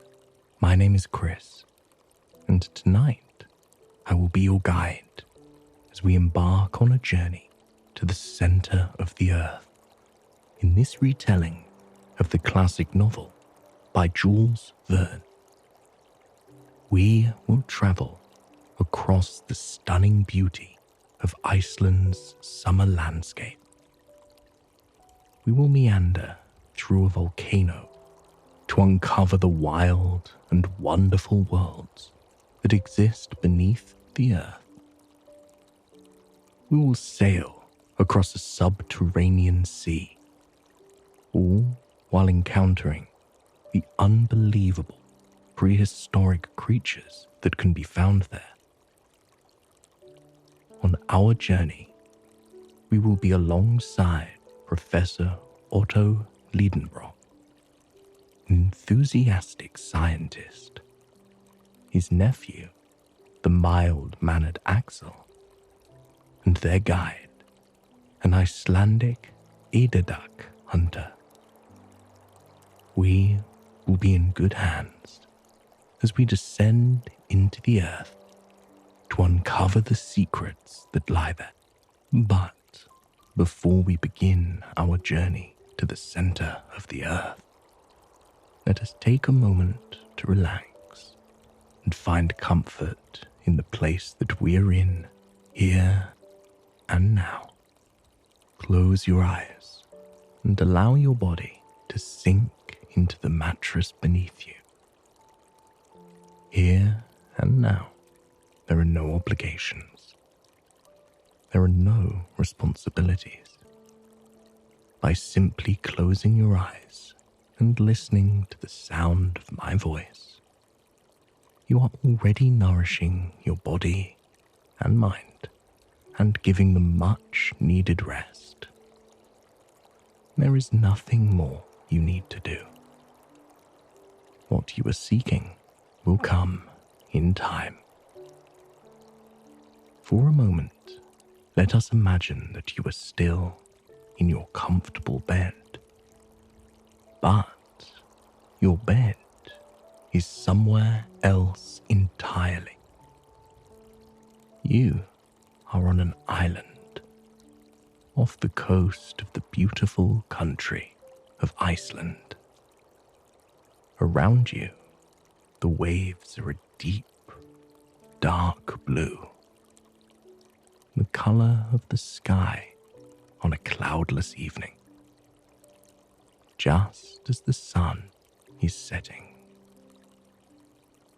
There are white caps on the ocean, rise and fall, and around you, the island is one of the most stunning, otherworldly things that you have ever seen. The beach that is mere feet from the end of your bed is not a beach of golden sand that has been kissed by the sun. It is silky dark sand with tiny stones that glisten in the evening sun that is still peeking through the white, fluffy clouds overhead, contrasted with the dark blue water. The black sand makes you feel as though you are in a dream. But there is a perfectly reasonable explanation for the black sand. Iceland is a land of fire and ice. Ice in the cool waves that you see before you, and the icy glaciers peppered across the fine countryside, and fire beneath your feet, and erupting from volcanoes all around. The black sediment on the beach comes from hot lava floating across the beach, then solidifying when it hits the cold water. But there is so much life in the alien landscape here. All around you, wild Arctic thyme in bloom, sprouting in fireworks of purple and lilac and lavender. They dance in the breeze that glides over you and floats across the sea, carrying petals with them on occasion. It is breathtakingly beautiful, seeing the pop or purple against the black sand and dark ocean. And soon, that is not the only color present. Because across from you, on yet another island, there is a volcano. It is a small size and a safe distance away, not putting you in any danger, but filling the vista before you with a beautiful display that few people get to see in their lifetimes. Smoke begins to rise out of the volcano, trialing up into the soft blue sky in soft plumes. And soon after, lava begins to spill out of the top of the volcano. It is a mosaic of orange, yellow, and red, so bright that it takes you a moment to truly be able to look at it. It does not come out in an explosion like in the movies. It is slow, gentle almost. When you breathe in, you notice that the lava and smoke stops rising and spilling from the volcano. For that long, nourishing moment, it is as if the volcano isn't erupting at all. But then, when you exhale, it begins to unleash yet again, letting out plumes of smoke like a candle that is freshly blown out. You breathe in, watching as the smoke stops spilling into the air. And then you breathe out, just as the volcano, a safe distance away across the sparkling sea, does the same. You breathe in, watching as the smoke and lava stop emerging from the volcano. And you breathe out, admiring the beauty of the glistening lava as it runs down the edge of the volcano. Eventually, the volcano stops entirely, leaving you with a display to simply take in. The remaining lava glides down the edges of the stunning mountain before it sizzles against the cold ocean, leaving a trail black in its wake.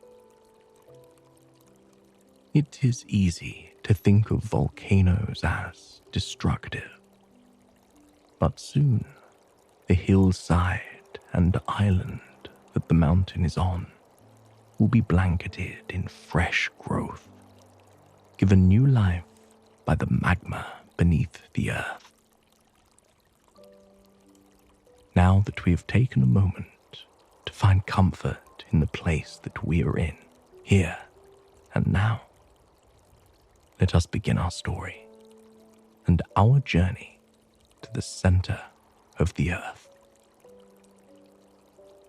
It was May 24th, 1863, and there was a peaceful spring storm raging just outside the home of Otto Liedenbrock, a storm that he was too much distracted to pay any mind to.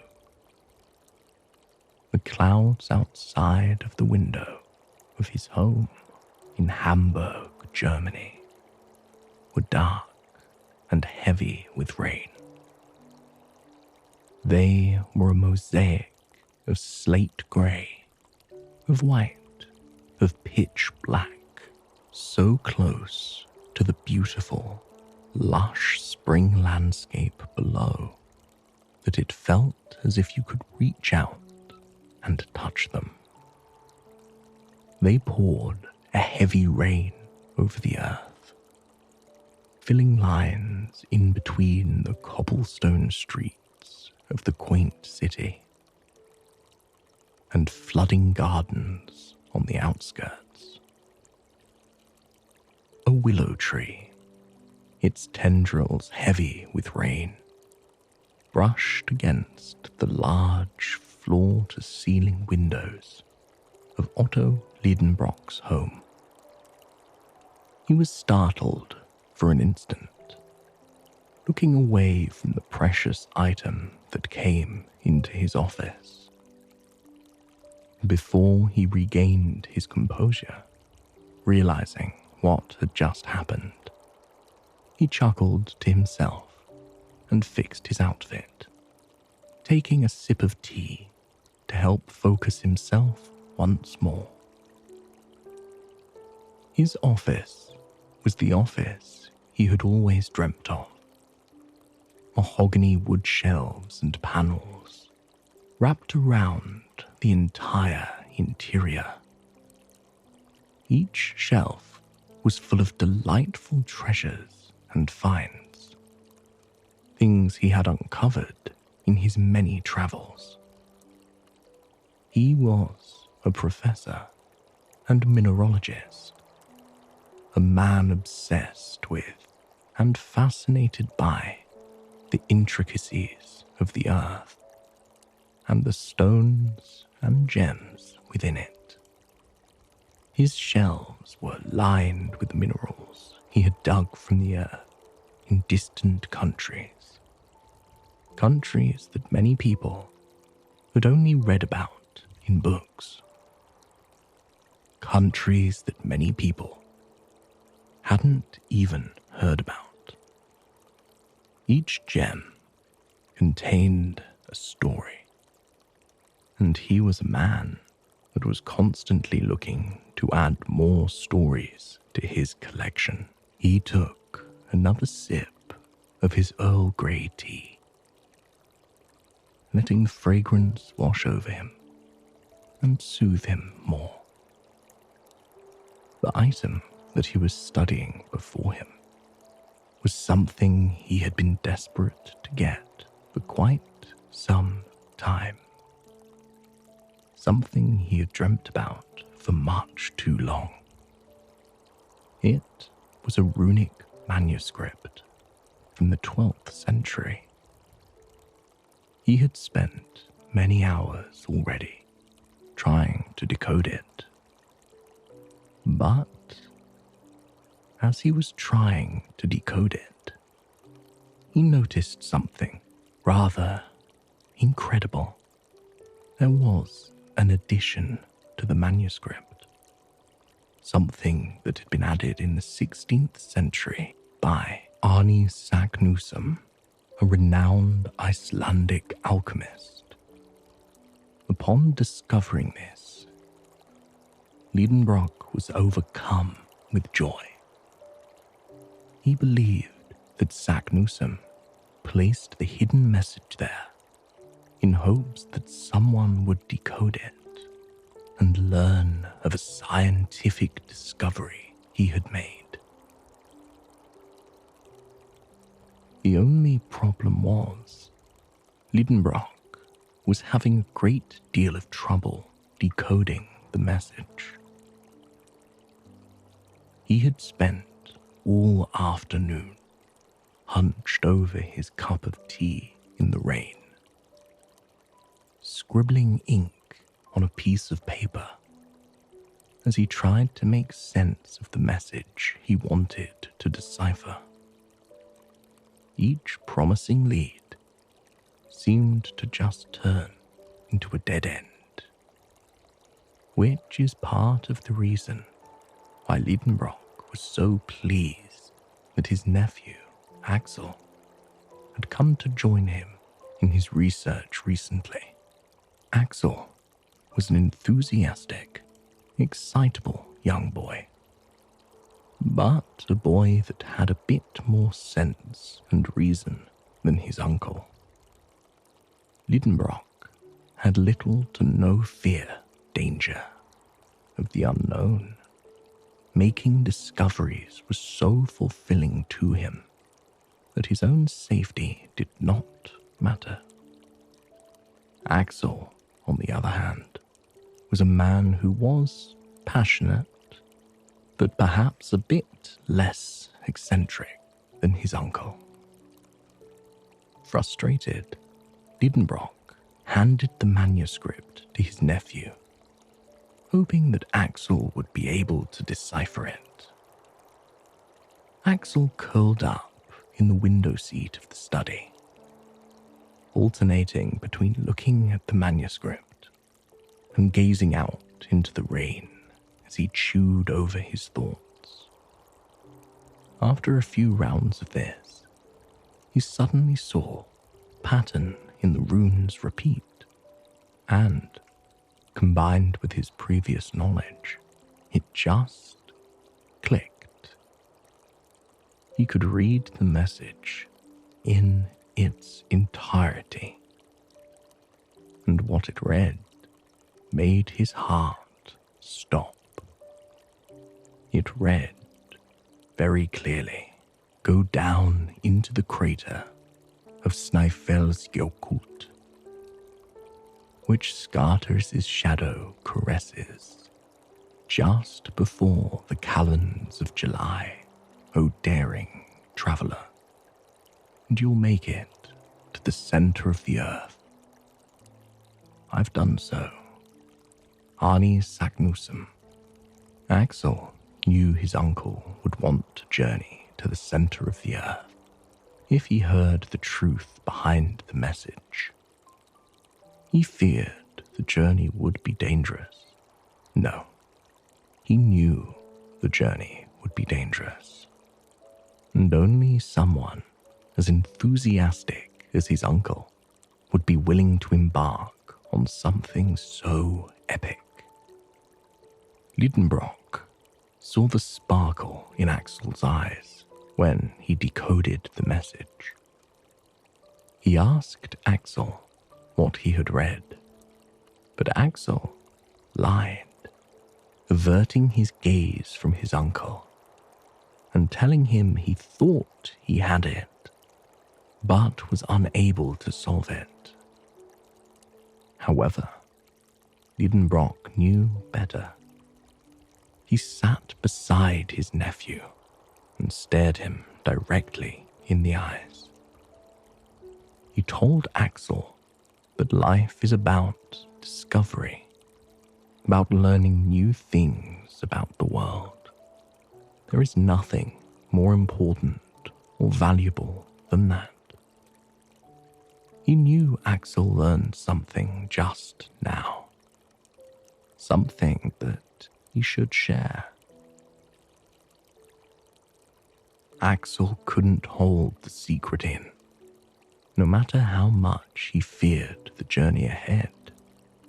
He told his uncle what the message read. Lidenbrock was overjoyed. Immediately, he began to gather his belongings to embark on the journey.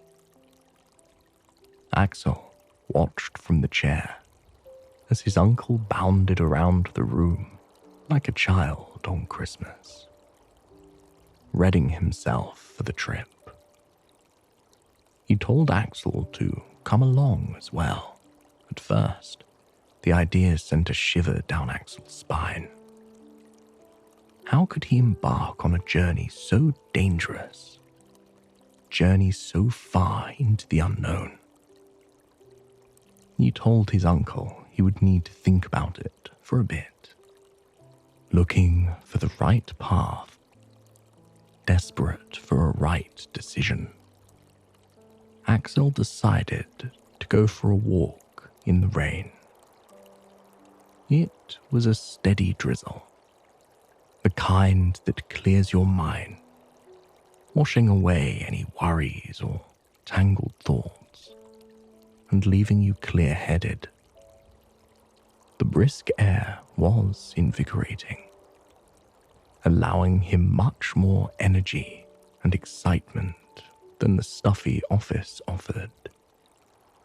He was still unsure if he wanted to go on the journey, and as he laid eyes on his beautiful fiancée, Grauben, reading under the gazebo in the garden, he was even more uncertain.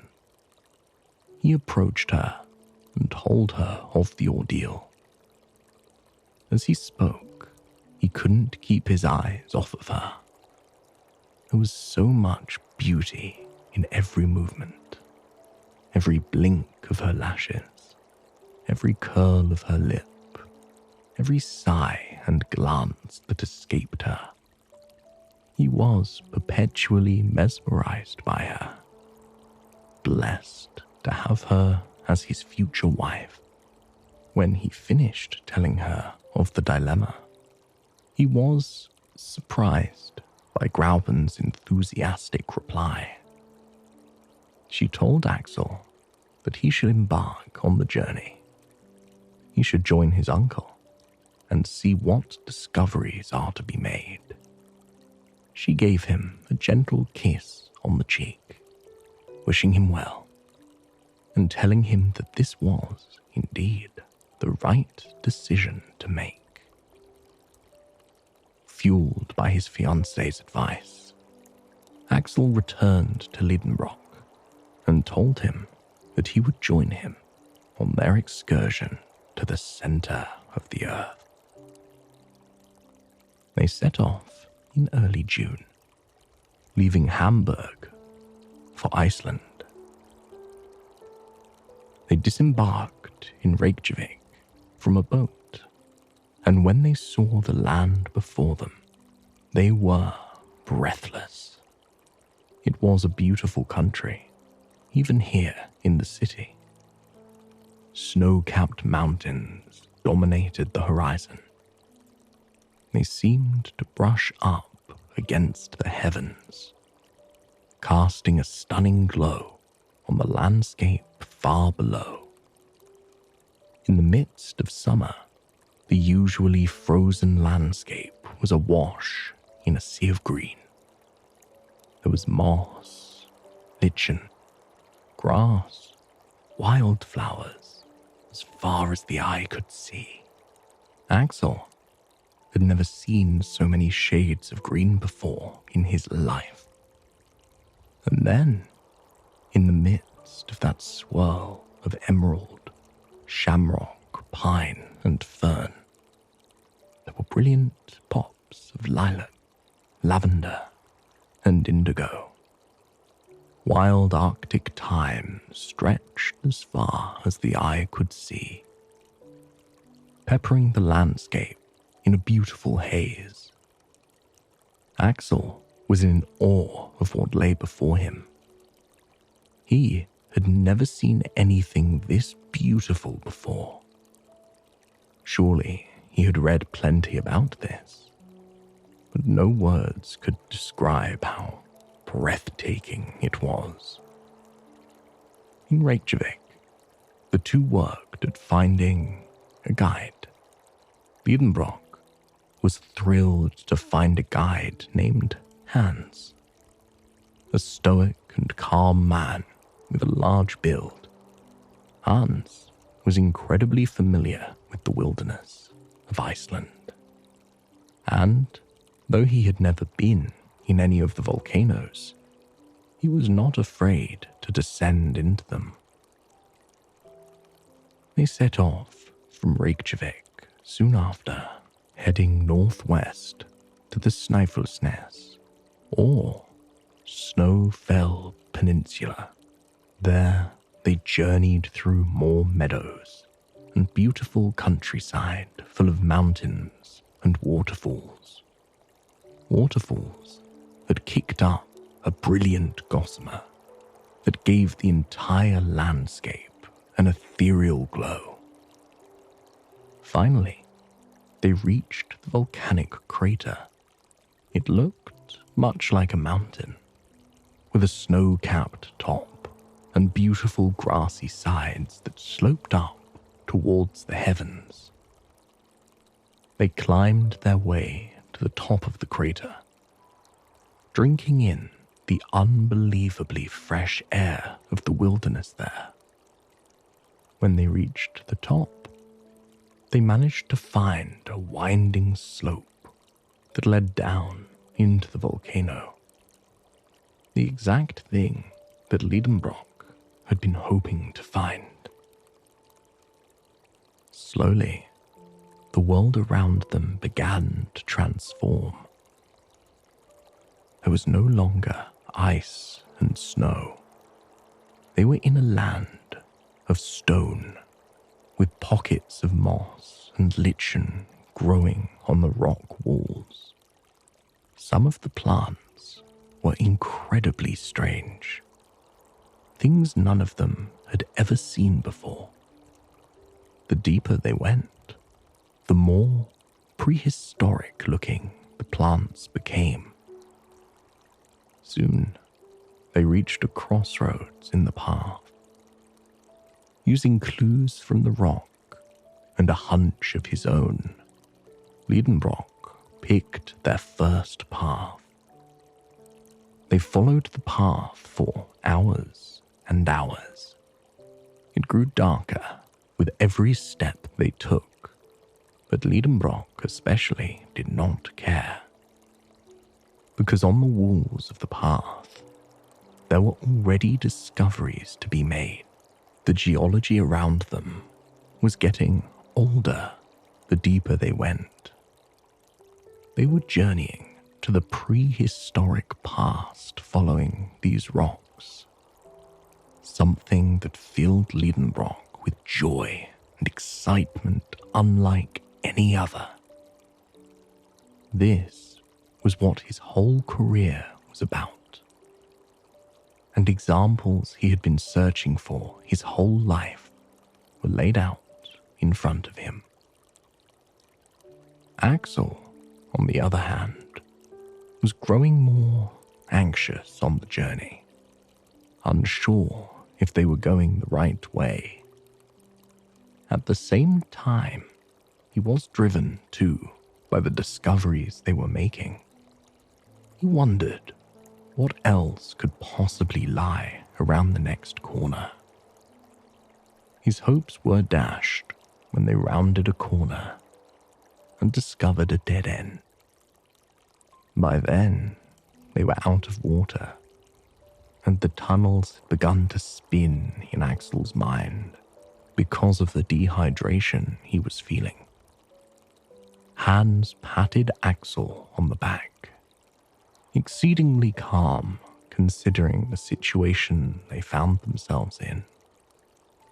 He promised the young man that he would find him water, no matter what it took. He set off alone, promising to return only once he found water. Fortunately for Axel, it did not take long. Inspecting the walls of the cavern, Alex discovered a spot where water was flowing behind the wall. He gathered Axel and Liedenbrock and brought them to the spot in the wall. At that point, Axel was desperate for water. He could hear it running behind the wall, and his whole body ached to drink it. Liedenbrock drilled a hole in the wall, and as he did, a brook sprung forth. The water soaring over the cavern floor nearly brought tears to Axel's eyes. The sound of the water radiated off the wall, reminding him of the childhood stream he played in his youth. He bent on his knees and took a long, wonderful drink of the cold water. Everyone gathered water in their canteens, enough to last them for the rest of their journey. Liedenbrock named the brook after Hans, which brought a smile to Hans's face for the first time on their journey. They continued on, taking the correct path this time. To their delight and astonishment, this path was even more wonderful than the last. The fossils and prehistoric geology along the cavern walls lit a fire in Liedenbrock. He had never seen something this incredible. Indeed, it seemed like his whole career had led to this moment. He traced his hands over the fossils and rocks along the walls, savoring the feeling of them. The unique textures that could only be found in these kinds of specimens. Soon, the narrow path the group was taking began to widen and open up to something else entirely. They walked a bit faster, their bodies buzzing with anticipation, their minds reeling with the possibilities of what could lie before them. Finally, the narrow, dark pathway opened to a cavern, the largest cavern any of them had ever seen in their lives. The ceiling of the cavern was impossibly tall, so tall that it looked as if the night sky was above them. Before them, a large underwater sea stretched as far as the eye could see.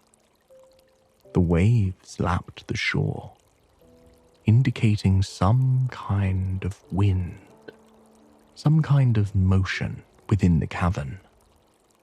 And, though the underwater sea was thrilling, there was something even more exciting on the shores.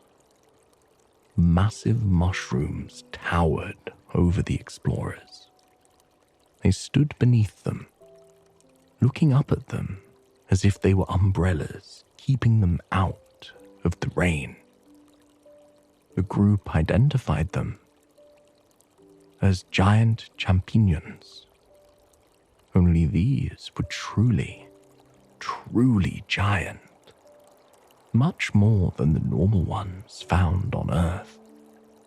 The walls and floor of the cavern were blanketed in different kinds of fungi they couldn't have imagined before. There were prehistoric-looking, bizarre plants sprouting from the earth around them. Axel brushed his hands over them in absolute disbelief that plants that looked like that could even exist. As much as they wanted to stay and learn about the strange plants here, they knew they had to continue their journey across the sea if they wanted to get to the true center of the earth.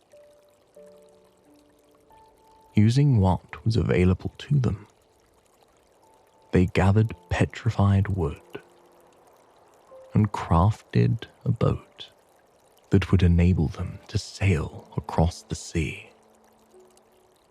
As Axel stepped onto the boat, his heart leapt in his chest. Who knew what lay beyond the safety of the shores of the cavern?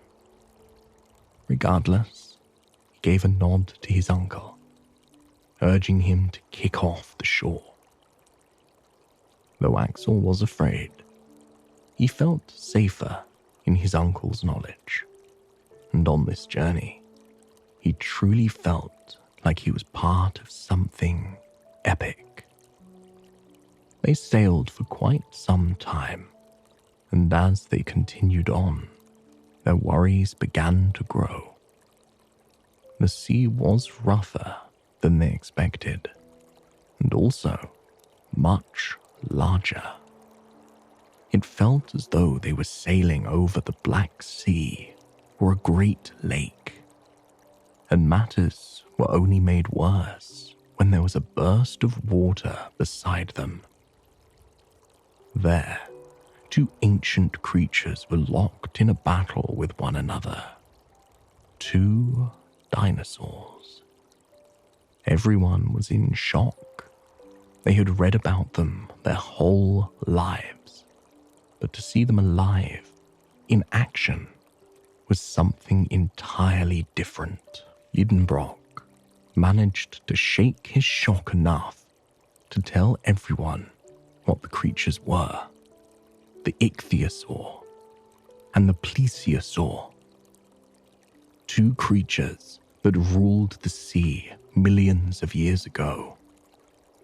Not wanting to get in the midst of their fight or be capsized, they sailed on, leaving the strange, wild creatures behind. Now knowing what lay beneath the waves, the group was more desperate to escape. But soon, a massive storm washed upon them. Rain poured down over their boat, and the waves rocked with ferocity. Overhead, thunder crackled. Lightning struck the water all around them, illuminating the cavern in a blinding yellow glow, until finally it struck the boat, causing it to burst into flames. The group managed to work together to get the flames out, and, to their relief, they managed to wash ashore. They were thrilled not only to survive, but to make it to the other side of the sea. Only when they looked at their compass, they realized they had not made it to the other side of the sea. They were washed right back to where they started. At first, Liedenbrock was angry and disappointed, but soon he calmed down. He reminded everyone what they had come for, and that was discovery. They would sail across the waves and move along, just as they had planned. But first, they should take a deeper look at the area. Axel was impressed and frustrated at the same time by his uncle's stubbornness. But that soon faded as they explored the shore and uncovered more incredible findings. They found themselves in a forest from the Tertiary period, with incredible foliage and fossils from the early days of planetary life. Peeking out from the lush foliage, thousands of miles beneath the Earth's surface, they were shocked to catch sight of a mastodon wandering through a clearing.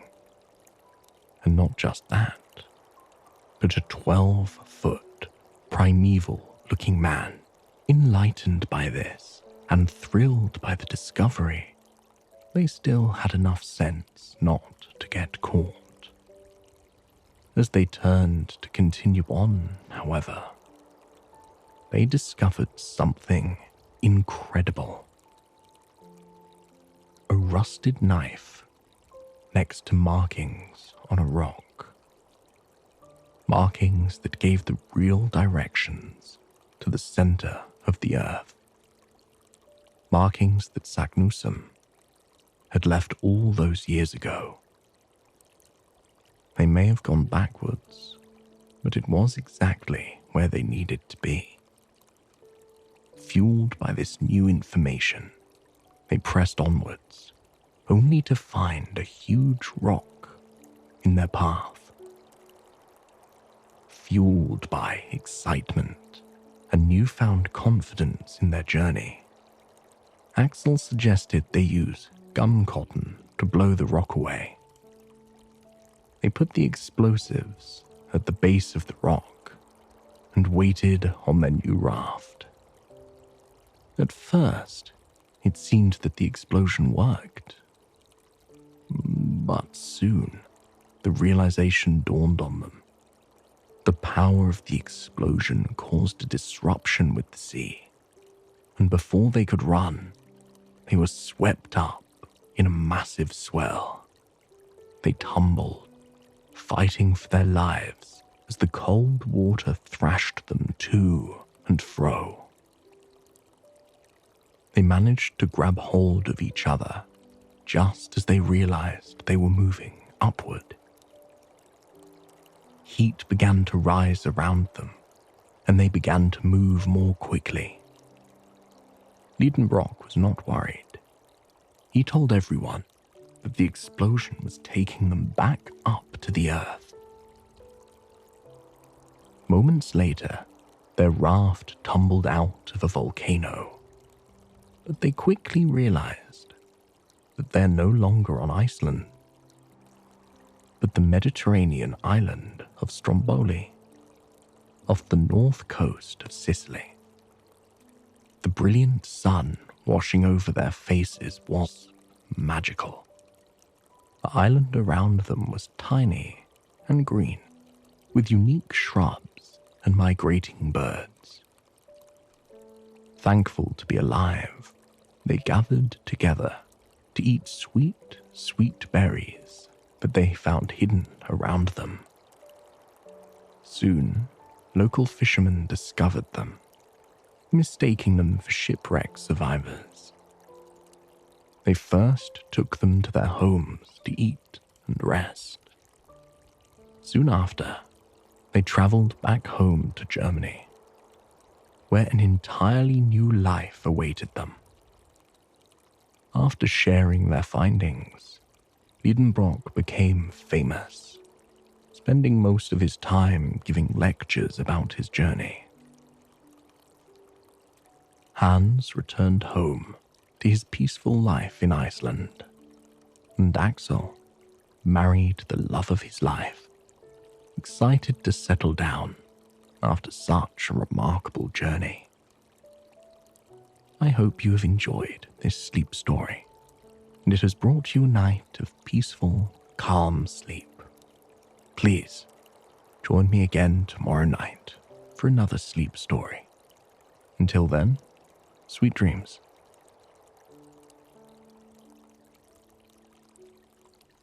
Hello, and welcome to Soothing Pod's Sleep Stories. My name is Chris, and tonight I will be your guide as we explore a retelling of Daniel Defoe's classic novel, Robinson Crusoe. We will travel across the cerulean seas, make a home on a deserted island, and find peace within ourselves against all odds. Before we begin our sleepy journey, however, let us take a moment to relax and find comfort in the place that we are in, here and now. Close your eyes and allow your body to sink into the mattress underneath you. For a brief minute, just turn your attention to the here and now. Recognize how it feels to be lying in bed and relaxing. Feel the softness of the sheets that are encompassing you, the plushness of the mattress that is gently cradling your body and urging it closer and closer to a night of sleep and relaxation. How wonderful it is to simply be here right now, to have no obligations, nothing to do except embrace the comfort that your bed is offering you. Now, for a moment, try and imagine that your bed is not in your room at all. Instead, your bed is resting on the edge of a tropical beach. Even with your eyes closed, you can tell that's exactly where you are. You can smell the salty, briny, unmistakable aroma of the ocean. You can feel the breeze whisking off of the waves and brushing across your face. Somehow gentle and wild and soothing all at the same time. You can feel the rays of the sun kissing your skin as they beam down from the baby blue sky overhead. And you can hear the soundscape of this tropical island paradise. It's a sound unlike any other. The waves lapping up on the shore with their steady, reliable rhythm, lulling you closer and closer to sleep. The palm fronds swaying against one another, whispering as their evergreen leaves brush back and forth and back and forth. And then there's the hum of the island, the melody of tropical birds flitting from branch to branch, sending leaves cascading down onto the ground with every flap of their brightly coloured wings. The orchestral wonder that is their song, a gift passed down from generation to generation, so entwined with their being that they're able to sing it to the universe from their very birth. In your mind, you can see this island. The water, a mosaic of turquoise and cerulean and sky blue. The warm white sand glistening in the sunlight. The palm trees that arc over the water, casting dark, cool shadows over the tropical waves. It is a slice of paradise. A slice of paradise that you can visit absolutely any time you choose to. You sink deeper into your mattress and turn your attention to the sound of the waves. As you breathe in, you hear the waves coming to shore, bringing that beautiful turquoise water onto the sand. And as you exhale, you watch the water as it recedes back into the ocean, leaving trails of ocean foam and seashells in its wake. As you breathe in, you watch that water come to shore, bringing with it a sense of renewal and peace. And as you breathe out, you watch that water float back into the ocean, leaving your body refreshed. You can return to this steady rhythm any time you feel the need to return to the beach and find comfort in your body and mind. Now that we have taken the time to relax and find comfort in the space that we are in here and now, let us begin our story. Robinson Crusoe never liked York very much.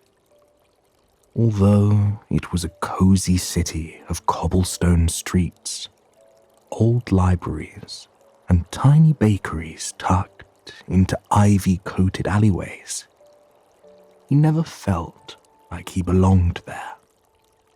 It was a safe city, a city full of the comforts and the convenient aspects of modern society. But it was missing something that Crusoe craved from a very young age. When he was a child, Crusoe spent every moment he could down at the docks on the river.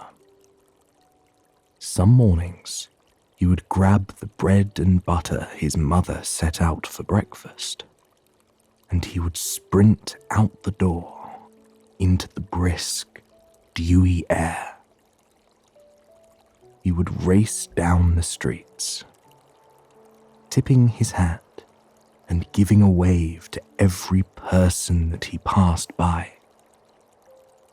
He was always practically buzzing with anticipation and excitement, his mind reeling as he wondered what magic the day would bring. And when he reached the docks, he would be faced with something new every time.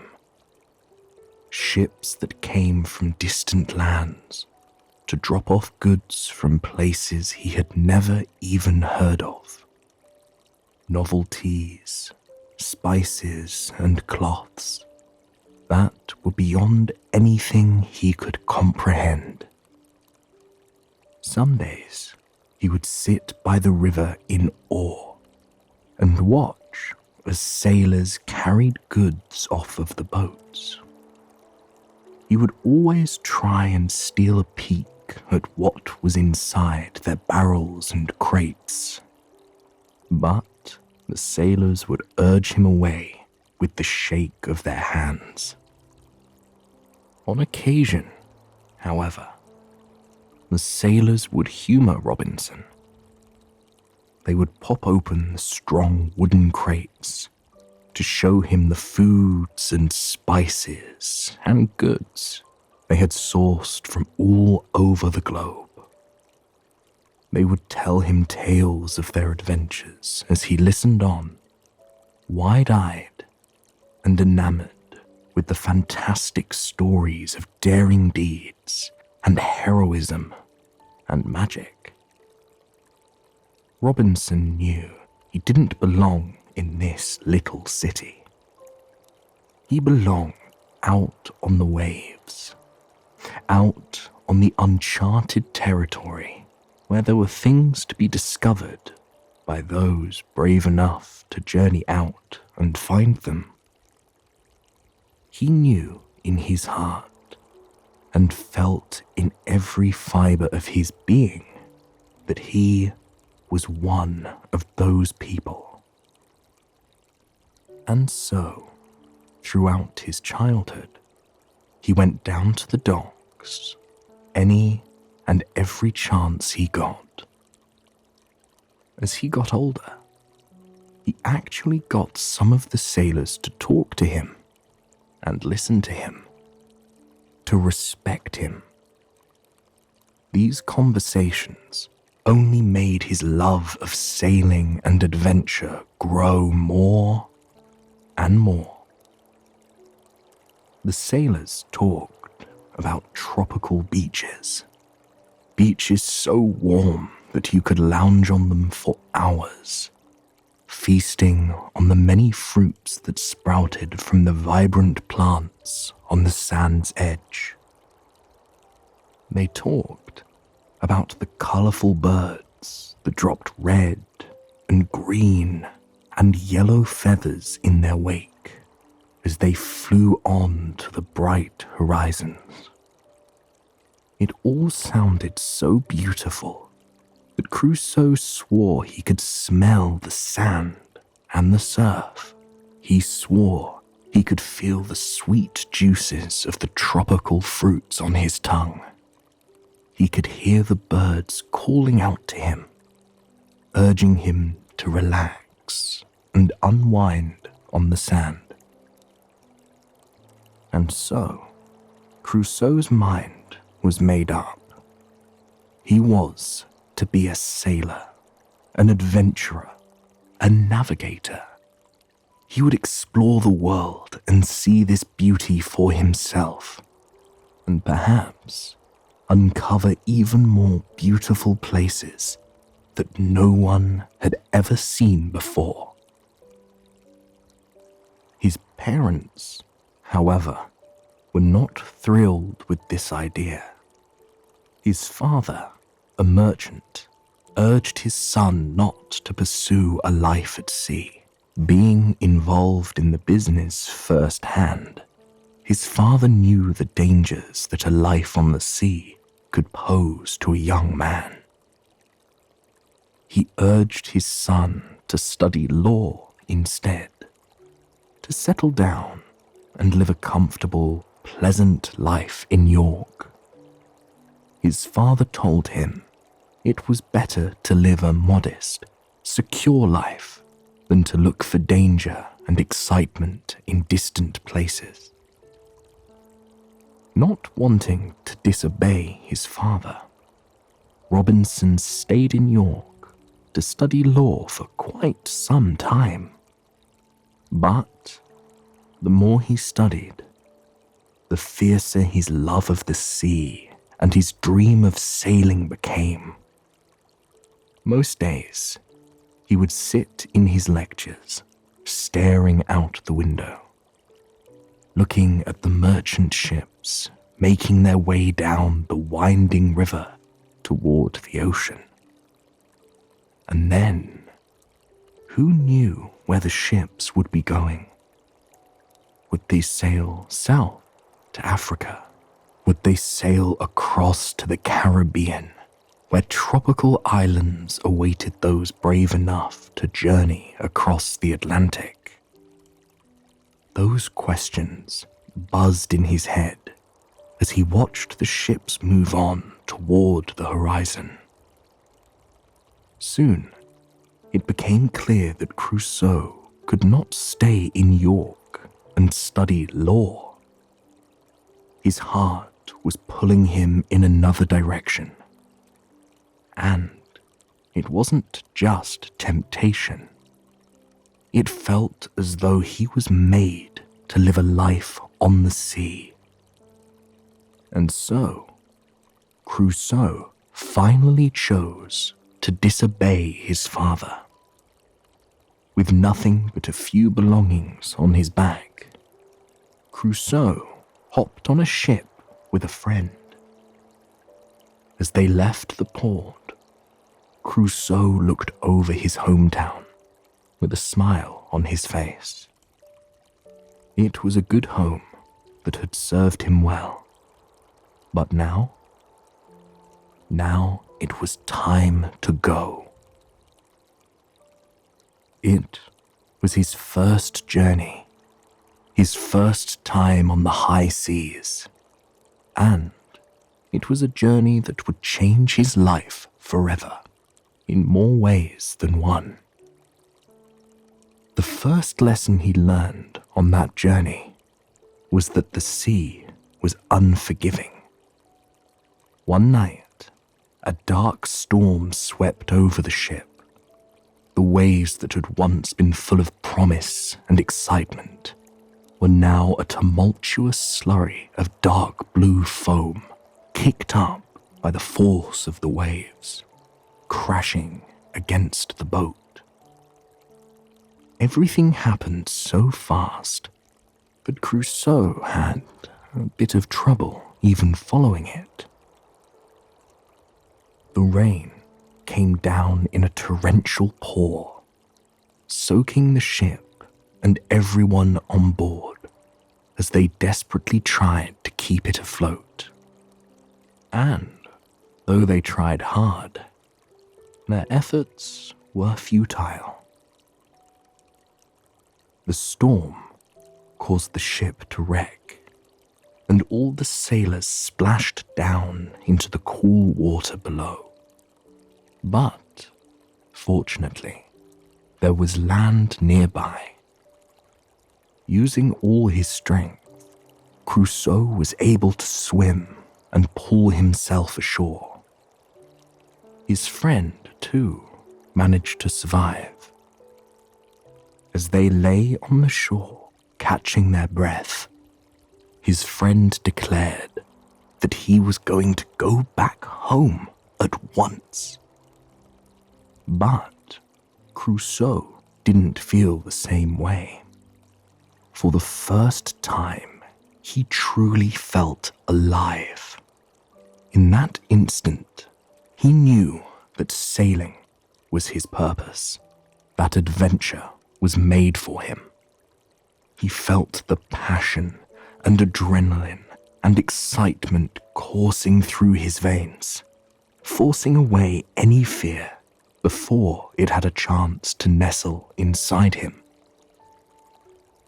Not even a shipwreck could take away the love Crusoe had for the ocean. Moreover, his dream was cemented even further. And then, the true adventure began. Crusoe set sail on another ship. As the ship pulled out of port, Crusoe looked around at the ocean in amazement. The sparkling sapphire water stretched for as far as the eye could see. It glistened in the bright sun, casting brilliant hues in the misty air as they continued on their way. There was nothing for miles.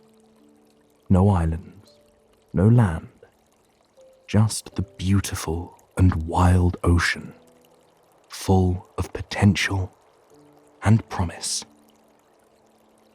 Crusoe had never felt a love like this. He outstretched his hands in the mist of the boat as they carved their way through the waves. The mist invigorated him, reminding him even more that he was at home here. For the first half of the trip, Crusoe was pleased. The work wasn't easy, but just being on the sea made it worthwhile for him. In the mornings, he would rise before almost everyone else. He would step up on the deck and breathe in the sweet aroma of the waves, reminding himself why this mattered so much to him. And at night, he would lie awake in his bunk as the stars sparkled overhead. He would close his eyes and listen to the waves as they gently lulled him to sleep. They brushed against the ship and swept out to the sea. It was a melody of timelessness and contentment.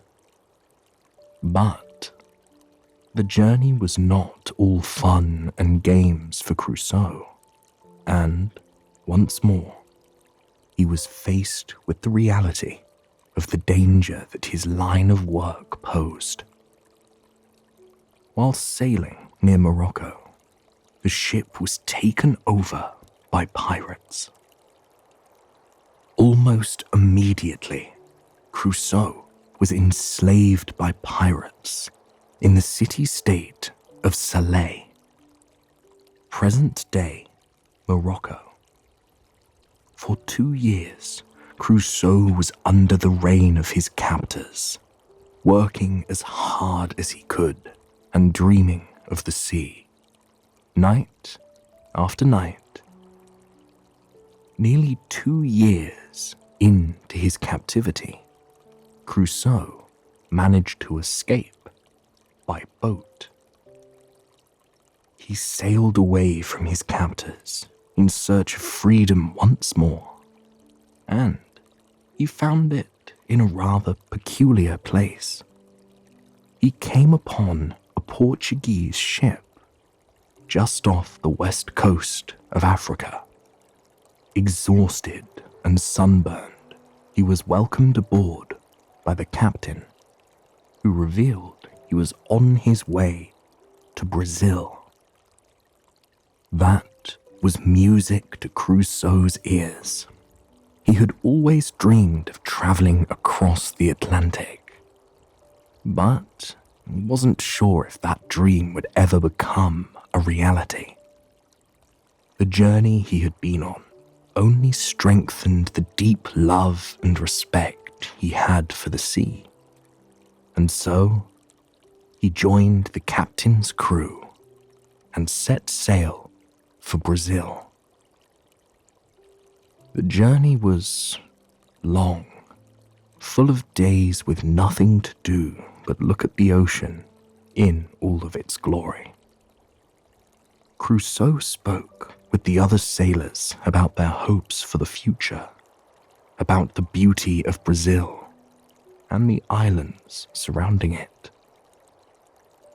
And when Crusoe finally saw the rocky, mountainous, beautiful coast of Brazil, he felt like he couldn't breathe. It was so stunning that it nearly brought tears to his eyes. A place his ancestors never could have seen.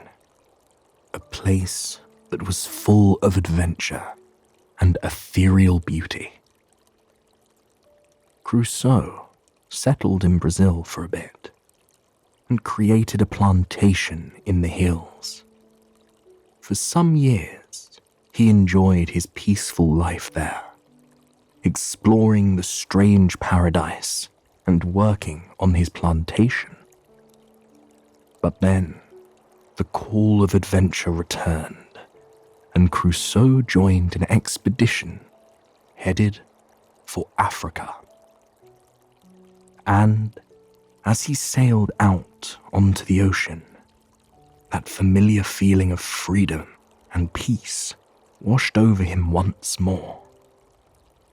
Yet again, he was where he belonged, out where the sky and the sea were picture-perfect mirrors of one another, back where the breeze smelled of salt and sand and the freshness of wide open spaces. But, unfortunately for Crusoe and the rest of the crew, the ship would not make it to Africa. Off the coast of Venezuela, a storm descended upon the ship, wrecking it on the rocky shore of an island. Crusoe knew this accident was different than any of the others he had been in. There was a loss of hope in this accident. There was real chaos in it all. As soon as Crusoe landed in the water, he clung to some wreckage to keep himself afloat. Using the dim light available, Crusoe managed to get himself safely to shore. For a moment, he just lay in the sand on the shore. He thought back to all the times that he had had as a child, dreamt of lying on the sand of distant tropical islands, back when that was a happy thought that lulled him to sleep each night, back when the danger of an adventure like this wasn't quite real. It soon became clear to Crusoe that he was the only survivor of the wreck. Aside from the captain's dog and 2 cats who managed to make it ashore, he was alone on this island, far from anyone he knew, far from anyone that could help him. Crusoe nicknamed the Island of Despair, and for quite some time, that was all that he felt. He longed to be back at his plantation, or back in England, where he could be secure and safe, where survival wasn't such a challenge. But, gradually, those feelings started to wane. Crusoe knew he could not be a prisoner to his fear and his despair. If he was going to survive here, he had to get to work. And so, he salvaged all that he could from the ship before it sank under the waves. He gathered weapons and tools to make forging a new life on the island more bearable. He wasn't sure how long he would be here, but he knew he had to make the most of it. First, Crusoe decided that he needed to make himself a shelter, a home where he could reside while he crafted a life for himself in this deserted place. He journeyed along the edge of the island as the sun rose high overhead, illuminating the landscape with a stunning orange glow. The shadows of the palm trees stretched far across the sand, offering cool places to get out of the sun and simply relax. Seeing the beauty of the island gradually made Crusoe more and more optimistic. It was a wild and stunning place, a place full of potential, even at a time like this. When he came across a small cave, he knew it would make a perfect home for the time being. It was just the right depth to fit him and his most prized belongings, protecting them from the sun, rain, and sand. He built a cross out of wood and marked it with the date of his arrival, September 30th, 1659. With each day that passed, he would put a mark on the cross. He quickly settled into the moss-coated cave, creating a small, cozy bed for himself from materials salvaged from the wreck, as well as plants and fronds found on the island. It was a far cry from his bedroom on the plantation and his bedroom back in England, but it was his. In all this wilderness, he finally had something that was his, and he intended on protecting it in any way possible. One sunny afternoon, he chopped down a few trees. He hummed to himself as he did so, pleased that the work could distract him from any anxiety he was feeling. As he hummed, he couldn't help but notice the beautiful birds flying overhead. There were parrots of all sizes, shapes, and colors. They streaked the sky with brilliant reds, blues, greens, and yellows as they flit from branch to branch. And their song was sweeter than any other music on earth. Often, as he built the fence, he would sit down and simply listen to them. Their high-pitched melodies seemed to mix perfectly with the rhythm of the ocean waves lapping against the sandy shore.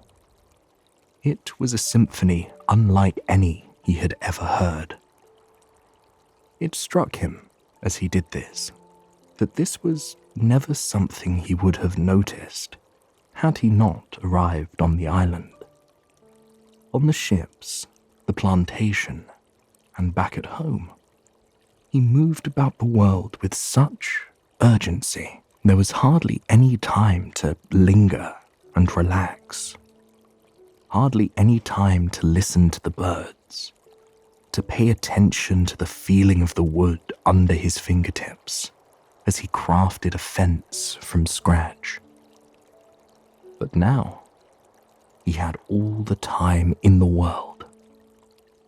And he began to realize that he could reasonably use it.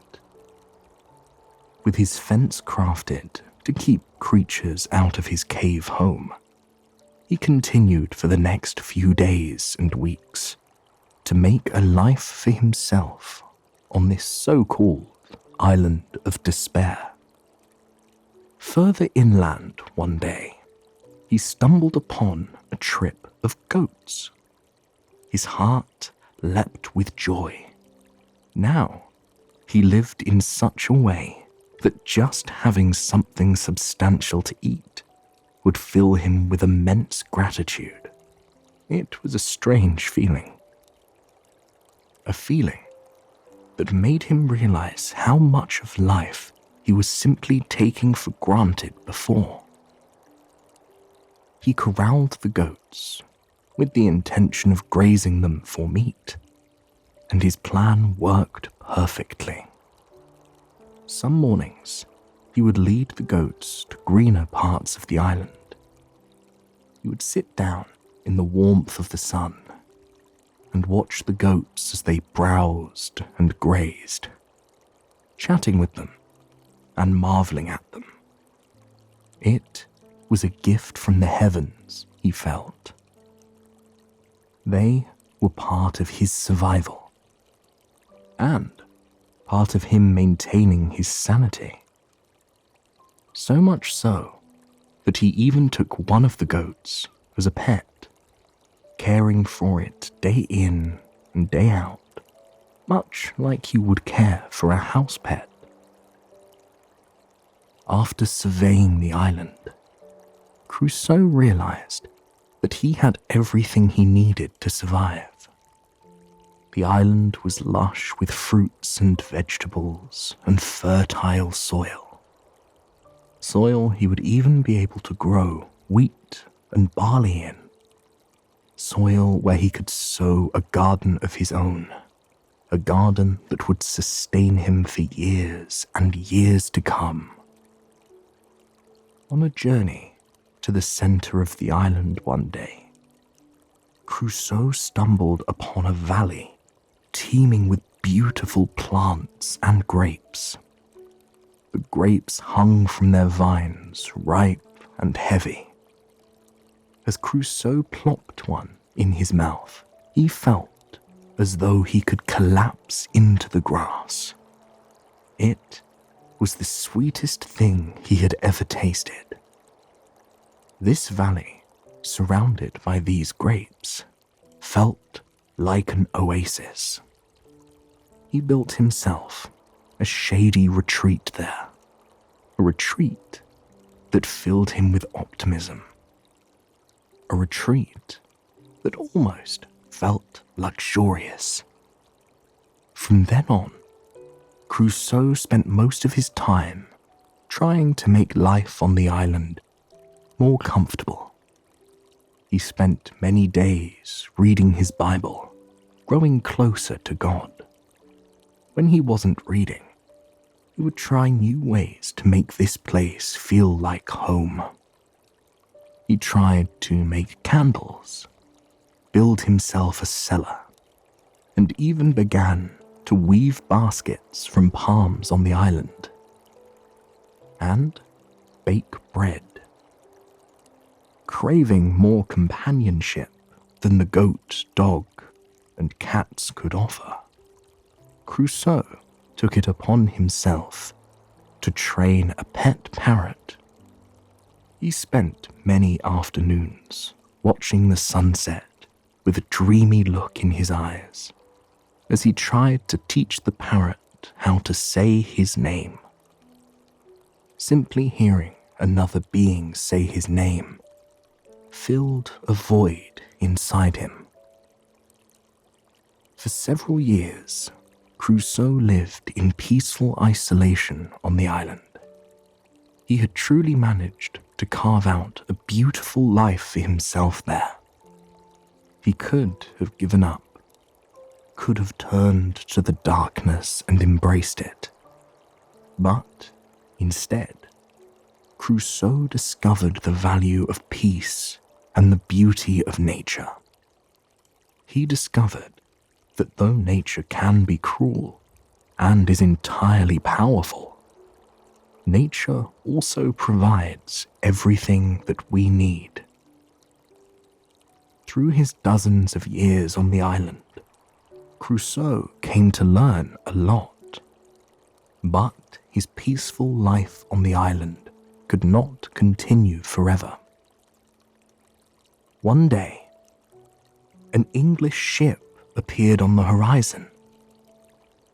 Crusoe quickly learned that mutineers had taken control of the ship, planning to maroon the captain and his loyalists on the island. Seeing it as an opportunity to return home, Crusoe teamed up with the captain and his loyalists to retake the ship. Upon retaking the ship, Crusoe gave the mutineers two options.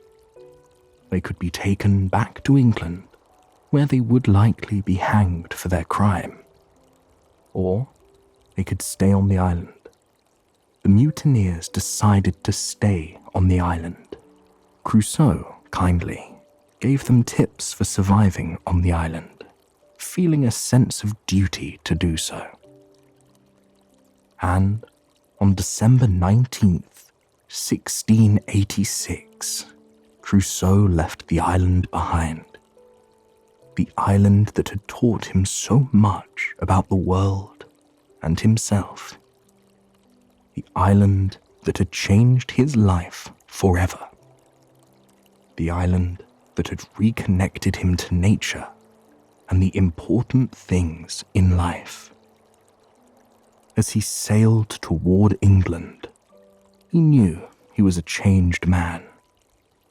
But deep down, there was one thing that would never be lost: his thirst for adventure and his deep, insatiable love for the open sea.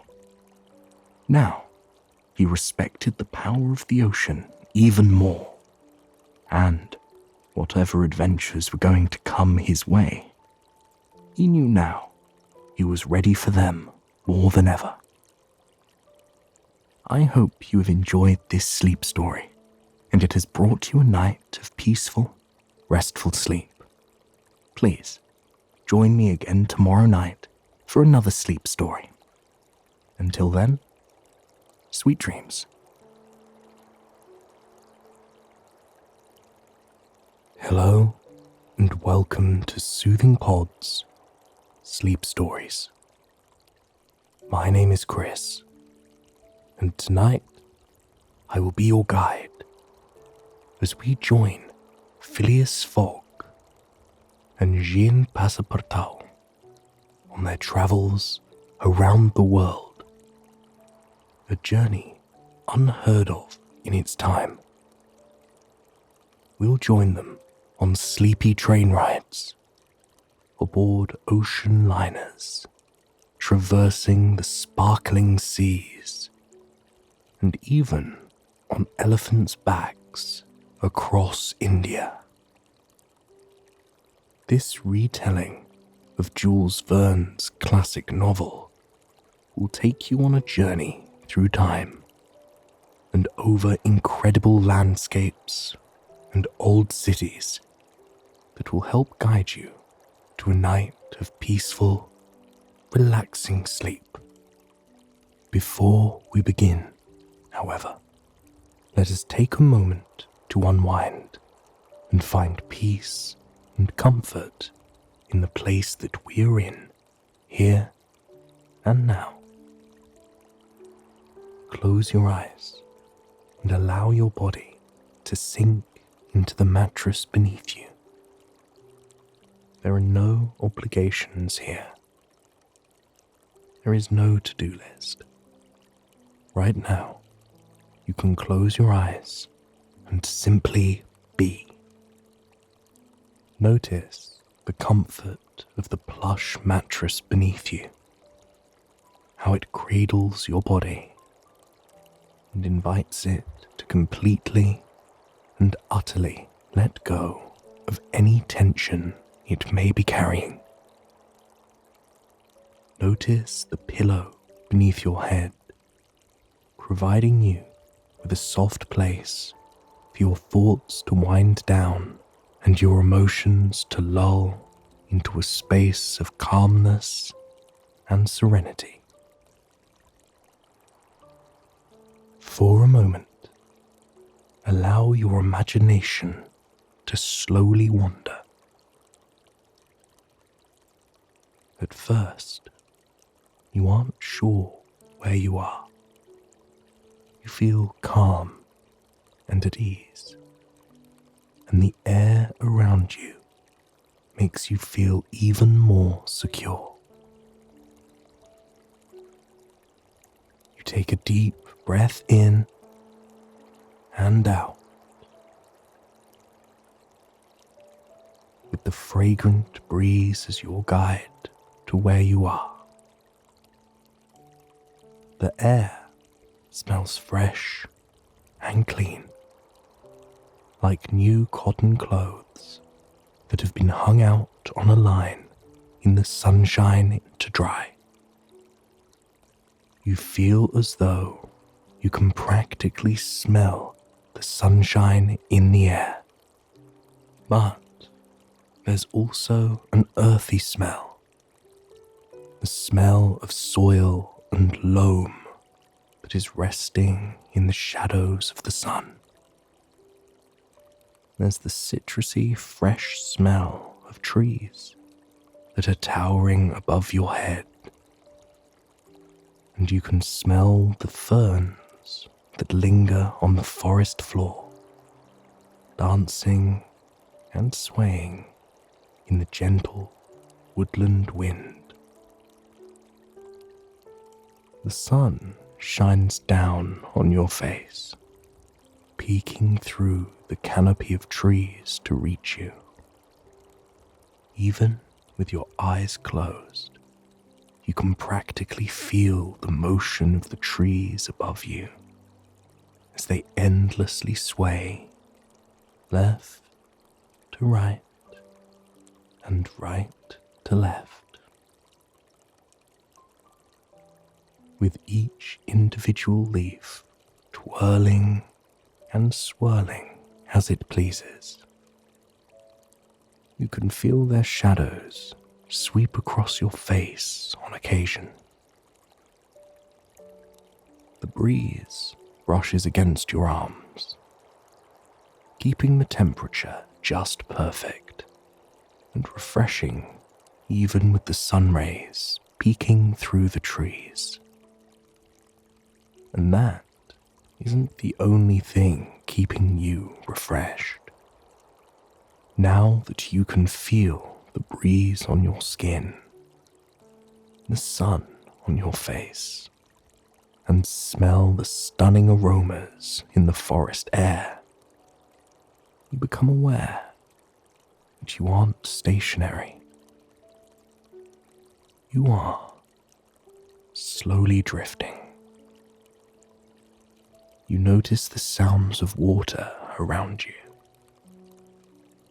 of a babbling brook deep within a forest, untouched by human hands. And as this river whisks you away, you notice something rather miraculous happening. Your hands drift in the water, cooling your body and enhancing the sensation of freshness. And as they do, the sun rays seem to reach specific parts of your body, hidden by the leaves on the other.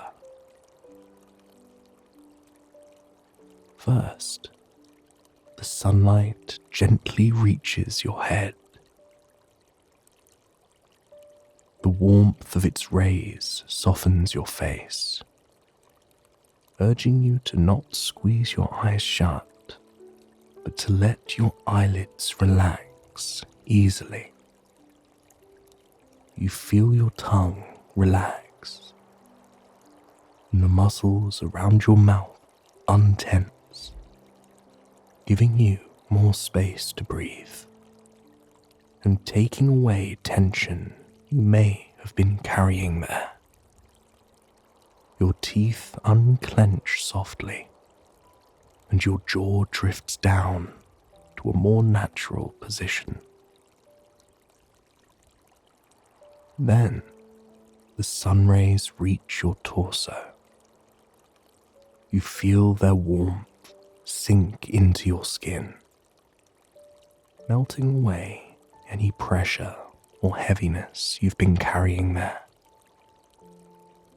When you breathe in now, you feel more space in your lungs. Your breath is deeper, slower, more nourishing. Your heart relaxes, not bound by any pressure or stress urging it to move faster. It settles into a leisurely pace, calming you even more.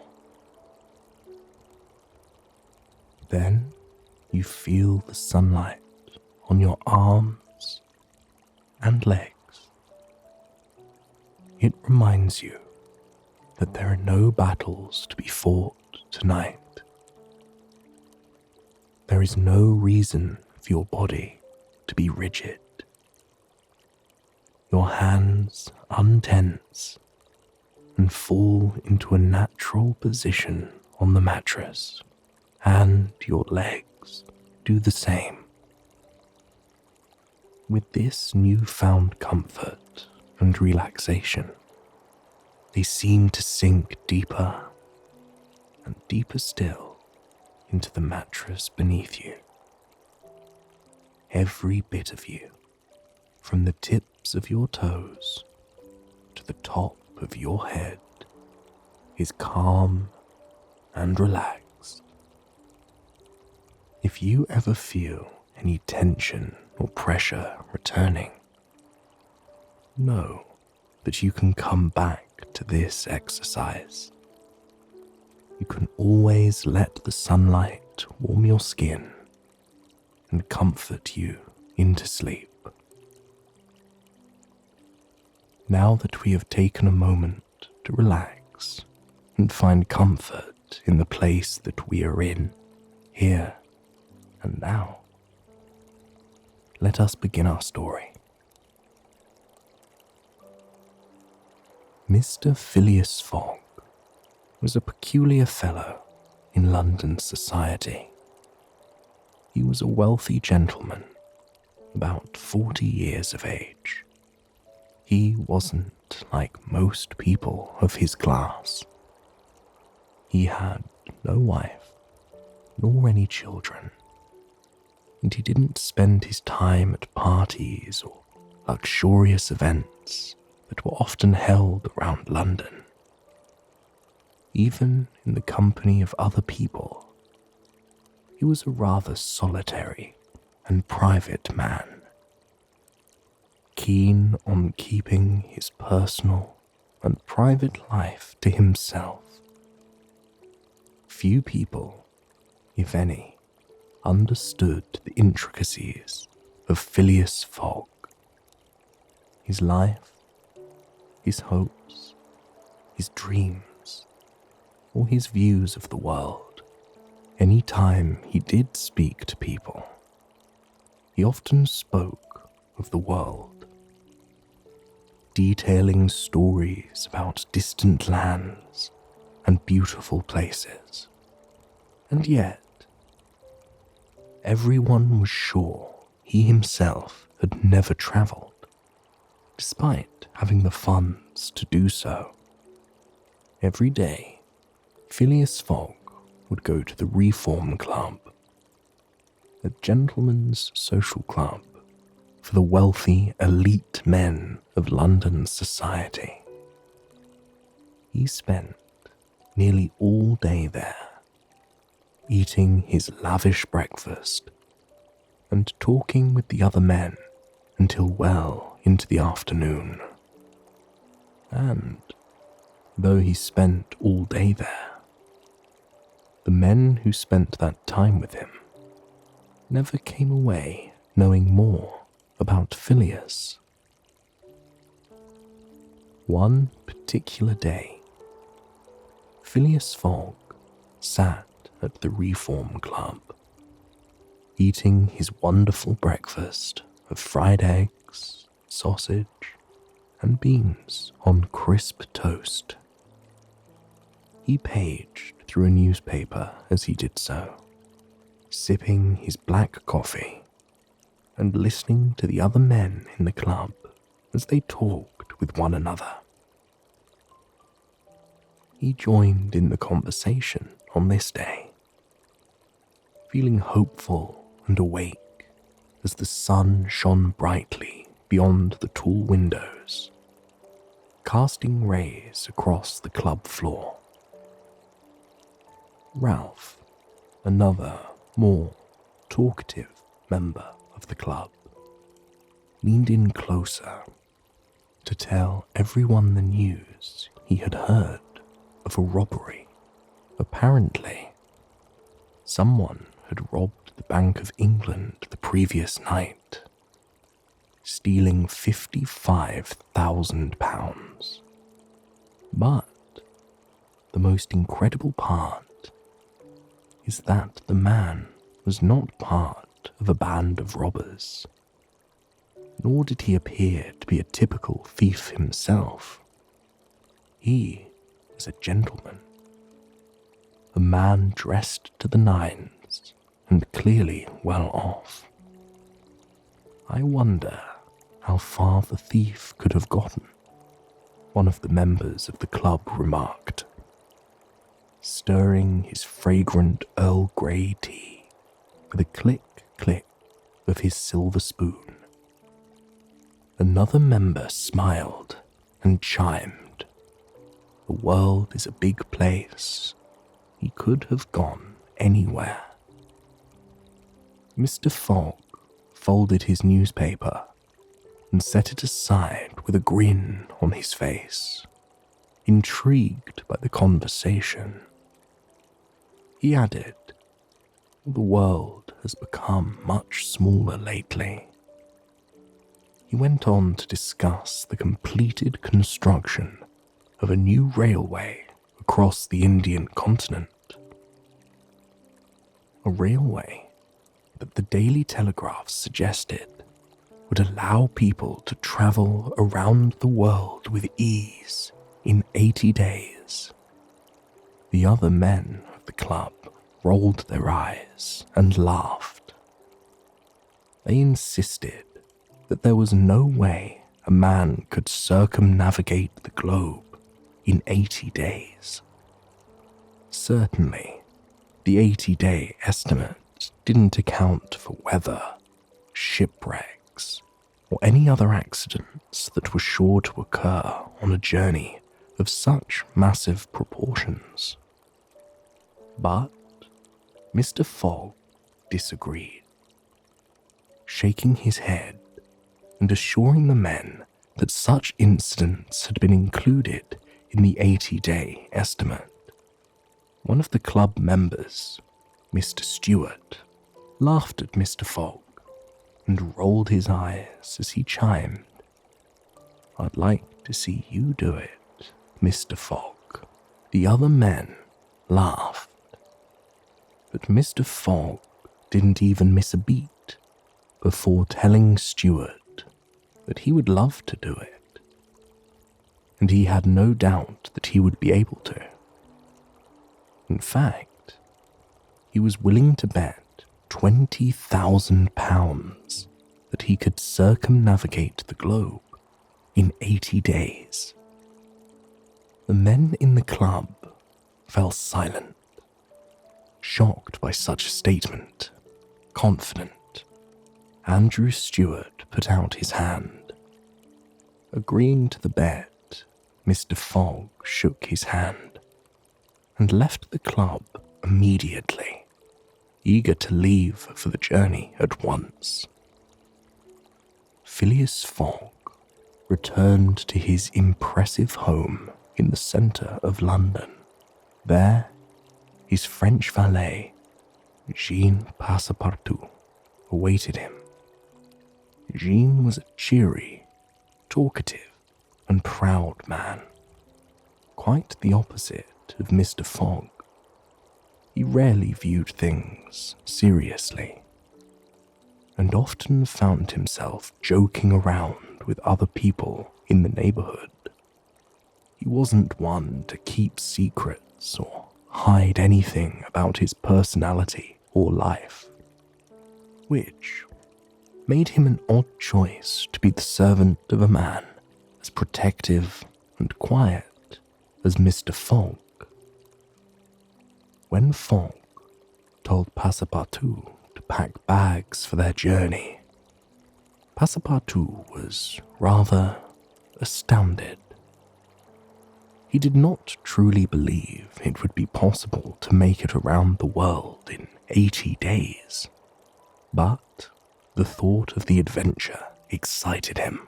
He could practically smell the fresh tea and spices in India.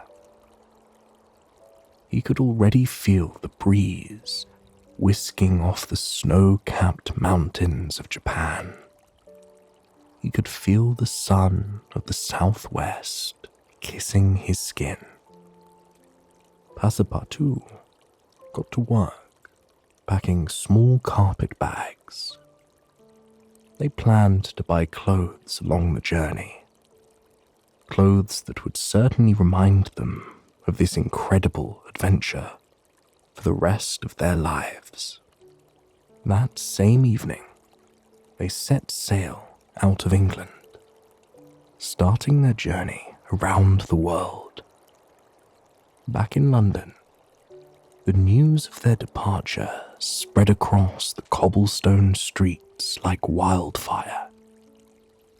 People placed their own bets on whether the journey was possible or not.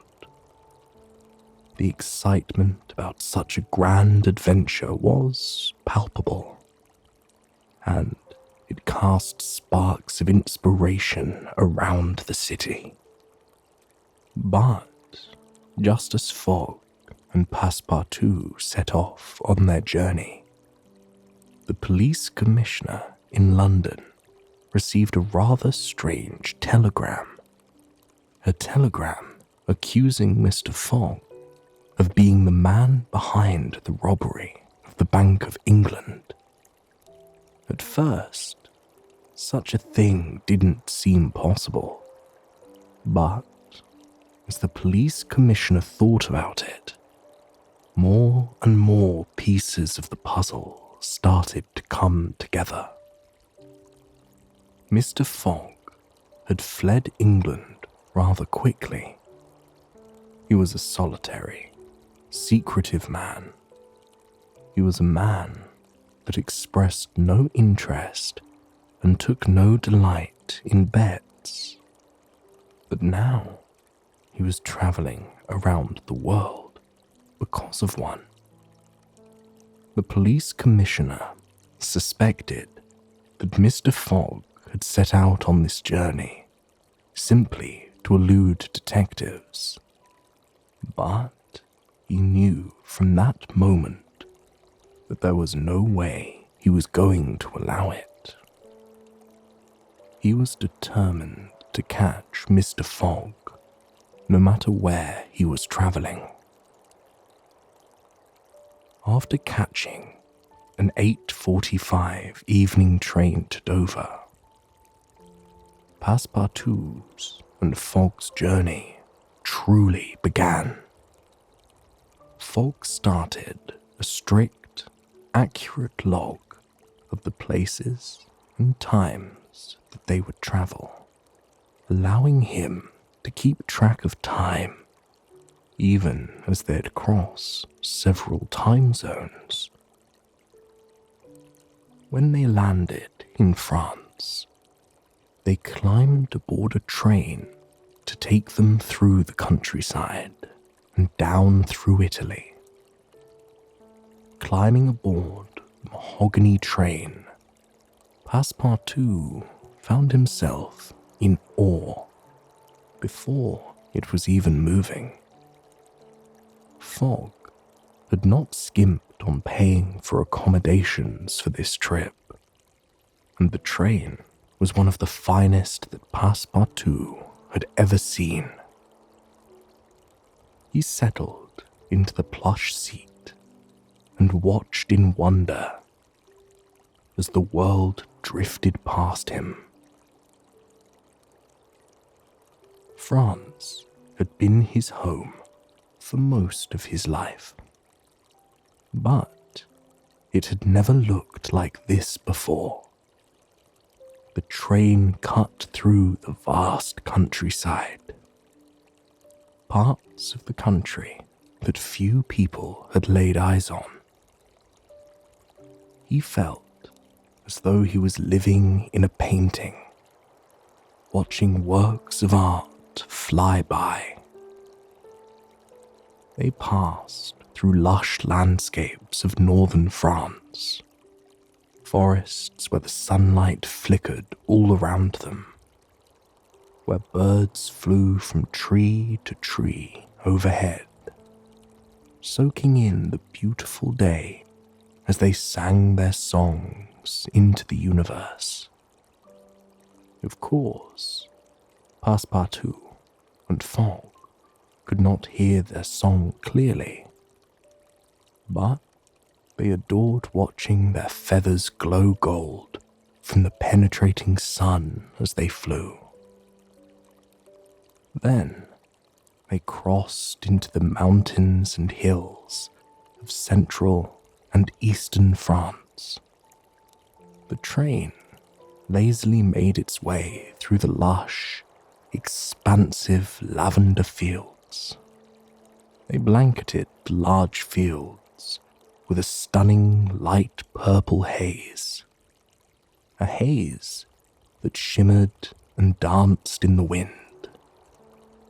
Passepartout opened the window and took a deep breath of the air, soaking in the relaxing smell of the lavender as it rolled off the flowers.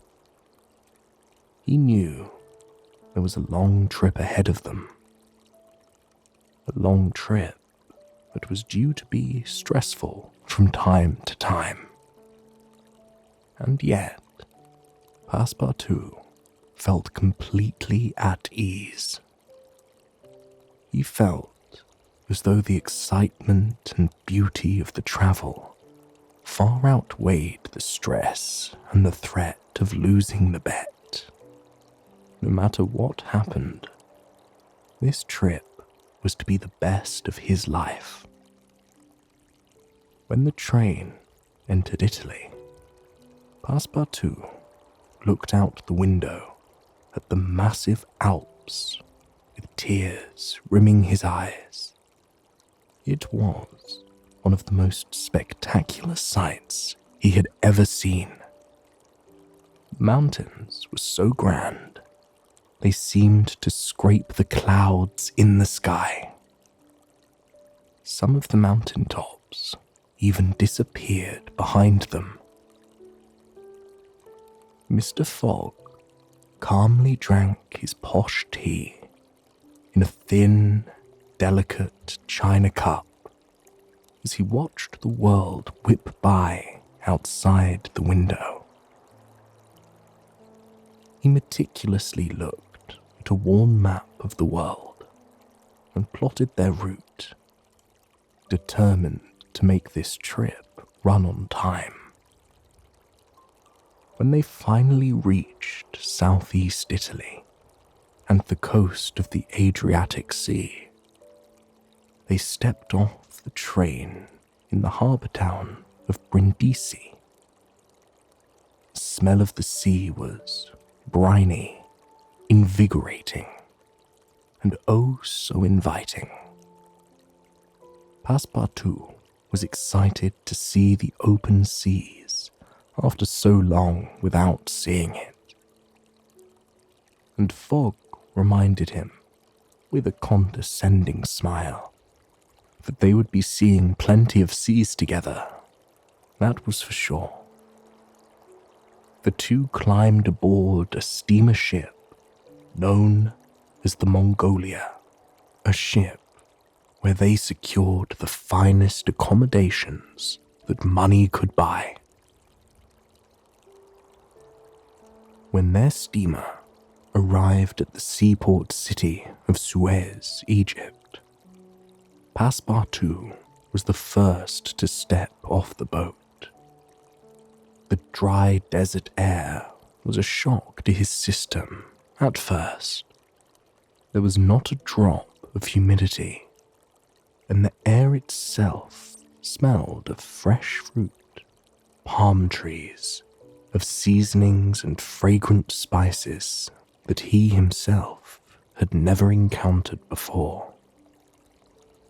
He hurried to the British consul's office, determined to get Mr. Fogg's passport stamped with a visa in order to prove that they actually had made their way around the world. Little did he know, the other man standing in the consul's office was none other than Mr. Fix, a detective sent to apprehend the man who stole the money from the Bank of England. After much talking with Passepartout, Detective Fix became even more sure that Mr. Fogg was, indeed, the person who they suspected of stealing the money from the Bank of England.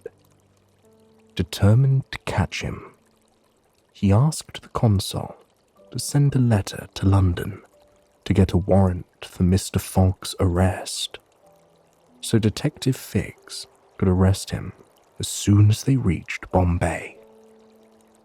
And it appeared that Mr. Fogg and Passepartout would be reaching Bombay way ahead of schedule.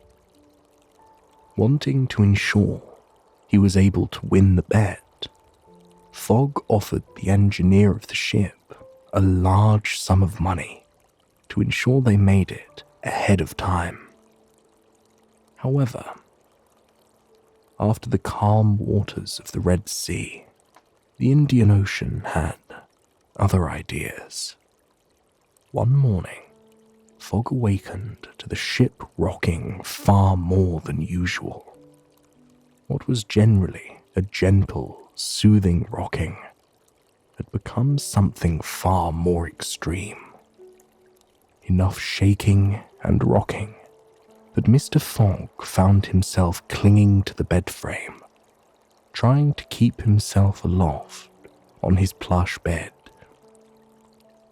He rose to his feet and looked out the window to find the seas rather unforgiving. White caps blanketed the top of the massive waves that seemed to reach up to the dark grey and black sky. The storm clouds stretched to the far horizon, crackling and illuminating the turbulent seas with hot white lightning every few moments.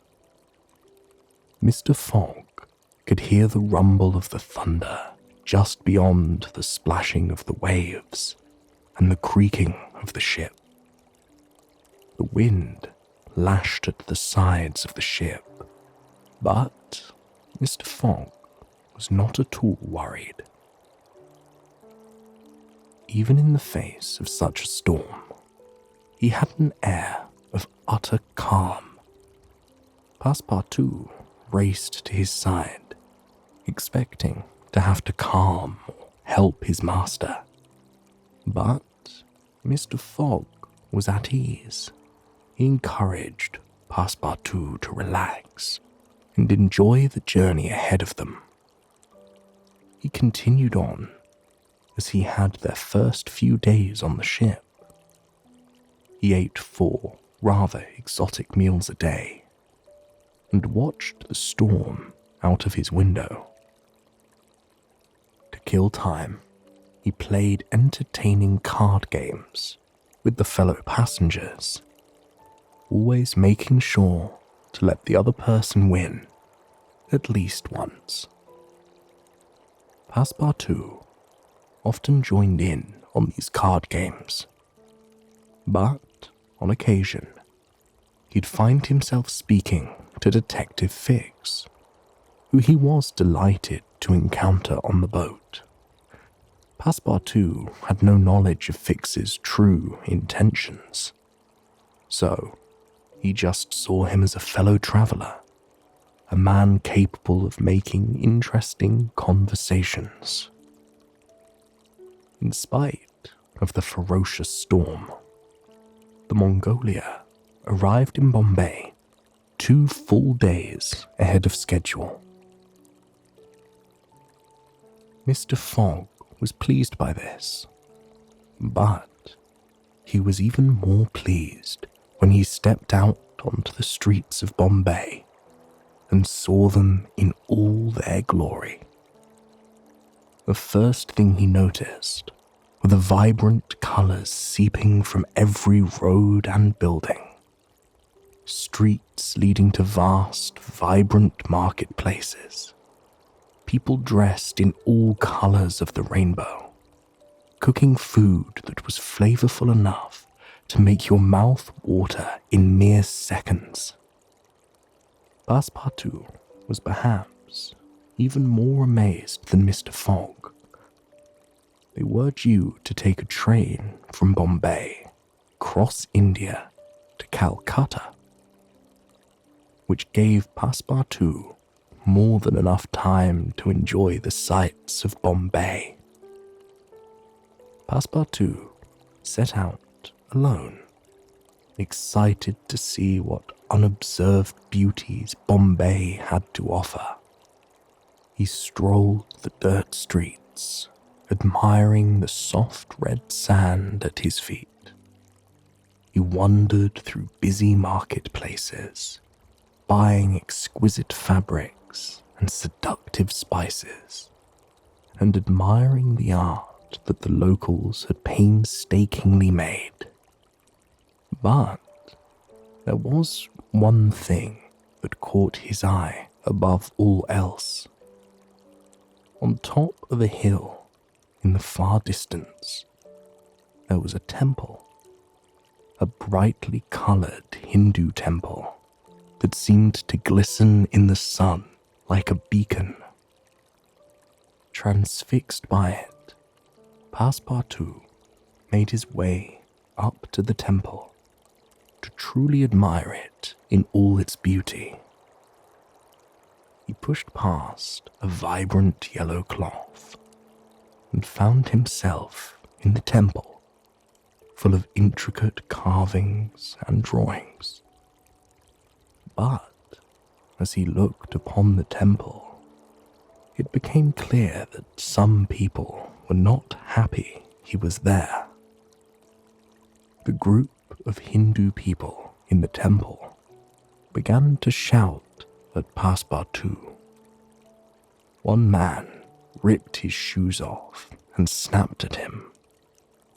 Unsure of what was angering them, Passepartout ran out of the temple, leaving his torn sandals and a bag full of things he bought at the market. People chased behind him, still yelling and ordering him to come back. Passepartout ran like his life depended on it. When he reached the train, he doubled over beside Mr. Fogg, trying to catch his breath.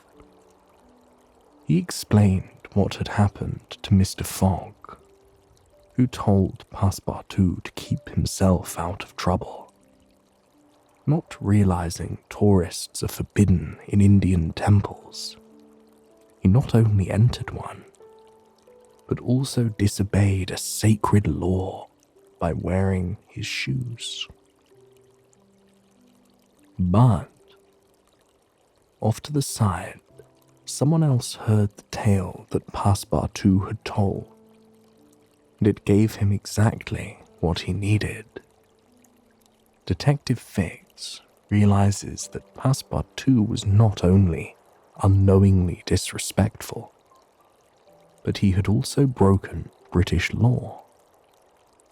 Since the warrant for Mr. Fogg's arrest hadn't reached Bombay in time, Detective Fix had been looking for an excuse to apprehend Fogg, and, in Passepartout's admission, he had found it. Aboard the train, the Indian landscape started unfurling before their astonished eyes. Passepartout gazed out the window in utter awe as they wound through the forests and jungles of India. The views were so lush and breathtaking, they nearly brought tears to his eyes. For the first time, he understood why Mr. Fogg had done this, and he believed in his mission. But the mission was not an easy one, and they were reminded of that when the train came to a sudden stop. They learned that the train tracks were not actually fully laid over a 50-mile stretch.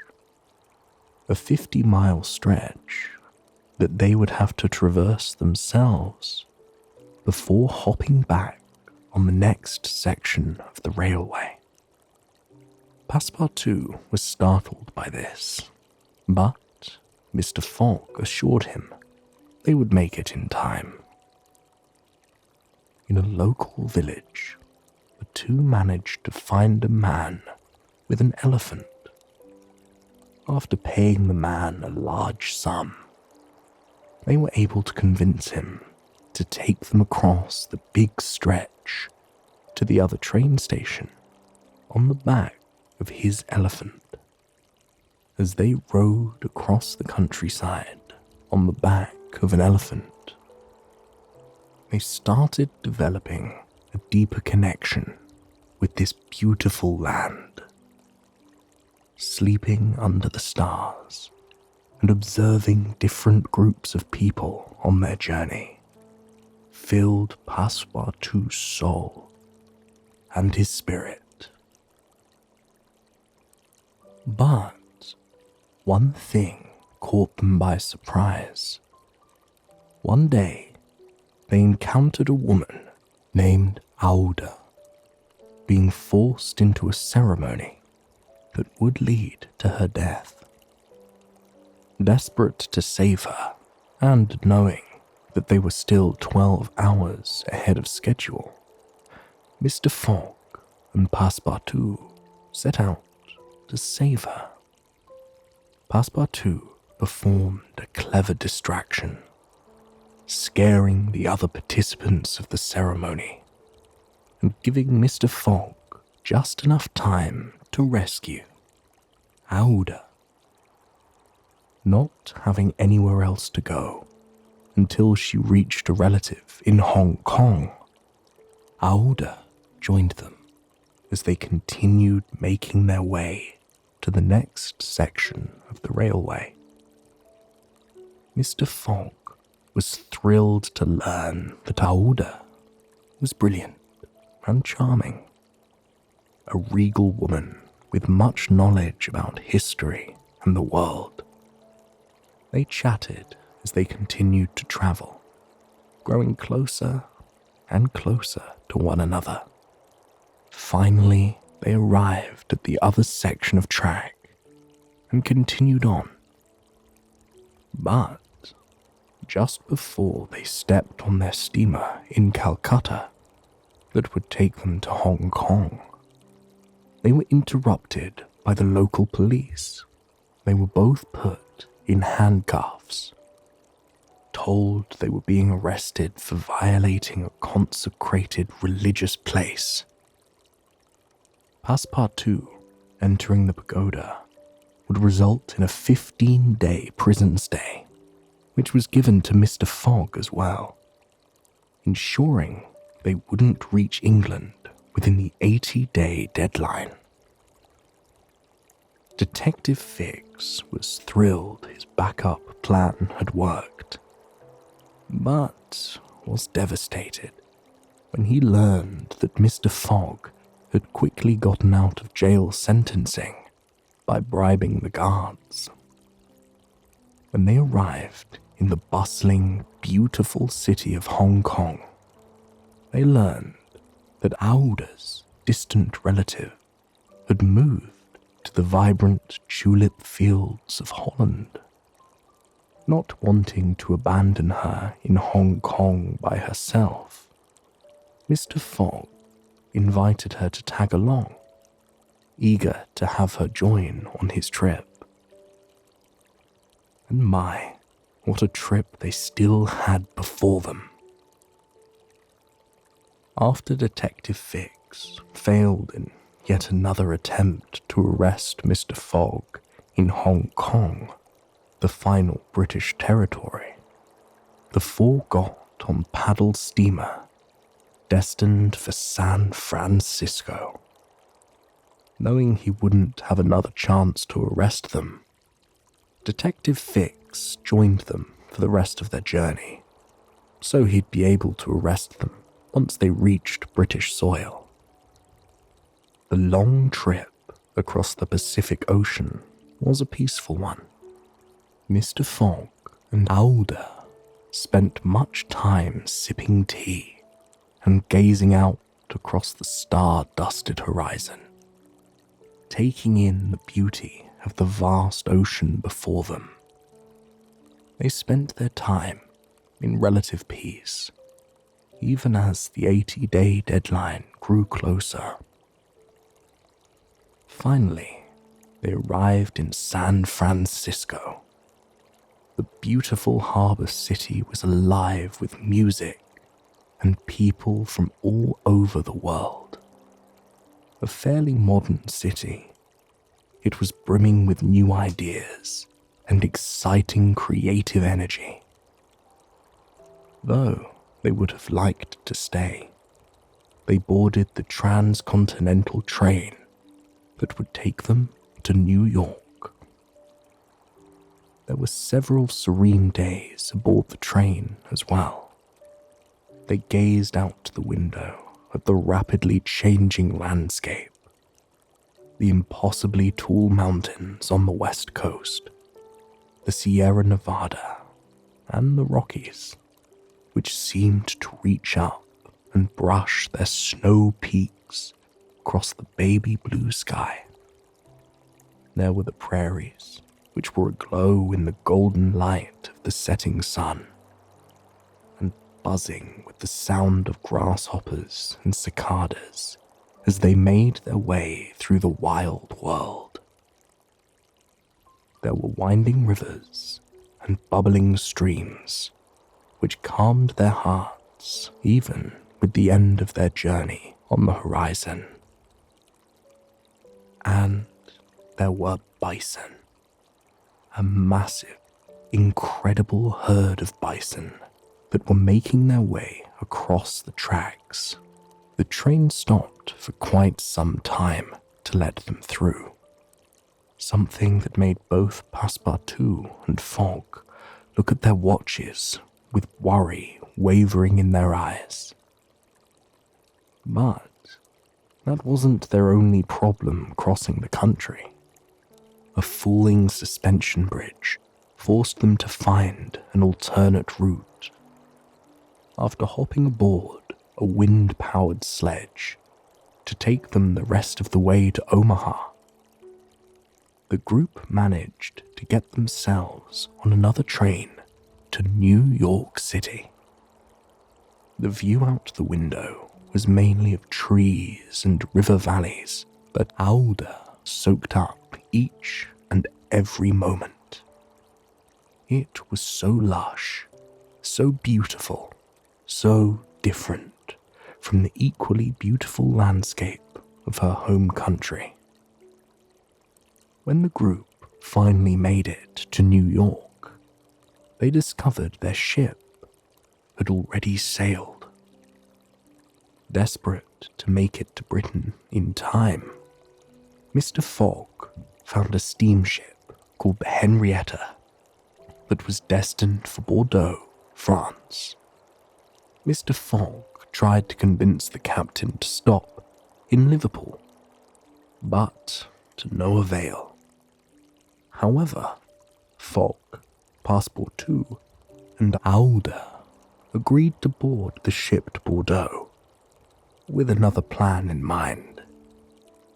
Once aboard the ship, Mr. Fogg talked to the crew, convincing them to mutiny and take the ship to Liverpool instead. The mutiny was a roaring success, but the last leg of their journey was anything but. Pushing against the wind and rain of a hurricane, the boat ran out of fuel in mere days. At first, their situation appeared to be grim, but Mr. Fogg was able to see the light, and in it, find a solution. The crew burned all the wooden parts and furniture aboard the ship, giving them just enough fuel to reach Ireland. After taking a train to Dublin and a ferry to Liverpool, the three realized they would actually be able to make it back to London in time. Unfortunately, the minute they landed on English soil, Detective Fix was waiting for them with a warrant for Mr. Fogg's arrest. Mr. Fogg was devastated, fearing that his chance of winning the bet was lost forever. Soon after his arrest, however, the truth was revealed. The real robber of the Bank of England, a man named James Strand, was apprehended. Mr. Fogg was released from jail and raced to London by train as quickly as he could. To his devastation, he learned he had arrived in the city 5 minutes too late. The next day, Mr. Fogg visited Aouda. He apologized to the beautiful, intelligent woman profusely. Since he lost the wager, he wouldn't have the funds to support her. Aouda gazed in his eyes, taking his hands in hers. She confessed her love to him, the words rolling off her tongue as sweet and warm as honey. She didn't care if he was poor. She wanted to marry him. Despite the knowledge that he would be living in poverty, Mr. Fogg agreed. Passepartout went to a minister to inform him of the wedding, finding light in all this darkness. But upon talking to him, he learned that the date was not December 22nd as they thought, but December 21st. Since they travelled eastward, their days were shortened by 4 minutes for each degree of longitude they crossed. They were a day ahead of London. Thrilled by this discovery, Mr. Fogg raced to the Reform Club and made it just in time to win his wager. He took the winnings with pride and told everyone of the beautiful journey he had been on. Knowing he couldn't have done it without the rest of his party, he gave half the money to Passepartout and married Aouda. He lived the rest of his days in harmony and often talked about the incredible places they travelled through during their adventurous journey around the world in 80 days. I hope you have enjoyed this sleep story, and it has brought you a night of peaceful, restful sleep. Please, join me again tomorrow night for another sleep story. Until then, sweet dreams.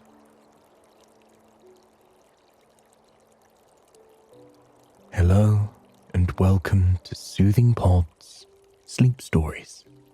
My name is Chris, and tonight I will be your guide as we embark to the snowy Christmas streets of London, as we take a stroll through the past and find ourselves in this classic story, A Christmas Carol by Charles Dickens. We will fly through the past, future, and present with Ebenezer Scrooge as he discovers the meaning of Christmas, as well as the meaning of life. Before we begin, however, let us take a moment to unwind and find peace and comfort in the place that we're in, here and now. Close your eyes and allow your body to sink into whatever comfortable, cozy surface you are lying on. Here and now, there are no obligations. There are no responsibilities. By simply closing your eyes and listening to the sound of my voice, you are already giving your body the rest that it deserves. there is nothing more you need to do than follow me on this journey and let your body do what it naturally wants to do. With your eyes closed and your body sinking deeper and deeper into your comfortable bed, try and picture something with me for a moment. You're on a quaint cobblestone street that winds through a picturesque English town. The stone walls of the buildings are slick with the silvery light of the moon. And in every antique window, a single white candle flickers, casting an orange light that radiates on the glass and spills out onto the street, providing warmth on the cool evening.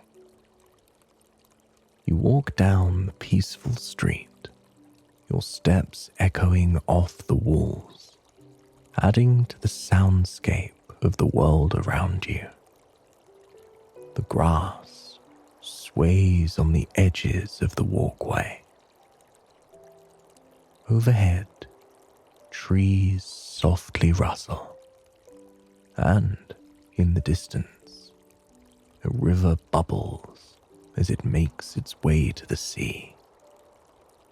You listen to the click, click, click sound of your footsteps as you continue along, breathing in the refreshing night air. And then you notice something rather miraculous. As you breathe in, the flames on the candles flickering in the windows grow, casting even more warm orange light into the street. As you exhale, the candles dim down to just a small flicker. You breathe in fully, feeling the breath fill your lungs, your chest, your stomach, and as you do, you watch the flames of the candles grow taller and brighter. You exhale, feeling relief wash over your body as you watch the flames dim and dim down. As you breathe in and out, watching the flames grow into a comforting blaze and dim into a calm one, you can't help but notice the peace it brings to your body.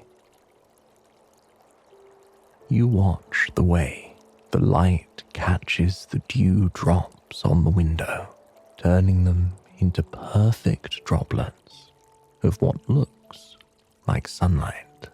The contrast between the cool light of the moon and the warm light of the candles is breathtaking. And as you continue down the street, illuminating it and darkening it with your breaths, you feel in control and connected to the universe around you.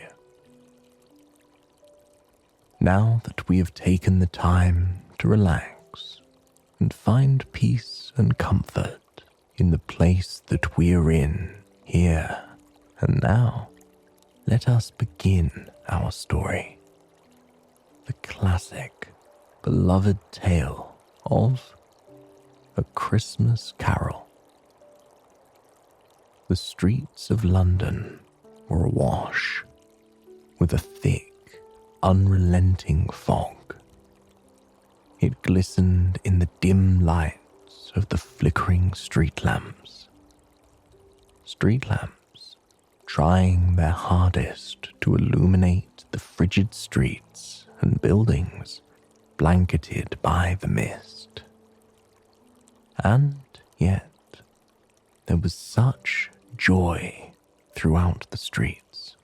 Every window was aglow with a vibrant orange light, a light that seemed to cast the fog and dreariness away, reminding the universe that tonight was a night of celebration. It was Christmas Eve, after all. And though times were tough, and the city of London was rough around the edges, it was a night of love, hope, and joy. Families gathered around their wooden tables, laughing and swapping stories. Young daughters and sons sat on their fathers' laps and tugged at their beards, giggling as adults indulged them in their childish mischief. In their hearths, fires crackled, warming thick pots of homemade stew and roasts that were being slow cooked for Christmas morning. You could smell every passed down family recipe as you made your way down the street. The fresh rolls proving, the duck, the roasted cranberries, the pies. It provided a warm feeling unlike any other. And many people waited all year long to experience it. But there was one person who wasn't excited about this holiday night. One person whose building wasn't aglow, casting orange light out into the night and vanquishing the darkness like the others. At the very end of a cobblestone street lay a counting house. Cobwebs in the windows and on the doorways fluttered in the bitter, frigid winter wind. A few candles, down to the nubs, tried their hardest to illuminate the darkened room and windows. On the door, a crooked sign hung, creaking with every gust of wind that blew by. Creaking as if to remind all of those nearby of something that had long passed. The sign read Scrooge and Marley, though Jacob Marley, one of the business partners, had passed 7 years ago. But Ebenezer Scrooge was still hard at work, even as the clock ticked on, inching nearer and nearer to Christmas Day. He continued counting coins in a trance-like, shrewd manner. He was a man obsessed with money, a cheapskate whose desire to save money hurt everyone around him. Smouldering ashes in the long-ignored fireplace put out so little heat that it was practically as cold inside as it was outside. Bob Cratchit, Scrooge's poor clerk, shuddered in the cold. He had asked Scrooge if they could put another lump of coal on the fire to warm the office. But Scrooge denied him, not wanting to pay for something he thought they could live without. But the somber mood was dispersed for a moment when Fred, Scrooge's nephew, burst into the room, exclaiming a cheerful Merry Christmas. Fred was the son of Scrooge's beloved sister, Fanny, who had passed many, many years ago. He invited Scrooge to Christmas dinner with the rest of the family, but Scrooge scoffed, muttering, "Bah, humbug," as he went back to his counting. He was not a man who was close to his family, nor anyone. Moments later, a pair of gentlemen dared to step into the doorway, shrugging off the cold evening air. Politely, they asked Scrooge if he would be willing to donate to the poor. After all, Scrooge was one of the richest men in town. Scrooge scowled at the men and waved them off rudely, telling them the only charities he was willing to support were prisons and workhouses. As the work night gradually came to an end, Bob Cratchit looked respectfully to his boss with his hat in his hands. He asked if he could have Christmas Day off, wanting nothing more than to spend it with his family. Scrooge scoffed, annoyed, and growled. What good is Christmas that it should shut down business? Begrudgingly, he waved Bob off, permitting him to have Christmas Day off. Of course, Scrooge added, that means you must be at work much earlier the day after Christmas. Bob Cratchit thanked Scrooge profusely, even though it was hardly a kindness by normal standards. It was incredibly giving for a man as cold as Scrooge. With work done for the night, the two men parted ways. Bob Cratchit headed off to spend the cold winter night with the warmth of his family. Meanwhile, Scrooge made his way to his usual tavern. He sat in the dark, damp tavern at the edge of town, just like he did every night, while others laughed and told jokes with each other. Scrooge ate his meal in silence, scowling at anyone who was particularly loud. He returned to his empty home, winding his way through the familiar, fog-blanketed streets. But when he reached to open his door, something rather peculiar happened. A ghostly image wavered into existence, tucking itself within the curve of his old, wrought iron door knocker. He blinked at it, hard.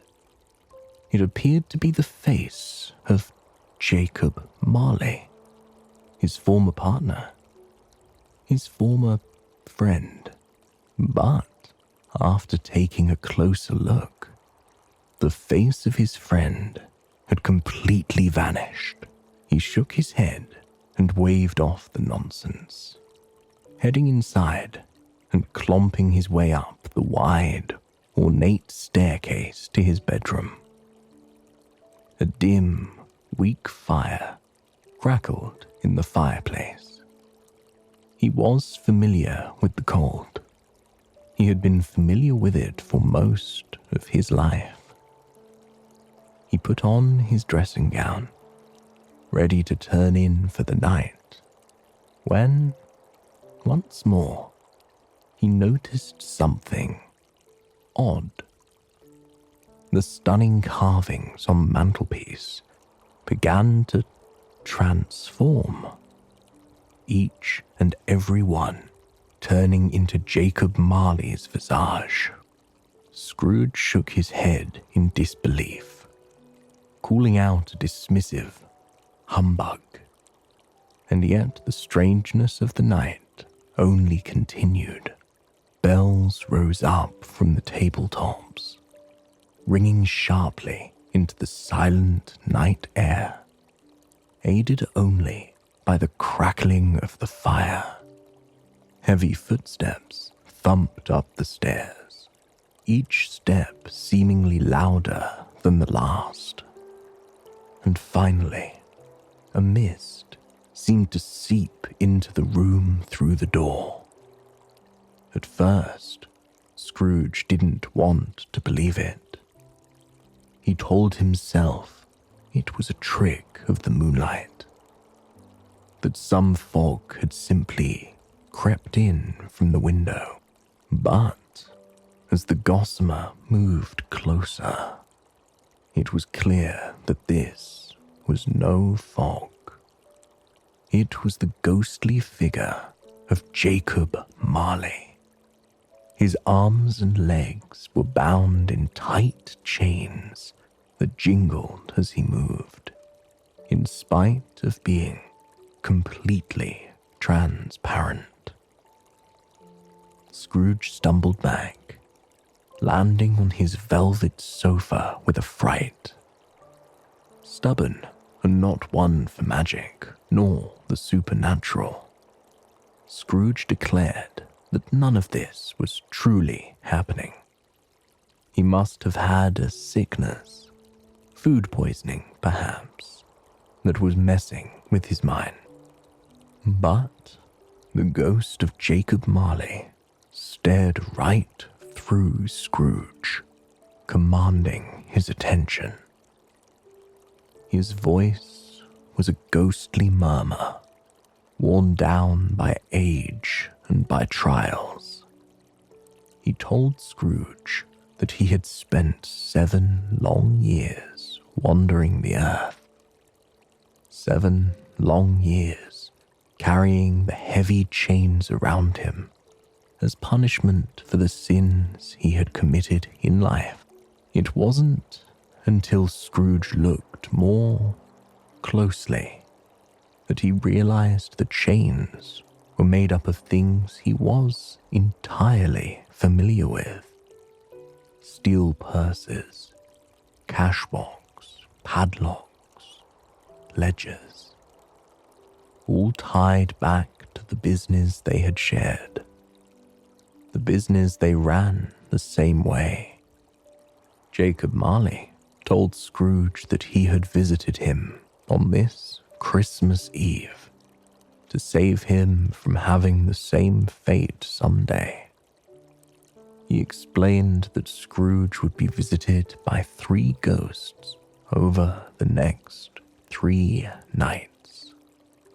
3 ghosts that would show him the error of his ways. Scrooge was white with shock. He clutched his chest as he looked at the ghostly form before him. Slowly, Jacob floated back to the window, which opened like magic, sending a plume of freshly fallen snow into the room. He motioned for Scrooge to gaze out the window into the street. Fearful and compelled to follow along, Scrooge looked out, and what lay before him made his heart stop. There were hundreds of spirits, each weighed down by heavy, thick chains. They slogged along, each step an ordeal. Each foot they moved, somehow more exhausting than the last. Distressed by the sight, Scrooge stumbled back and collapsed into his bed, falling asleep in the plush sheets within minutes. But some time later, the tone of the clock striking 12 awakened him. He was confused. He had gone to bed at 2 a.m. Had he slept through a full day? Or was he in some kind of dream? Jacob Marley had told him that the first of the three spirits would arrive at 1 a.m.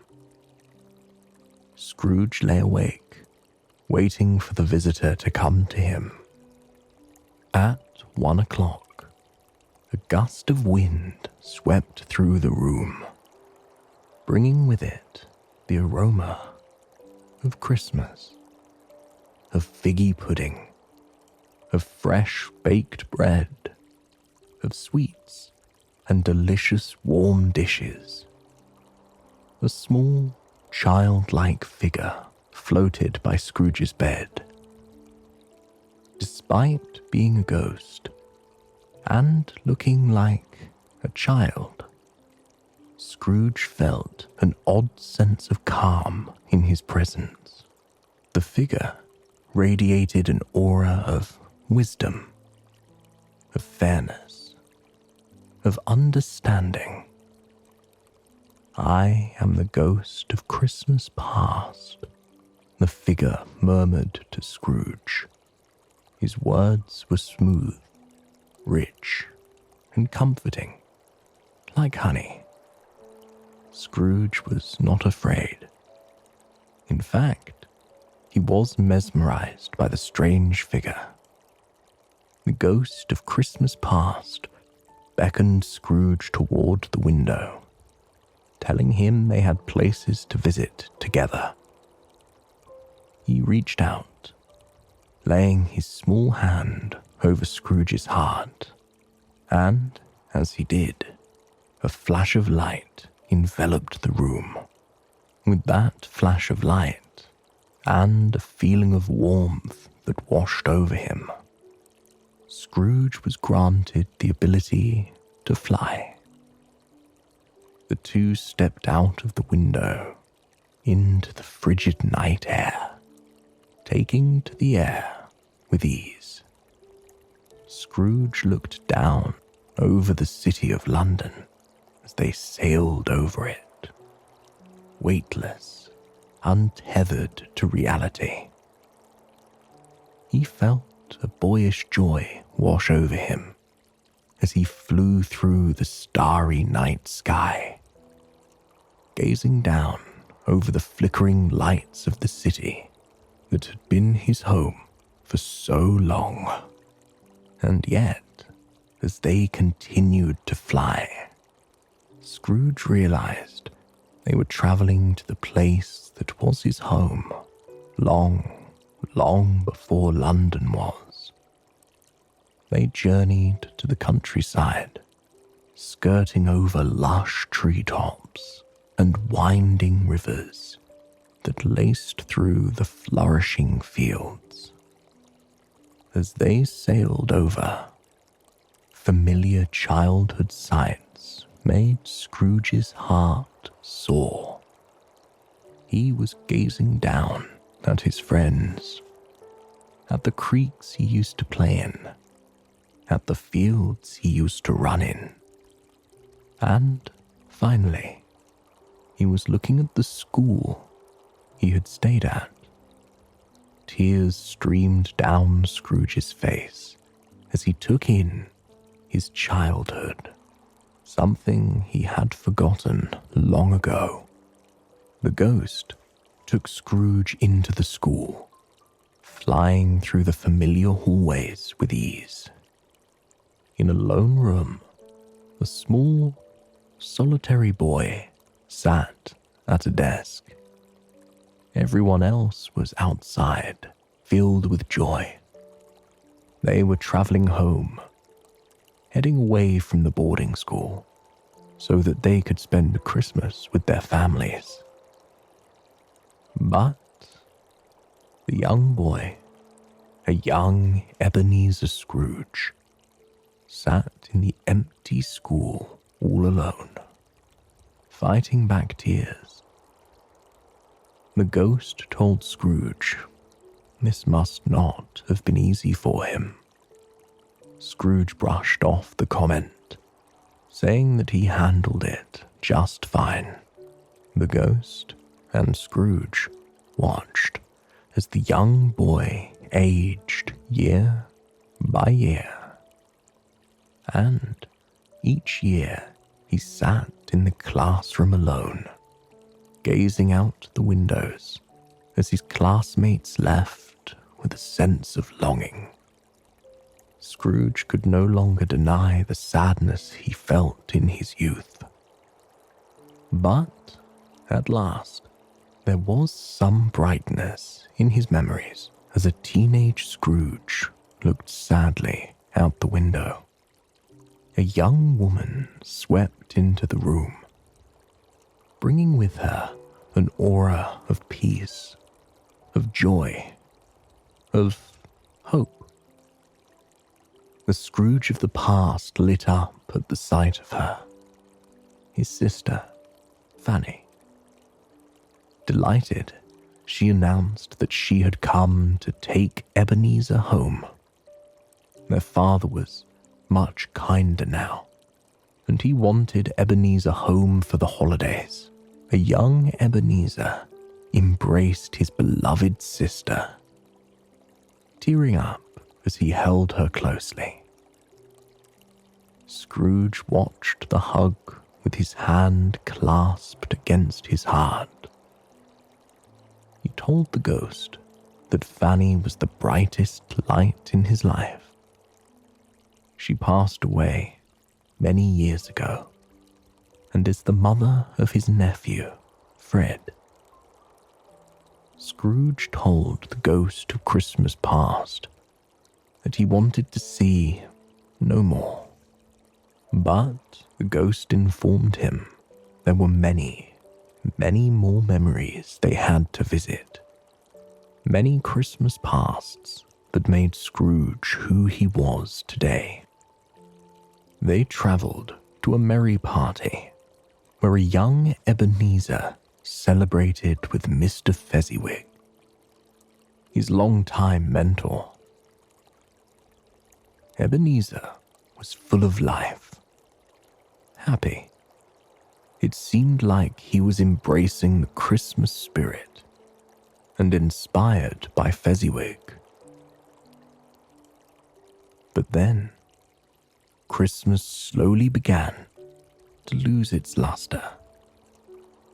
The ghost of Christmas past brought Scrooge to an alleyway illuminated by candles and the light of the heavy moon. There, Ebenezer stood as a young adult. A beautiful woman, Belle, stood before him with tears in her eyes. She thrust a ring into Ebenezer's hand, telling him that greed had ruined Scrooge's heart. He was no longer the man she fell in love with, no longer a man full of kindness and passion and excitement for the world. His thirst for riches and selfishness had burnt out any love that they could possibly share. She no longer wanted to be engaged to him. Scrooge shook his head at the scene, covering his ears and eyes on occasion. He told the ghost that it was too painful, but the ghost insisted there was more to see. They travelled to Christmas just a few years ago. Belle, now middle-aged, sat by a cozy fire with her husband. They reminisced together about Ebenezer Scrooge. Her husband remarked that Scrooge was now all alone in the world, and Belle agreed. She spoke of his greed and how it had ruined a person who was once so full of life. Desperate and unable to take any more, Scrooge demanded the ghost put an end to the torment. He pulled on the light atop the ghost's head, and, in a flash, he found himself tucked within the cozy sheets of his bedroom once more. It wasn't long before Scrooge was awakened once more. Outside the window, as snow cascaded down on the town of London, the church bell tower rang again. Scrooge knew another ghost was coming, just as Jacob Marley had warned. A gold light seeped in through the bottom of the door, illuminating the floor and the furniture in an otherworldly light. Perplexed, Scrooge made his way into the next room, where the second spirit awaited him. This ghost was much different than the last. A giant, draped in green velvet robes. The ghost chuckled at the sight of Scrooge. He sat atop a throne made of a gourmet Christmas feast. A feast of the likes Scrooge had never seen before. "I am the ghost of Christmas present," the ghost declared. "Touch my robe, and we shall begin our journey." Scrooge reached out, brushing his fingers over the green robe. And, with a flash of light, the feast, the room, the crackling fireplace, it all faded away. Instead, Scrooge found himself standing in the snowy cobblestone streets of London on Christmas morning. Big, slow snowflakes drifted down from the grey, fluffy clouds, giving the streets a feeling of magic, excitement, and peace. The streets were bustling with people, all with smiles fixed on their snow-kissed faces. They exchanged a cheery, "Merry Christmas" greetings to one another as they passed, their hands overflowing with wares they purchased for their family. The streets smelled of warm cooking, of cinnamon, of cranberries. The joy of the city radiated through the streets, touching each and every one who passed through. But the scene felt a little different as the ghost of Christmas present led Scrooge into the home of Bob Cratchit. It was a meagre home with creaking floorboards and a cold draught that could never quite be quelled. And yet, there was so much warmth to be found within it. Mrs. Cratchit was hard at work with her children to prepare a Christmas goose for dinner. There were hardly any other Christmas treats to be had, and the kids themselves were cloaked in old hand-me-downs that hung on their thin frames. The youngest, Tiny Tim, sat on Bob's shoulders, giggling and enjoying the Christmas festivities. He was a sick young boy, crippled by a disease and left very weak. In spite of this, the whole family was full of joy. They sat down together to eat their small feast and exchanged warm tokens of love for each other and the gratitude that they shared. It was a sight unlike anything Scrooge had ever seen. The family loved each other so deeply, so wholly, that they didn't need anything else as they dined on their meal. Tiny Tim wobbled up as high as he could bring himself and proclaimed, "God bless us, everyone." Scrooge tugged on the ghost's robes, demanding to know if Tiny Tim was going to live. He was such a joyous boy, so full of light and life. The ghost sadly shook his head, saying that given the condition of the cold home, the emptiness of the cupboards, it was likely there would be an empty chair next Christmas. The spirit took a devastated Scrooge to several other Christmas gatherings around London, including his nephew, Fred.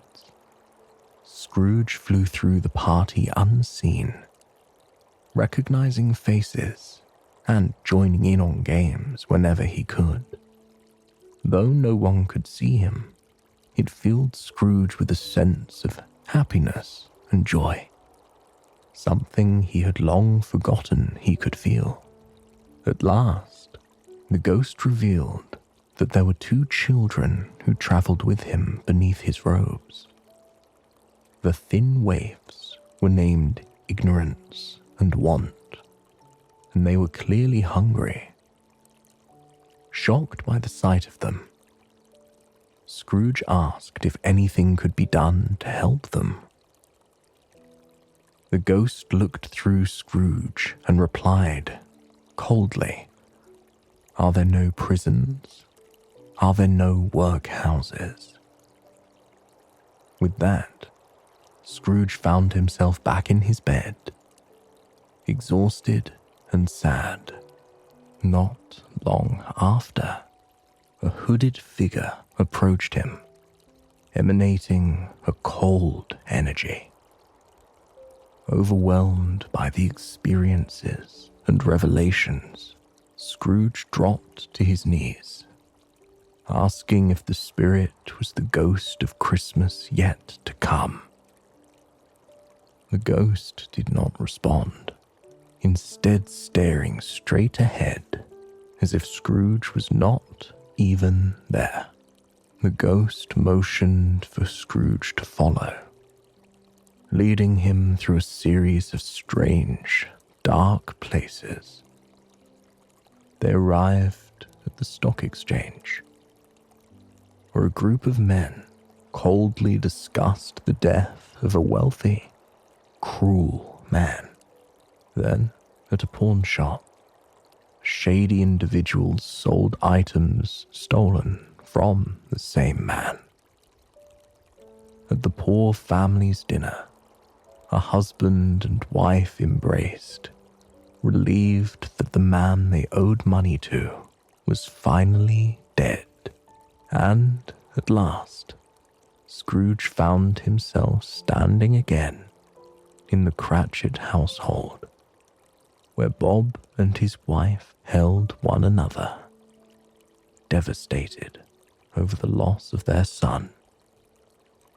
Scrooge shook his head in disbelief. He knew the ghost was trying to teach him a lesson. He begged to know the identity of the dead man so that he may understand. Moments later, Scrooge found himself standing in a cemetery. A freshly dug grave rested at his feet, and the headstone's inscription, newly chiseled, read, "Ebenezer Scrooge." Scrooge grabbed the spirit's robes and dropped to his knees. He begged to undo these events, to be given the chance to live a full, happy life honoring others and the spirit of Christmas. As he pleaded, truly meaning the words that he was speaking from his heart, the spirit disappeared, leaving only a pile of robes in his place. Once more, Scrooge found himself in the comfort of his bed. A feeling of joy, of belonging and gratitude washed over him. He leapt from bed and gazed out the window, realizing that it was a beautiful, snowy Christmas morning. He threw open the windows and called out into the frosty streets, "Merry Christmas." He scurried down to the street, offering the first boy that passed him a large sum to deliver the biggest Christmas turkey he could find to Bob Cratchit. The boy agreed to the life-changing amount of money he was offered, confused by Scrooge's attitude. Scrooge made his way down the street, a smile on his face. He spotted the man who asked him for charity money the previous morning. He clasped the man's hands in his own and apologized for being rude. He promised to give a huge sum of his money to the poor. Still fueled by the new warmth of his spirit, Scrooge made his way to Fred's Christmas party, bearing gifts and a jovial attitude. Fred was shocked to see his uncle at the party. He had turned down every invitation that Fred ever extended, and yet here he was, radiating such bliss and kindness that no one could believe he was truly Scrooge. Scrooge had the merriest Christmas of his life, and the following morning, when Bob Cratchit arrived early, Scrooge promised to give Cratchit a large raise. Bob couldn't believe what he was hearing, but Scrooge shook his hand, ensuring him he would stay true to his word. And that he indeed did. As the years passed, Scrooge became somewhat of a second father to Tiny Tim. He and Bob became close partners, close friends, and he gave to the city of London with abandon. Scrooge lived the rest of his life with the spirit of Christmas in his heart, giving those around him nothing but gratitude, respect, and love. I hope you have enjoyed this sleep story, and it has brought you a night of peaceful rest. Please, join me again tomorrow for another sleep story. Until then, sweet dreams. Hello and welcome to Soothing Pod's Sleep Stories. My name is Chris, and tonight I will be your guide as we sail across the sea and follow a map to Treasure Island, where the buried riches of a famed pirate await us. This classic retelling of Robert Louis Stevenson's novel will take us on board creaking ships, across sparkling seas, and to the sands of tropical islands to reach a night of peaceful rest. Before we begin, however, let us take a moment to relax and find peace and comfort in the place that we're in, here and now. Close your eyes and let your body sink into the soft, comfortable surface you are lying on. Allow yourself to drift off slowly, following the sound of my voice as here and now. There are no obligations and no responsibilities. There is no to-do list and no matters that need to be tended to. In the course of our seafaring journey, you will gradually relax and find peaceful and nourishing rest for your body and mind, with your eyes still closed and your body sinking deeper and deeper into the surface you are resting on. Try and imagine something with me, just for a moment. You are no longer in your room. Instead, you find yourself lying on a serene, empty beach. Overhead, the warm afternoon sun beams down on the sand around you, illuminating it in a sleepy, beautiful glow. It's the kind of afternoon sun that reminds you of long days on the beach. The time of day where everyone is ready to close their eyes and recover after mornings of splashing in the water and feeling those warm rays kiss their skin. With the beach all to yourself, you are really able to take in the beauty that is around you. Overhead, a palm tree sways gently in the breeze.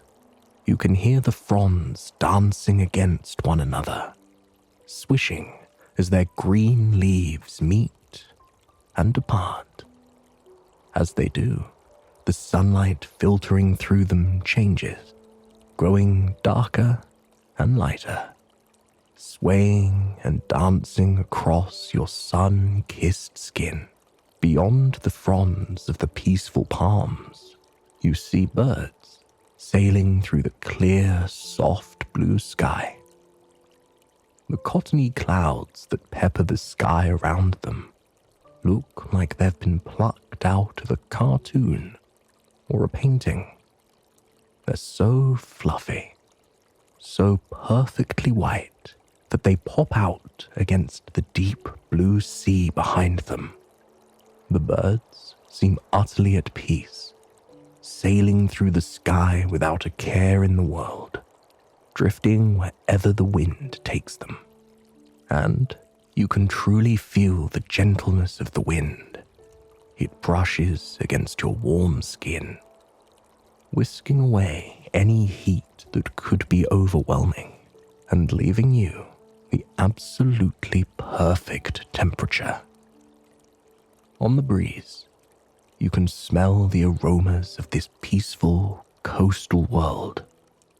The briny, invigorating smell of the ocean, the warm coconut aroma of the palm trees and drinks in the restaurants on the shore, the smell of wildflowers growing on the cliffside, overlooking the sea, just on the other end of the cove you are cozied up on. And you can see that breeze in motion as well. It ripples across the surface of the stunning ocean, creating tiny ripples that spread and glide the opposite direction of the wave's motion. But the waves lapping against the sea, that is what makes you feel the most at peace. You watch them as they retreat into the ocean, making a calming, whooshing noise as they do so. Then you watch as they hesitate out in the ocean for a minute, preparing to shift their direction. Slowly, the waves begin to make their way back to shore. The crest of them is white, a mix of foam and mist that you can practically feel, no matter how far away the waves may be. They pick up speed as they reach the shore, and then, finally, they crash against the sand. As they crash, the calm waves create a gossamer of sea foam and mist, a refreshing haze that reminds you of the magic of the ocean. As the waves retreat, they leave behind foam that bubbles as it slowly disappears. Following the rhythm of the waves' retreat, you find yourself taking a deep breath in. And then, slowly, as the waves make their way to shore, you exhale, feeling any negativity or stress leave your body. As the waves crest the shore, you let out the final breath of your exhale. As the waves head back out, you breathe in deeply, feeling the air nourish you as the waves nourish the sea. Then you exhale, watching as the waves crash against the shore. Once more, take a deep breath in as the waves make their way towards you. As they retreat out to sea, you exhale, feeling nothing but positivity and comfort inside of you. Now that we have taken the time to relax and find peace and comfort here and now, let us begin our story. It took quite some time for Squire Trelawney, Dr. Livesey, and a few others involved to convince Jim Hawkins to write about his experience on Treasure Island. To write about his quest for gold and the growth he found within it as a young lad. In his retelling, he refuses to tell us the island's exact location, because there is still treasure buried there, waiting for someone to find it. But the real story, the real beginning of the journey to Treasure Island, takes place on the coast of England on a dreary, cold night. The rain fell down in buckets on the coastal town. The downpour slicked the cobblestone streets and coursed between each stone, reflecting the light of the oil lamps flickering overhead. It was, by all accounts, a dim, unassuming day with little potential or opportunity. It was a night to stay in, to put a kettle over the fire, to relax.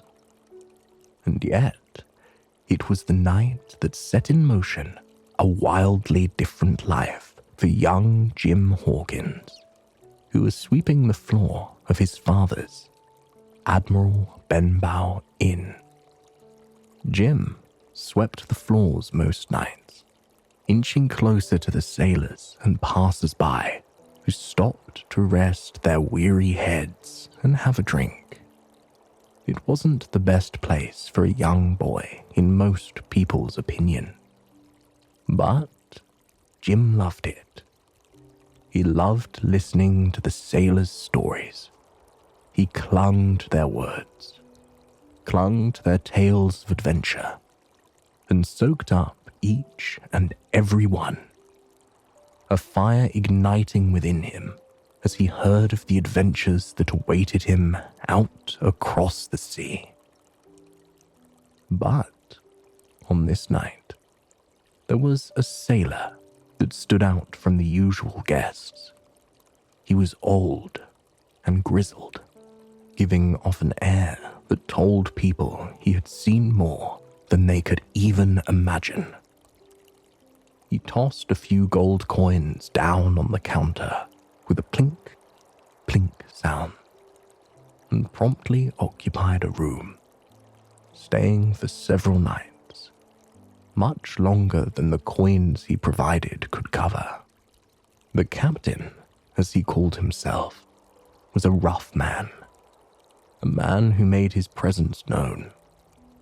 He spent most nights and evenings drunk, singing coarse sailors' songs and arguing with anyone who dared question his drinking or his singing. One night, the captain pulled Jim aside and handed him money, paying him to be on the lookout for a one-legged sailor. The captain clearly feared the one-legged sailor, and seeing someone so fierce, afraid of anyone at all, conjured up a million thoughts in Jim's mind. One evening, a man missing 2 fingers came into the inn. He asked for Billy Bones, his dear mate. After hearing Billy had a scar on his cheek, Jim knew instantly that he was referring to the captain who had taken up residence with them. When Billy returned for the night, His expression darkened at the sight of his mate, who Jim soon learned was named Black Dog. Almost immediately, Black Dog and Billy found themselves in a violent argument. One that ended with Billy Bones swinging his sword at Black Dog, and then collapsing on the floor, having had a stroke. Dr. Livesey took Billy to his room and cared for him, urging him to stay away from rum, as it could kill him. Under his father's orders, Jim tended to the bedridden Billy, who begged Jim for a single swig of rum in exchange for money. Jim felt sorry for Billy and gave him a single glass of rum after urging him to pay what he owed his father for rent. The touch of the rum ignited a fire within Billy, who told Jim that he was on the run. The crew of the ship he was previously on, led by a fierce man named Captain Flint, was hunting for him, and the mysterious contents of his sea chest. A few days later, a blind beggar arrived at the inn. He handed Billy the Black Spot, a secret pirate code that Billy looked devastated to receive. Struck by fear, Billy tried to rise from his bed, exclaiming that he only had 6 hours left before they would come for his sea chest. Overwhelmed, Billy collapsed on the floor, passing away. Jim called in his mother, telling her of the pirates' plan to steal Billy's sea chest. Unsure of what to do, the two ran to a neighboring village, seeking anyone who would help them. Unfortunately, at the mere mention of Captain Flint's crew, fear sparked in the villagers' eyes. They shook their heads, telling Jim and his mother that they could not help. Out of options, Jim and his mother returned to the inn to open the sea chest for themselves. Around Billy's neck hung a golden key, surely the key to open the chest. The key clicked into the lock with a delightful tink, and as they opened the old chest, it creaked with age, creaked with the promise of stories it had to tell. Inside, at the bottom of the chest, there was a layer of gold coins. Jim's mother took what was owed to the family, but as soon as she scooped the coins into her coin purse, they heard pounding footsteps just outside. Knowing the pirates were upon them, hurriedly, Jim grabbed the carefully folded papers they also found inside the chest and fled out the window. Feeling faint from the adrenaline, he and his mum hid beneath a nearby bridge, out of sight of the inn, but well within earshot. Jim peeked out from his hiding spot to see 8 pirates gathered around the inn. They spoke their disappointment. Clearly, it wasn't the gold within the sea chest that they were interested in. Pew, the blind beggar, ordered the other pirates to split up in search of the fugitives. "We will be as rich as kings when we find them, when we find what was inside the chest," he barked.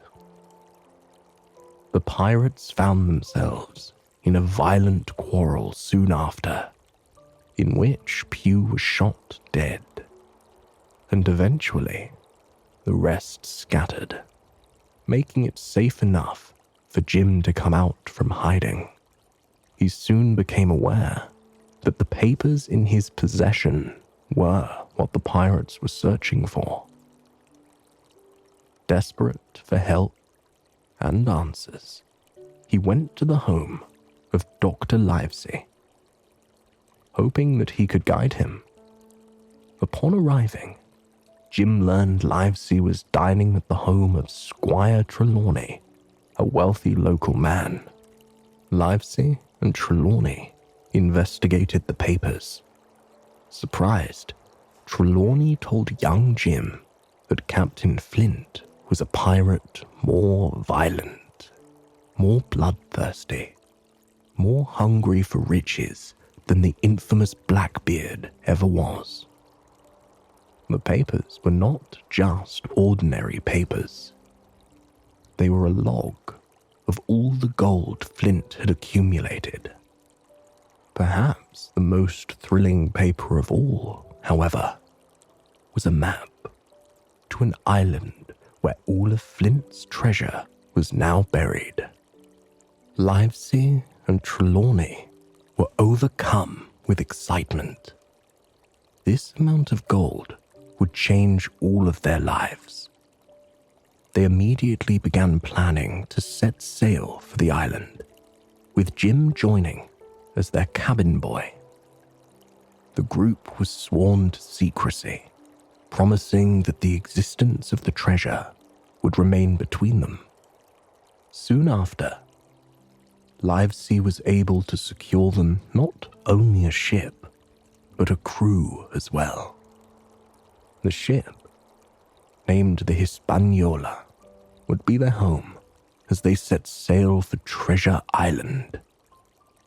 Jim immediately takes notice of a guy called Long John Silver, a one-legged sailor who longed to experience life out on the sea just one more time and agreed to serve as the crew's cook. Thrilled by the adventure that lay before him, Jim shared a tearful farewell with his mother, promising to come back a rich man and change their lives. As they set sail, Jim, Livesey, and Trelawney introduced themselves to Mr. Arrow, the first mate, who everyone liked from the start. The ship's captain, Captain Smollett, however, proved to be a negative, judgmental, and opinionated man.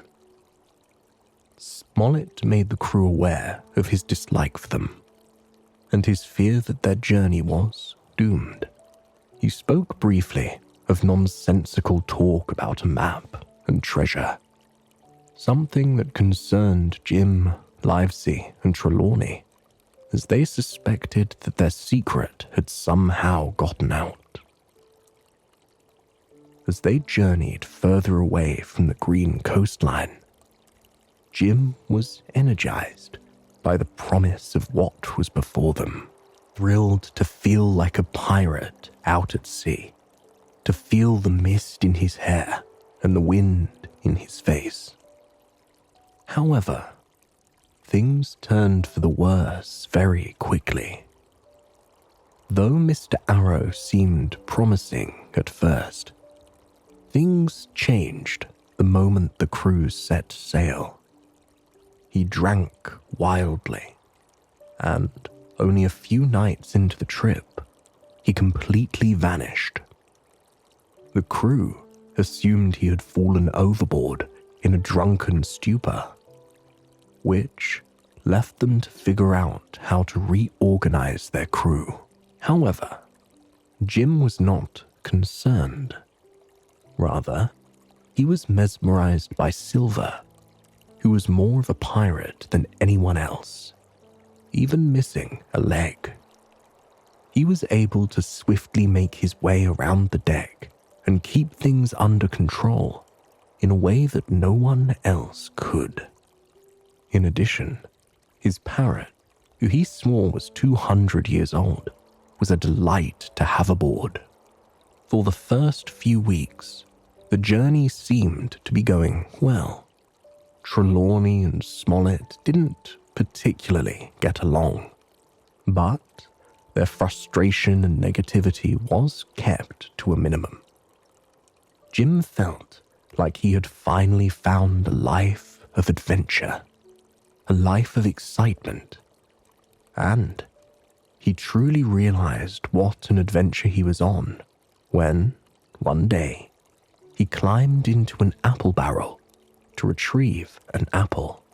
Hidden inside the apple barrel, Jim was shocked to hear Silver talking with the other crew members he brought aboard.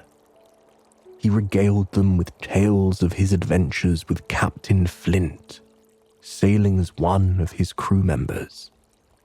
And soon, others chimed in. All of the crew members he brought aboard the ship were members of Flint's old crew. All pirates who knew of the treasure and were planning to take it for themselves. Silver bragged that even some of the other crew members have joined in on the plan, though a select few have refused.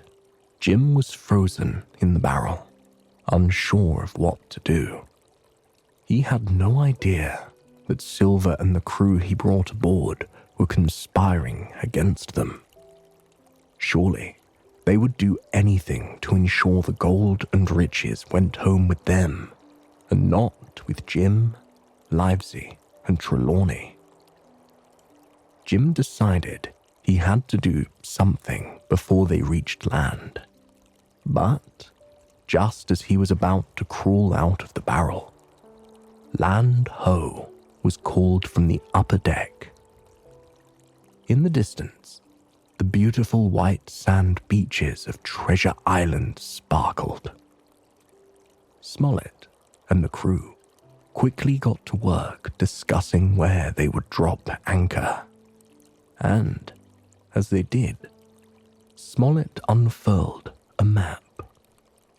A map that Jim noticed did not contain an X where the treasure was buried, like his own did.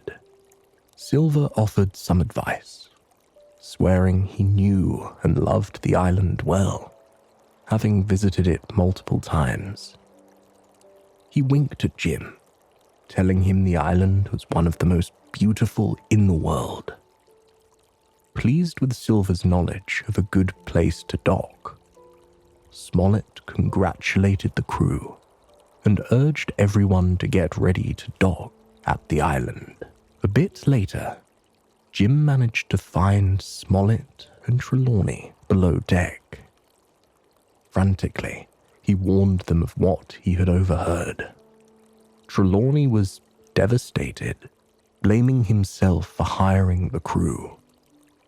Smollett helped everyone remain calm, urging them to stay on their toes and remain vigilant.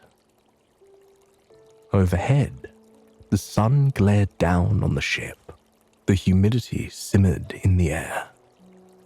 The landscape was wildly different from the subdued, rainy landscape of England.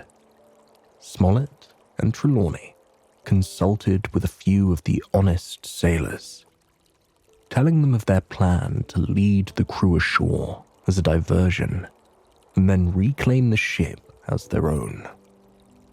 The honest sailors took the weapons and swore their loyalty to the captain. Wanting to help somehow, Jim climbed onto one of the pirates' boats, heading ashore with them. As soon as they landed on shore, he scrambled away from them, not wanting to be near them in case they saw through his intention.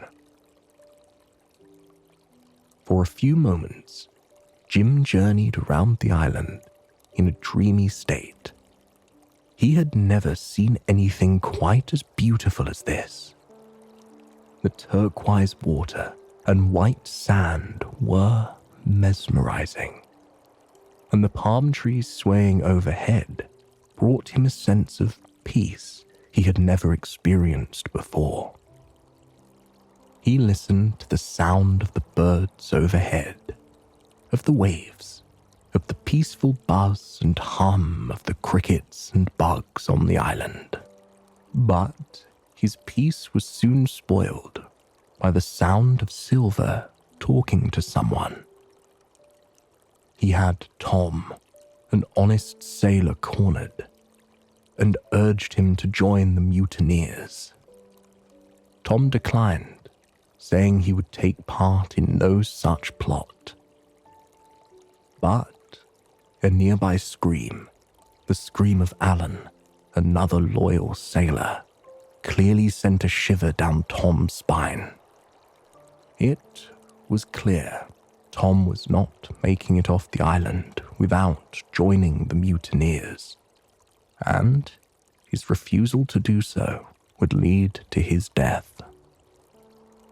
Terrified, Jim ran away from the scene as Silver attacked Tom.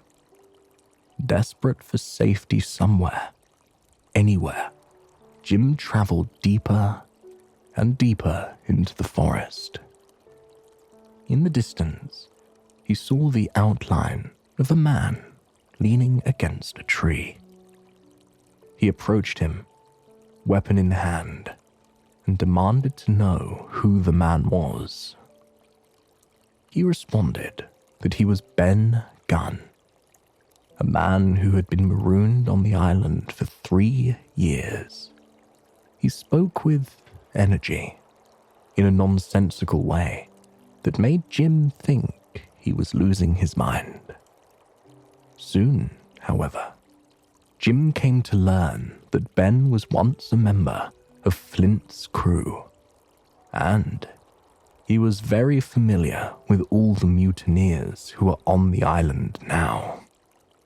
Ben promised to help Jim locate the treasure in exchange for a safe trip home. 3 years ago, Ben was left behind on the island after a failed trip to retrieve the treasure. All he wanted was to return to his homeland. He told Jim that he had a boat and that he was well aware of the location of the treasure.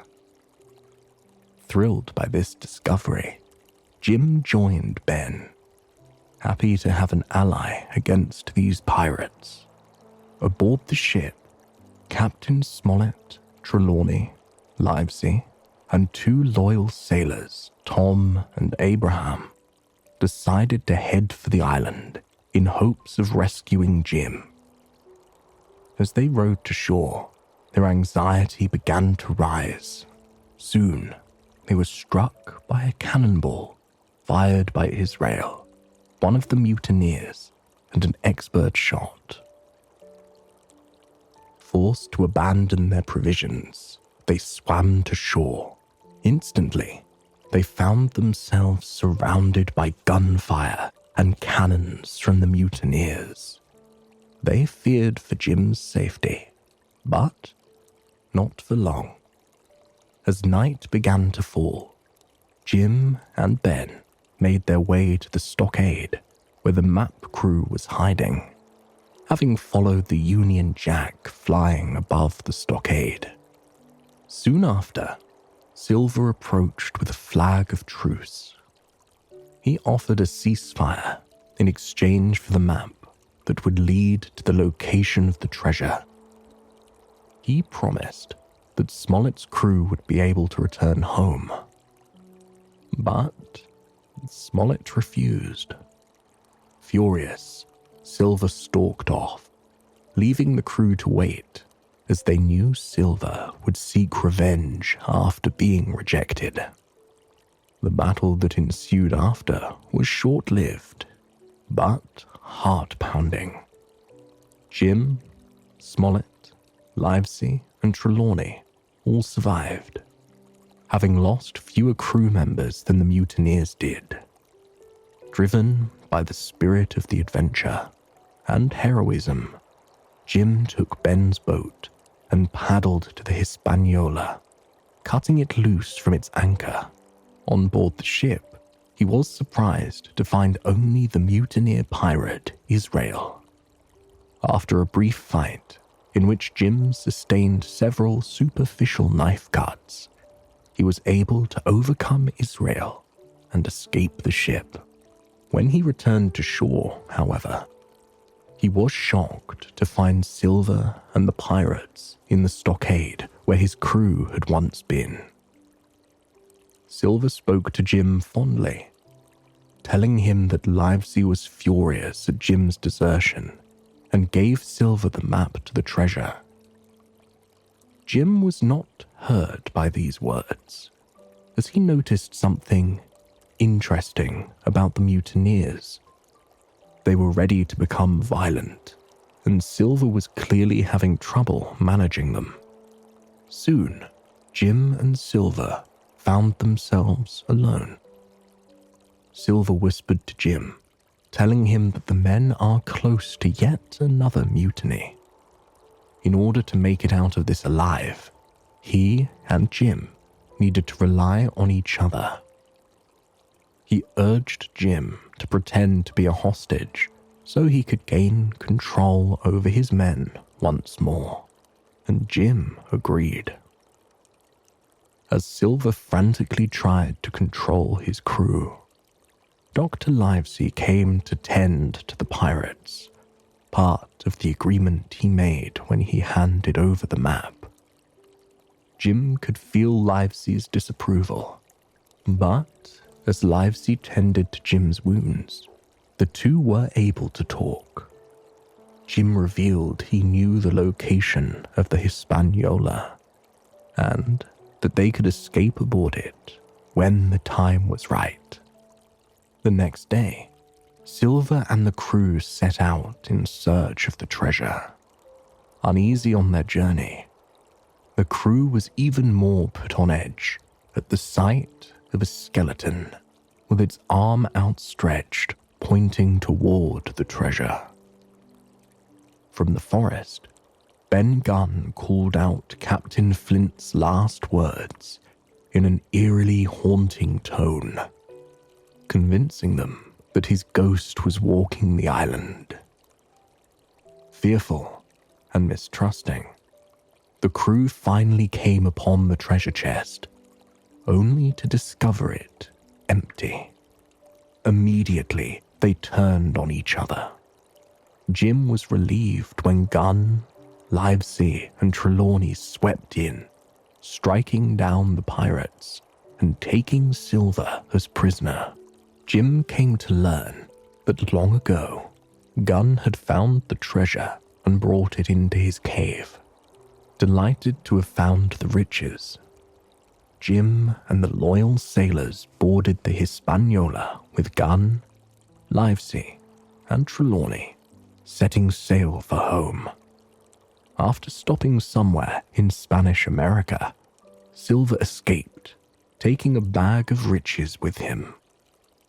Unbothered, the crew returned home, splitting up their riches back in Bristol.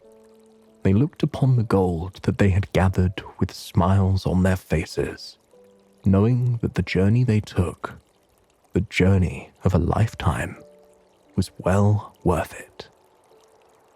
I hope you have enjoyed this sleep story, and it has brought you a night of peaceful, restful sleep. Please, join me again tomorrow night for another sleep story. Until then, sweet dreams.